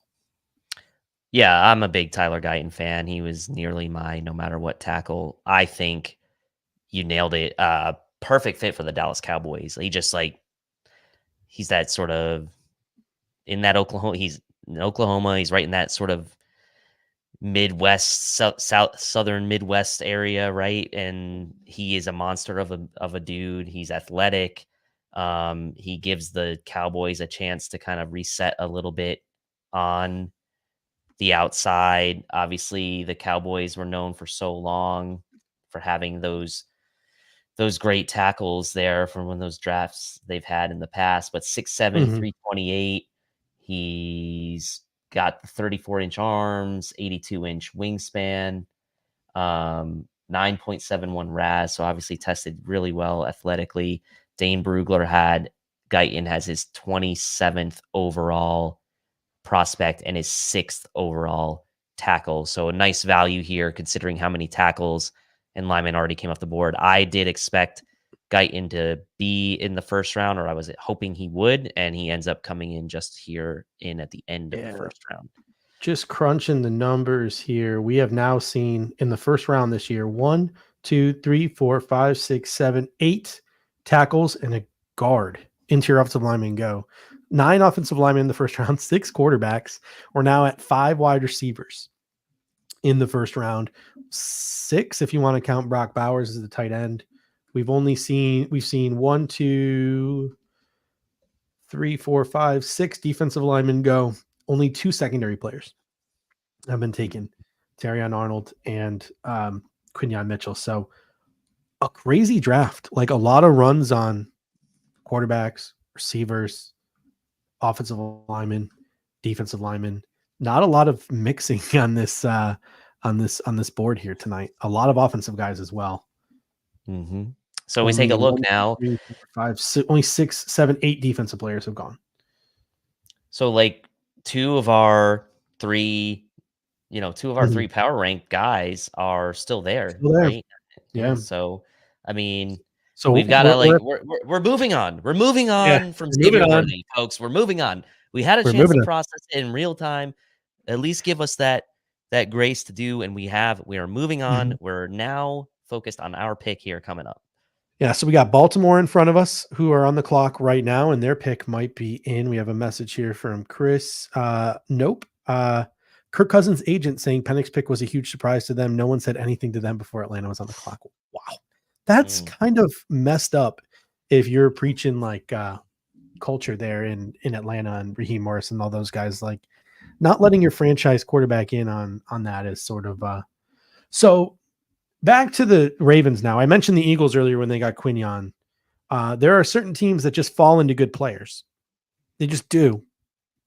So the Ravens are going to get Johnny Newton or Cooper DeJean here, right? Maybe Nate Wiggins. Please take Nate Wiggins off the board. We need Nate Wiggins to be off the board for your sanity, I think, at this point.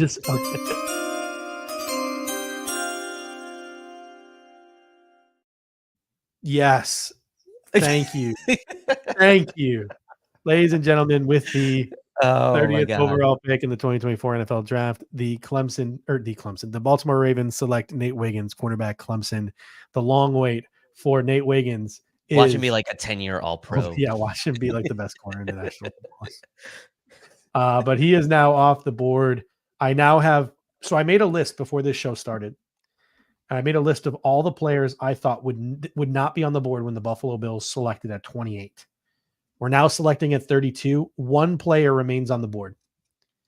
That is Cooper DeJean. Some other players who I think bordered or teetered that line: Adney Mitchell, Xavier Legette, Lad Conkey, Keon Coleman, Troy Franklin. We obviously probably don't need a tackle, but Patrick Paul, Roger Rosengarten. Interior offensive lineman gets interesting now with David Edwards as your left guard. Jackson Powers Johnson, Zach Frazier, Christian Hayes, maybe kick McGovern back to left guard. Chad Reuter did a mock where he gave Marshawn Nealon to the Bills at 28. He's still available. Johnny Newton, Braden Fisk, Andrew Phillips, Kool-Aid McKistry, TJ Tampa also round out some of the players I think the Bills could possibly consider. Just going through the gambit here of all the guys available. I mean, DeJean seems like the guy I would want now. I mean, that to me, getting him with the last pick in the first round would be... Talk about guys who just fall into good players. Like, imagine if the Niners get to replace Arik Armstead with Johnny Newton. Yeah, but you know what? At least another trade back would be interesting. Yeah. Someone want to come up and get Spencer Rattler? Any other team need a quarterback? So let's. Raiders don't have a quarterback. So we Spencer moved Rattler screams Raider. Yeah, absolutely. The name alone. So we picked up a third, right? We traded one of our fourths, right, to get that third, and then we moved up in the 7th. Is that right? Is that what ended up happening? We moved up, in the 7th. So we moved from 248 to 221. I mean, that's 27 picks. That's not Not bad. insignificant, man. And then we moved up like 40 picks with the other Yeah, one. that was the big one. Yeah. So the Bills now have a first round pick. They now have a second round pick. They now have a third round pick. They now have a fourth round pick. They have all the traditional picks. Plus, they have 3 picks in the 5th round, 2 picks in the 6th round, and a pick in the 7th round. So again, if you're looking to recultivate the depth of your roster, maybe not add star power, but add contributing starters, quality depth, all those various different things, the Bills have a real chance here to throw a bunch of darts at the board, to recultivate their depth, to continue to instigate this youth movement, right? Like they have all the tools necessary to do that. Plus, they have ammunition next year to be aggressive if they need to be aggressive next year. Plus, they have ammunition to be aggressive next year if they want to go out and trade for a guy. Ayuk, Higgins, you can trade next year's one, knowing in June, because I don't think they can do it now. You could trade next year's one in June, knowing you have 2 2s and a 3, right? So I think the Buffalo Bills are setting themselves up nicely here. I understand why Brandon Beane did it. My guess is if BTJ was their guy, maybe, and they couldn't get up in front of Jacksonville, maybe the weight scared Worthy away. Maybe the Bills didn't like BTJ. Maybe they liked another receiver. Maybe they've just absolutely fallen in love with Lab McConkey. Maybe they've absolutely fallen in love with Maybe right? it's Leggett, right? Maybe it's Leggett. Yeah. I mean, So it'll be super interesting to see where they decide to go here. And we've got only the San Francisco 49ers standing between us. Here's my question to you. And Chris Kepner, our producer, threw it out in the chat. He said, I think it's just because it's the Chiefs and Worthy and that there's any question here. Yeah, that's it. If we teamed up with Carolina and Carolina took Xavier Worthy, are we mad? Would not have cared.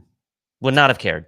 I mean, Xavier Worthy he's not the only receiver that we could have picked, right? Like he was on a short list, sure, but there's other guys we just mentioned, Leggett, McConkey, Troy Franklin. So it's like, it's not really about that, right? It's about who you traded with and their need for a guy like that. That's all it is, right?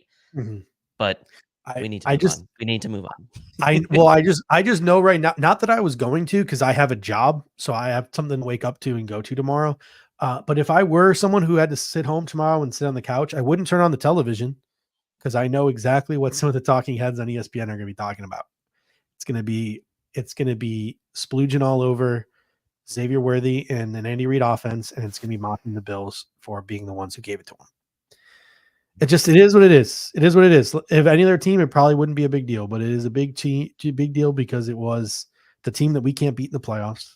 It was a player that sort of fits the mold of what that team likes. So it'll be interesting. Hopefully he's Mecole Hardman. Hopefully he's Quez Watkins. Hopefully he's not souped up Tank Dell, because that would be a scary thought in a Kansas City Chiefs offense. So anyway, on to San Francisco. Johnny Newton, Cooper DeJean. Could they go Cooper DeJean? I mean, San Francisco, let's take a look at their depth chart, both corner and safety. So they got Chavius Ward, who was an All-Pro, I believe, last year. Yeah. Demonador Lenore, who we liked a couple years ago, the 21 class. They got Isaac Yalden in the slot. Lenore in the slot, excuse me. At safety, they got Huffanega, who we know is a stud, and Jair Brown. They could use a center fielding type. Jair Brown was a 3rd rounder last year, but wouldn't stop them maybe from taking a guy like Newman or DeJean. In the middle, they've got Hargrave and Malik Collins, so they could potentially add. I mean, they did sign Hargrave, so I feel like maybe Newton wouldn't be someone they would look at, but we know John Lynch, he loves defensive line. He's loved defensive line since he's been the GM of the 49ers. He's invested in defensive line since he's been the GM, so would not shock me at all if it was a defensive lineman to them. But DeJean makes a lot of sense as well, especially because if you don't think Jair Brown's going to be your kind of free safety center fielder of the future, and if you have questions about your corner position, which it looks like you do, considering your depth, right? Your starting right corner right now is Isaac Landon. I don't even know who that is. So DeJean makes sense to me. The pick is in for San Francisco, and Bills fans, you are not going to like this one either.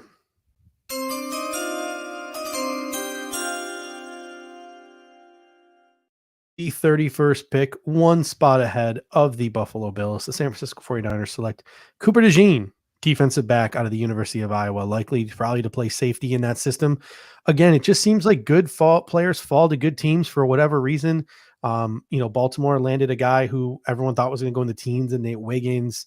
You see the Eagles fall into Quinyon Mitchell in this draft, and now you see the San Francisco 49ers just fall and trip there and stumble their way into at the 31st pick.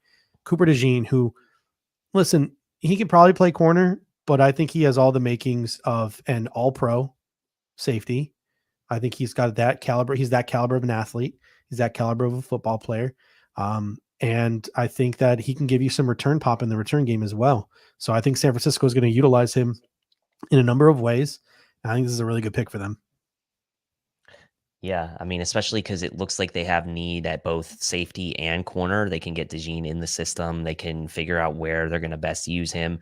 Obviously, one of the things that San Francisco struggled with down the stretch last year at a defense that had been absolutely airtight for the past couple years, they had started getting a little leaky on the back end, right? And DeJean he's always around the ball, 7 picks over the last 2 years, 3 were house calls. They needed that takeaway ability, I think, on the back end. It's like, I mean, this is John Lynch reincarnated, right? Almost in a way. I mean, it's not the heavy hitter that John Lynch was, but like, man, it just seems like there those might two be guys. There might be a mistweet here. So it might not be Cooper DeJean to San Francisco. We take it back. There might have been an error. So we're going to wait for the pick to come in because it's actually coming in live on television here. And a surprise, another wide receiver off the board. It is not Cooper.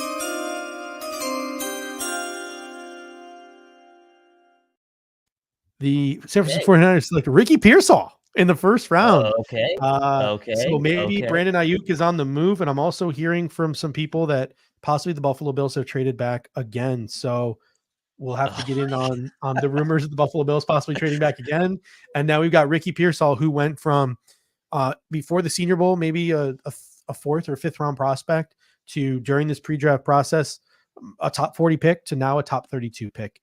I like Ricky Pearsall. I think he's got slot Z flex. I think he's a guy you can move around. I think he's a guy who he's a natural separator that's just going to flow so well with what San Francisco likes to do. So kudos to San Francisco for A, not taking Cooper DeJean and leaving him possibly the Bills at 32, and B, for getting a player that I think just perfectly fits their system. And the Bills are trading again with the Carolina Panthers. There it is. The Buffalo Bills will have the first pick of the second round. The Buffalo Bills will not be picking tonight. Xavier Legette to the Panthers here at 32. That could be the case. Maybe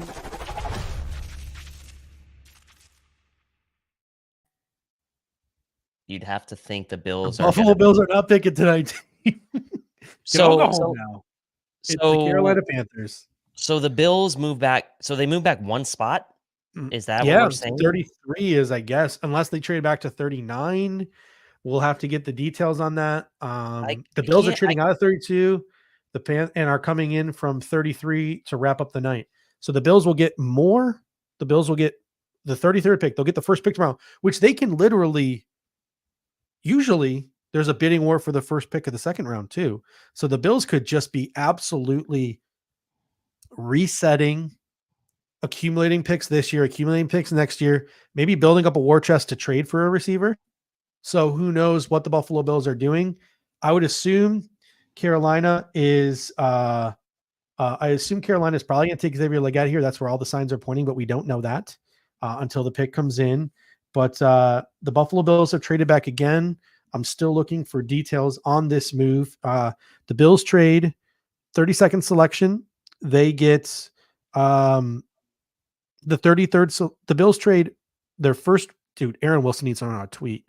The Bills trade 32 and 200 to the Carolina Panthers for 33rd and a 5th round pick, 141. So the Bills move from the 6th round to the 5th round, and the Bills move one spot back. That's good. And I also think that the point about being the first pick in the second round, especially with the way the draft format is now, where You have the break in between now, the first round and the second and third round. Different scenarios years ago when you had the first, second, and third round all on the same day. Now teams will reset their boards tonight, and there could be a potential now for the Bills to be in the driver's seat to get more value out of this 33rd pick. Because I honestly think we're going to see a third trade back. I don't think the Bills are going to pick 33. Yeah, I mean, to me, that's why you're doing this, right? You're saying we don't care about having this pick at 32. Let me get this pick at 33 to see what teams will do when they reset their boards tonight. Who's going to come calling? Who's going to look at players like Johnny Newton, Cooper DeJean, players like that who have fallen out of the first round that we thought maybe could have been first round picks? Adonai Mitchell, Kool-Aid McKinstry, Jackson Powers Johnson. You have all these guys. Someone may want to come up and look at that 33rd pick, but to move up, it looks like about what was it 40 spots from the sixth round to the fifth round? 59 spots. So almost 60 spots is pretty solid just to go back one spot. And if the Bills didn't have their heart set on a guy there at 32, then it good on them. Plus the added value of being in the driver's seat to take those phone calls starting tomorrow, or maybe even tonight. Greg, first of all, welcome in. And second of all, your reaction to the Buffalo Bills punting on the first round of the NFL draft here today. Yeah, the benefit of owning the company is you get to jump on whenever you feel like it's great. I'm so annoyed that I stayed up all night and prep to do a live reaction show of the pick that we're now not making. It's fine. It's fine. That's like kind of where we are with it. Xavier Legette to Carolina, by the way. Of course. It's less fine. It's less fun. It is less fun. It looks like maybe the Bills are on the Lad train. Oh my God, it's less fun. Is it the Cooper DeJean train? Is it the Lad train? I'm gonna have an aneurysm. The Troy Franklin train. So, oh my God. So I want to run some. Sorry, you can go with you. Yeah, let me vent or rant for a quick second. Yeah. I'm fine getting my head around the fact that, okay, if you weren't taking Xavier Worthy, then if we take the guy at 28 that we were going to take, it meant Kansas City would get Xavier Worthy anyways. And we get him for free and we don't get the third round pick. So you tax them by saying, hey, we know who you want.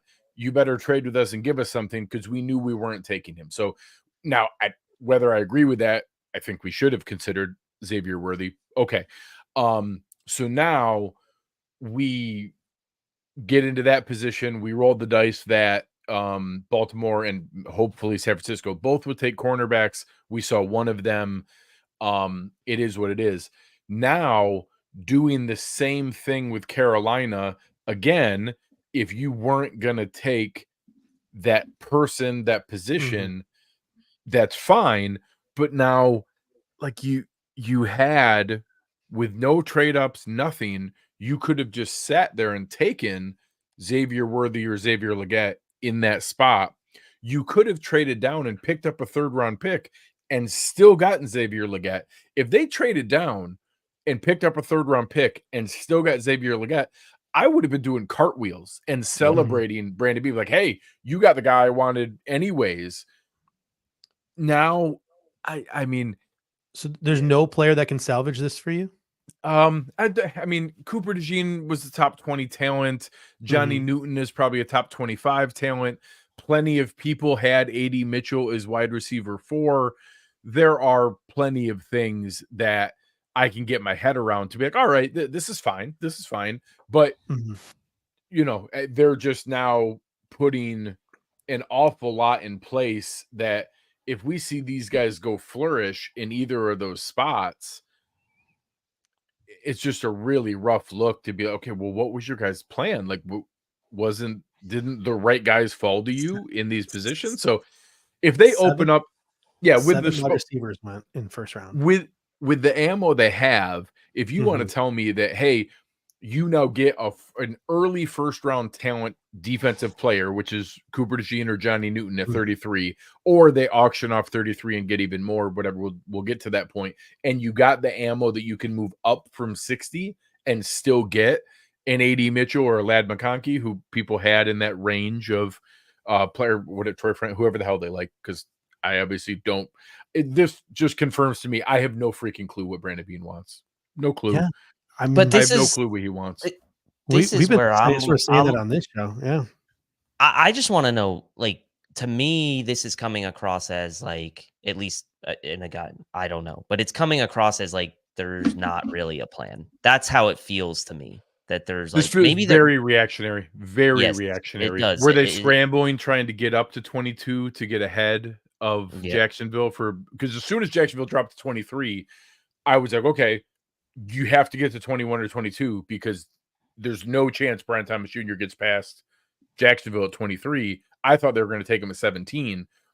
So, and 22 was kind of that, sweet spot of, hey, you don't have to give up the farm. You might be able to get to 22 for next year's second or something like that. Just go do that and take your guy. I just don't. I have no concept of what he wants. I'm gonna tell you right now, the Leggett one stings to me more than Worthy. That I'm gonna say, like, to me that stings more because you He got was such a nice fit for what we needed.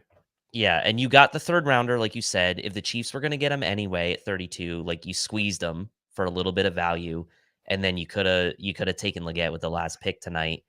And so to me, that honestly, that stings more. I mean, man, that's tough. And like, we'll never know. Yeah, we'll never know what the reason was. If their background stuff checked out on AD Mitchell, like, he is, he obviously, there are metrics that have him, light years ahead of everybody, is maybe the best athlete in the entire draft. So I mean, there's guys that they can sell me on after the fact, but holy crap, man, how we got XX True Gun saying, "Bean, get your butt to the podium now. We need answers." All right, well, Bean will take Keon Coleman with pick 33, and all hell will break loose. Oh my god. Has anyone checked in on Jeremy Jeremy White? Has anyone checked in on Jeremy White? And we know how he's doing. I know. But I know. No, maybe we'll take Roman Wilson. I could be okay with that. Or they'll take Braden Fisk with Johnny Newton on the board. All right, Benjamin Solak. From what I've been told, the Niners have been on the phones all night up until and through their pick at 31, exploring trades for both Brandon Ayuk and Deebo Samuel. Considering the Ricky Pearsall pick, I imagine they're not done exploring those trades. Greg, I have a hard time believing the Buffalo Bills could fit Brandon Ayuk under their salary cap until June 1st. Is there wouldn't there be mortgaging some things in order to make this move now? Like, it would be kind of risky and kicking a lot of cans down the road.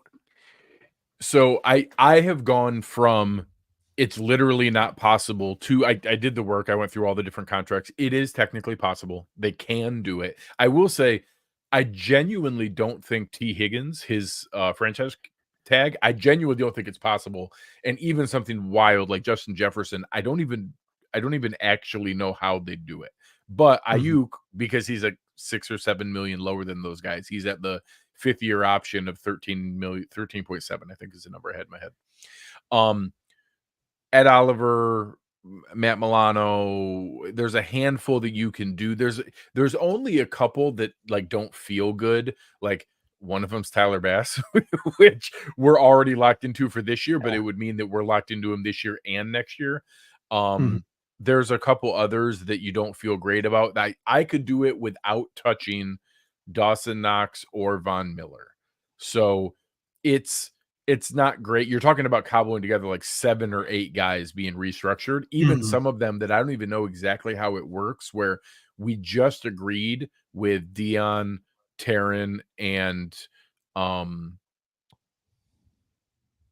who's one of the new signees. Like, I don't even know for sure how that works. Or can you restructure a contract you signed a month ago? Yeah. In theory, honestly, it's looking at guys like that. We're like, hey, it's only 180,000, but we need all 180,000 to make this work. So there's a handful of those. So if you do those, in theory, you can fit him. Obviously, we saw yesterday, with what Amon-Ra St. Brown got, which was 4 years, $120 million, which is a $30 million AAV, but the real average is actually $28 million per year in real money before kind of a ballooned fourth year. But Ayuk's not going to take a penny less than that. So you're talking about, do you now trade them the 33rd pick to pay him $28 million a year? They can do it. It is technically possible. They can do it.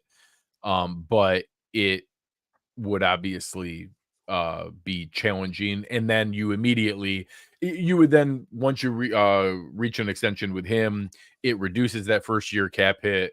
You'd then be able to basically get that cap space back that you just mortgaged to fit him. Plus, you'd get the $10 million after Trey White. They'd be fine. Like, he would probably have to be kind of disciplined not to use all the cap space and to roll over some of it to make up for a couple of the restructures. But it's like I said, it went from I didn't think they could actually do it to now it is technically possible. But it just makes the thought of having that cost controlled option on a rookie deal that much more appealing to me. That was my immediate reaction to Amon-Ra St. Brown. When I saw that extension, my immediate reaction was, oh my God, give me a rookie on cost control money. Yep. And now you're not getting the 5th year option because you're out of the first round. So that's gone as well. Not that that's like a huge like deal breaker, but it's like, I haven't ranted with people on that yet. The new CBA completely ruined the 5th year option. It now only matters for quarterbacks. Like if you go look, fair enough. The 5th year option for this year for Micah Parsons is $21.3 million. Congrats, Dallas. Congratulations. You got the 5th year option to pay him $21.3 million. True. So, but now for quarterbacks, for Trevor Lawrence is 25. So for quarterbacks, you still get like a 50% coupon. So trading up to the late first for a quarterback still matters. Every other position, you're paying almost franchise tag money. You don't get any discount. It's barely a discount. Justin Jefferson's going to be $21.8 million. And we just saw those guys get paid $28 million a year. He'll get $30 million. So it's, I guess for wide receiver, it's a slight discount, but it's the new CBA basically sucked all the value out of what the 5th year option used to be, except for quarterbacks. And I mean, if the guy was that good, you probably were going to give him an extension before then anyway. So probably didn't. I mean, how do you guys feel about we're going to lock in Gregory Rousseau for $13.4 million? When I see that, I'm like, okay, cool. Yeah. Like, you know, all right. I'm sure glad we got that 5th year option. That's pretty good. I'm pretty sure that's why they haven't done it yet, right? They're probably waiting to try to sign an extension instead of having to pay him that. You know, I mean, when a guy's whatever the hell he is, 6'7", 260 pounds and been pretty good, and you're kind of in that Ed Oliver window we were last year where you're still kind of betting on some upside. Maybe he could still have a career season in his 4th year, and you hope that maybe you lock him in early and then feel good about it. We did that with Ed Oliver. Lots of people were frustrated with that Ed Oliver's contract. He then outplayed it. That's what you'd hope for with Rousseau here. But I mean, he's not going to be less than $13 million. You know, his agent knows that's the floor at the bare minimum. We got a super chat from Steve Rose. He says, Brandon Beane created ammo on day 2 and 3. Smart strategy to fill multiple holes with lots of talent on the board. There's likely going to be a 1st round interior offensive lineman and a second round wide receiver talent left. Speaking of that talent at wide receiver, 7 wide receivers went in the 1st round of the draft this year. What's remaining, and it's clear, right? Brian Thomas Jr. might have been the Bills guy because they passed on Xavier Worthy. They passed on Ricky Pearsall, and they passed on Xavier Legette. So the Buffalo Bills passed on some options. They probably knew who these teams were going to pick when they moved up to their spots. So looking at the 2nd round, the receivers remaining, Adonai Mitchell, Ladd McConkey, Roman Wilson, Jalen Polk, Keon Coleman, Javon Baker, Jalen McMillan, Troy Franklin, Tez Walker, Malachi Corley, Jermaine Burton. I'm going to stop there. Dave, I'll start with you, and then Greg, I'll ask you, like, who's your favorite receiver left, like, that you want the Buffalo Bills to maybe take? And is that the guy you want them to take at 33? Because my guess is, unless it's one or two of these top guys, probably not. With the number of receivers left, I would say no. to that. I mean, the thing with it is like now the value proposition in the story has changed, right? Like I wouldn't have wanted to take AD Mitchell at 28, but now there is a reasonable sort of Mhm. conclusion to make that maybe it's worth it now to take him at 33 given everything else that's off the board. It still doesn't feel great. So I'd probably just take my chances and maybe trading down a little bit further, see if I could trade down a little bit further in this round or just stand pat at 60, which is what I have now, take something else at 33 like DeJean Mhm. or Johnny Newton, and then hope a guy like Javon Baker is sitting there at 60 for me to take with the next pick in the second round. So it's interesting, right? Because it was 28 versus 60. We're kind of now having that same conversation of 33 versus 60, but now we have 7 less guys to pick from, right? So, or even Roman Wilson. I don't know. Maybe he gets to 60. I'm a big fan of his. I love Roman Wilson, dude. I love Um, him. so like if I'm like gonna get Johnny Newton or DeJean at 33, and then I could Mhm. get Roman Wilson or uh or Javon Baker at 60, I'd probably sign up for that. Greg, how about you? What are your favorite wide receivers left? I obviously I'm probably going to do some more work on AD Mitchell between Mhm. now and tomorrow. We talked about him a fair amount the last couple nights on just how real are these off-field concerns, the management of the diabetes, the other pieces. Like it's hard for me to know how real that is or Mhm. how what their background checks are. Matter of fact, I guess I'll take that a step further. There have to be some concerns because no other team has taken him, and the Bills passed on the opportunity to take him twice. So I'm Mhm. not going to now pretend that there isn't some concern because there very clearly is. Um, the I think now being in that position, you're looking at, I've liked Lad McConkey this whole time. I've actually been more okay with Keon Coleman than a lot of people are, but whatever, Mhm. people lose their minds if they do. I Oh, think they those will. three are a little bit separated from the rest of the group. Like you guys, I like Roman Wilson. I like Javon Baker. I like plenty of the other guys, Mhm. but I think those three, AD Mitchell, Lad McConkey, Keon Coleman are there. I do think Johnny Newton and Cooper DeJean are a healthy amount separated from those guys. Yeah, I agree. But I mean, I also think I think this picks up for auction as well. Mhm. I mean, maybe Yeah. not. Maybe we just picked up some value and we Mhm. moved up 40 spots for the one from the fourth into the third, and then we moved up 59 spots on the other because we had DeJean in our sights the whole time and we knew Mhm. none of these teams were taking him. And now we're gonna have our kind of movable chess piece on defense and center fielder ready. And then we now also have the ammo to move up from 60. So if you tell me that by the end of tomorrow night, oh wow, the Bills have Cooper DeJean and Javon Baker, Mhm. and also, and now probably Michael Hall with that third rounder. And you now tell me that we ended up with Cooper DeJean and Javon Baker and Michael Hall, and we still have 6 day 3 Mhm. picks. Now all of a sudden I'm like, oh, okay, I feel pretty good about this. I'm back on And Yeah. board. I feel fine, and we're okay. But he That was my next statement too. he Oh, sorry. needs to hit. Sorry, he needs to hit these picks Mhm. and really fit every single one with a couple other moves to not that who gives a shit what I think to win me back. Like Mhm. I'm going to go to bed frustrated tonight and be like, oh, good. All I wanted was someone named Xavier, and All the Saviors are we gave one to Kansas City, and then we gave another one to Carolina with our 2 picks. Literally all I kept saying the last couple of days was just pick someone named Xavier and I'll be happy. That's all I want. And we had both of them and we gave them both away. So I just have no clue what Brandon Beane wants. here's one for you. Johnny Newton, one of those receivers, Baker, Wilson, and then Javon Bullard in the third. Sure. How about that? Sure. Yeah. That sounds Absolutely. pretty a double Absolutely. dip at wide receiver. Cooper 95 is an awesome spot for a safety. Awesome Yeah. spot for a safety. Yes. I mean, Yes. you could take one in the late hundreds. Maybe it's. And again, I made this statement earlier. Maybe it's we trade back from. Maybe we get at 33 Cooper DeJean or Johnny Newton, and then we take Troy Franklin at 60, And then Tez Walker is still sitting there when we have our pick in the 90s. And the Bills have just added 2 boundary burners who, track the deep ball, who have to make the safeties think. And those guys are going to, maybe they only get targeted 3 to 5 times a game, but at the same time, they're opening things up for Dalton Kincaid, James Cook, Dawson Knox, Khalil Shakir, and Curtis Samuel underneath. So that could be the route the Bills are taking. That pick at 95 puts us back in play for like a Christian Haynes or Cooper Beebe.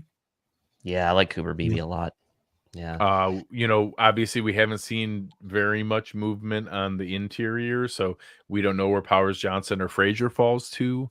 And honestly, I think we have to be prepared. We have to prepare ourselves that they've already done it twice. You guys, when I first jumped on, you were talking pick 33 is very often auctioned off to the highest bidder. Mm-hmm. It is totally possible we trade down again.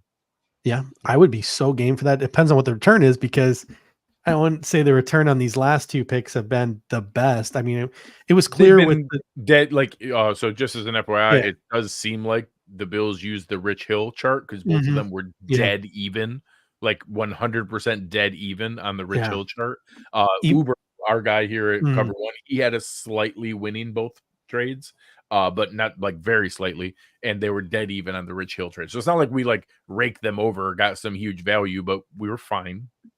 But we have some value.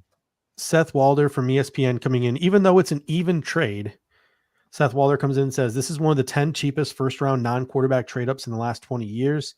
From Over the Cap, Jason OTC says, have to think they are looking to trade out of 32, and this gives them time to work out a deal. I'm thinking he's assuming a trade for a guy like Brandon Ayuk. Rarely are first-round picks traded for anywhere near this. So even though they're even on charts, these guys, and again, I'd have to go back and double-check their work, are essentially stating that even though these are fair on charts, historically, these trades are not supposed to be fair. The team trading the pick is supposed to be winning those trades. Yeah. So the Bills have made just a quick recap of the picks that we have now, because so many were moving. Basically, the net out of the 2 is the second one made up for the pick we gave up in the first one. So we basically just got pick 95. So because we now have 33 and 60, so the move down to 33, we gained 95. Before we had 128 and 133. Now we have 128 and 141. But we have 4 fifth rounders now: 141, 144, 160, 163. Which I know a lot of people have kind of had your reaction of kind of laughing at. But and people talk about top 100. Like top 150 still kind of matters to me. So having 5 of those picks that are still top 150. I think there's a cutoff there before you get to the late 5th and 6th round stuff. So now we have 1, 2, 3, 4, 5, 6, 8 picks in the top 150. So having some of those as a little, like those, you can see it on the trade charts. They still have a little bit more value. That's where Khalil Shakir was picked. That's where Stephon Diggs was picked. There's still value in that pocket, especially with the depth of this safety class, this interior line class, this defensive tackle class. You could still get a couple picks there and use a couple more to move up from 60 to move up from 95. So that just a recap of what we have. It's 33 and 60, 95 towards the end of the 3rd round, 128 in the 4th round, and then 141, 144, 160, 163 in the 5th round. And we still have 204 in the 6th and 221 in the 7th.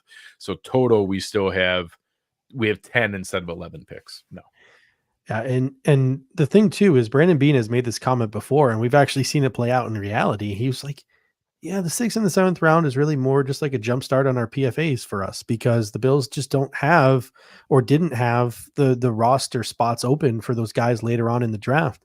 People have talked about how this draft is kind of shallow. So there is going to be a drop off after sort of like the 4th, 5th round. So if you're the Buffalo Bills and you have those 4 picks in the 5th round, they could be ammunition to trade up like 10, 11 spots, maybe in the 2nd round, in the 3rd round, in the 4th round to go get the guy that you extremely covet.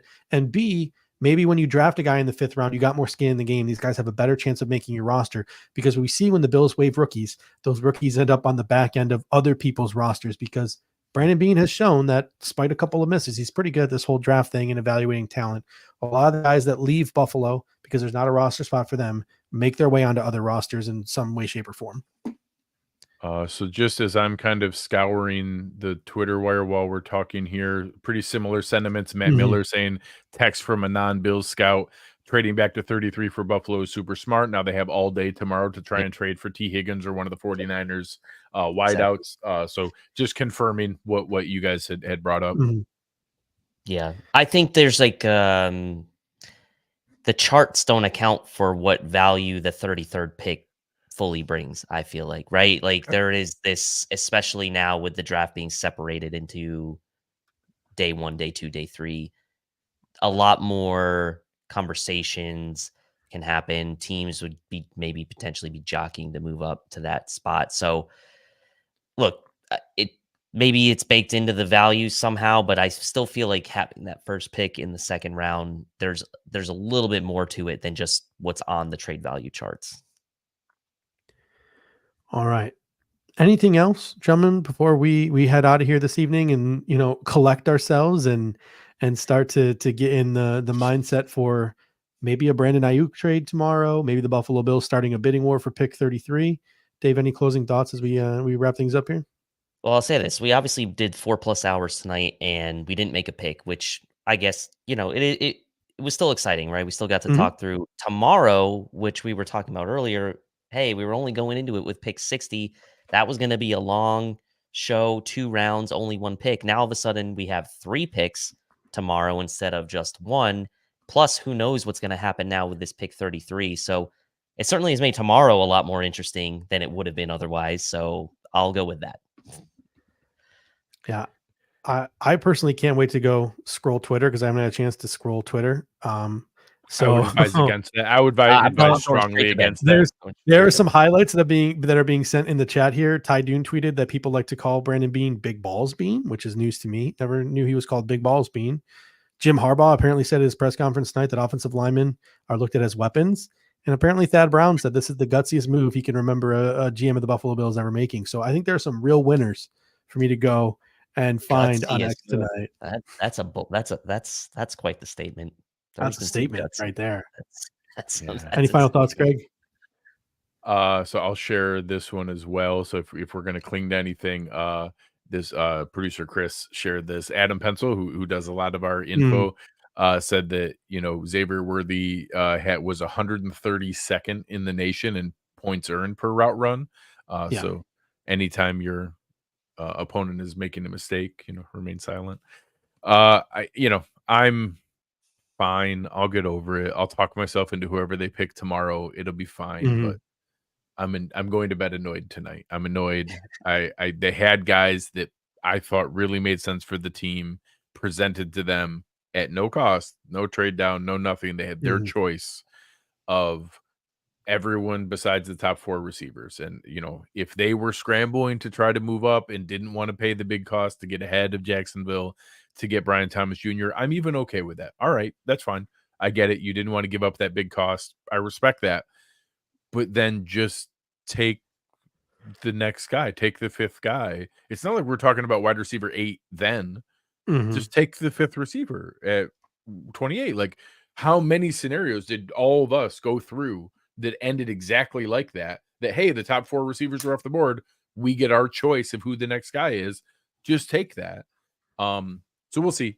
He can work some magic tomorrow. If we find out during the day that we traded for Brandon Ayuk or Deebo Samuel or T. Higgins, well, they're better than Brian Thomas Jr. and Xavier Worthy. So, okay, I'll get back around that. I'll be annoyed about the asset utilization. I'll be annoyed about the salary cap. I'll figure that out, but they're awesome. So I'll get my head around that. But tonight I'm going to bed annoyed.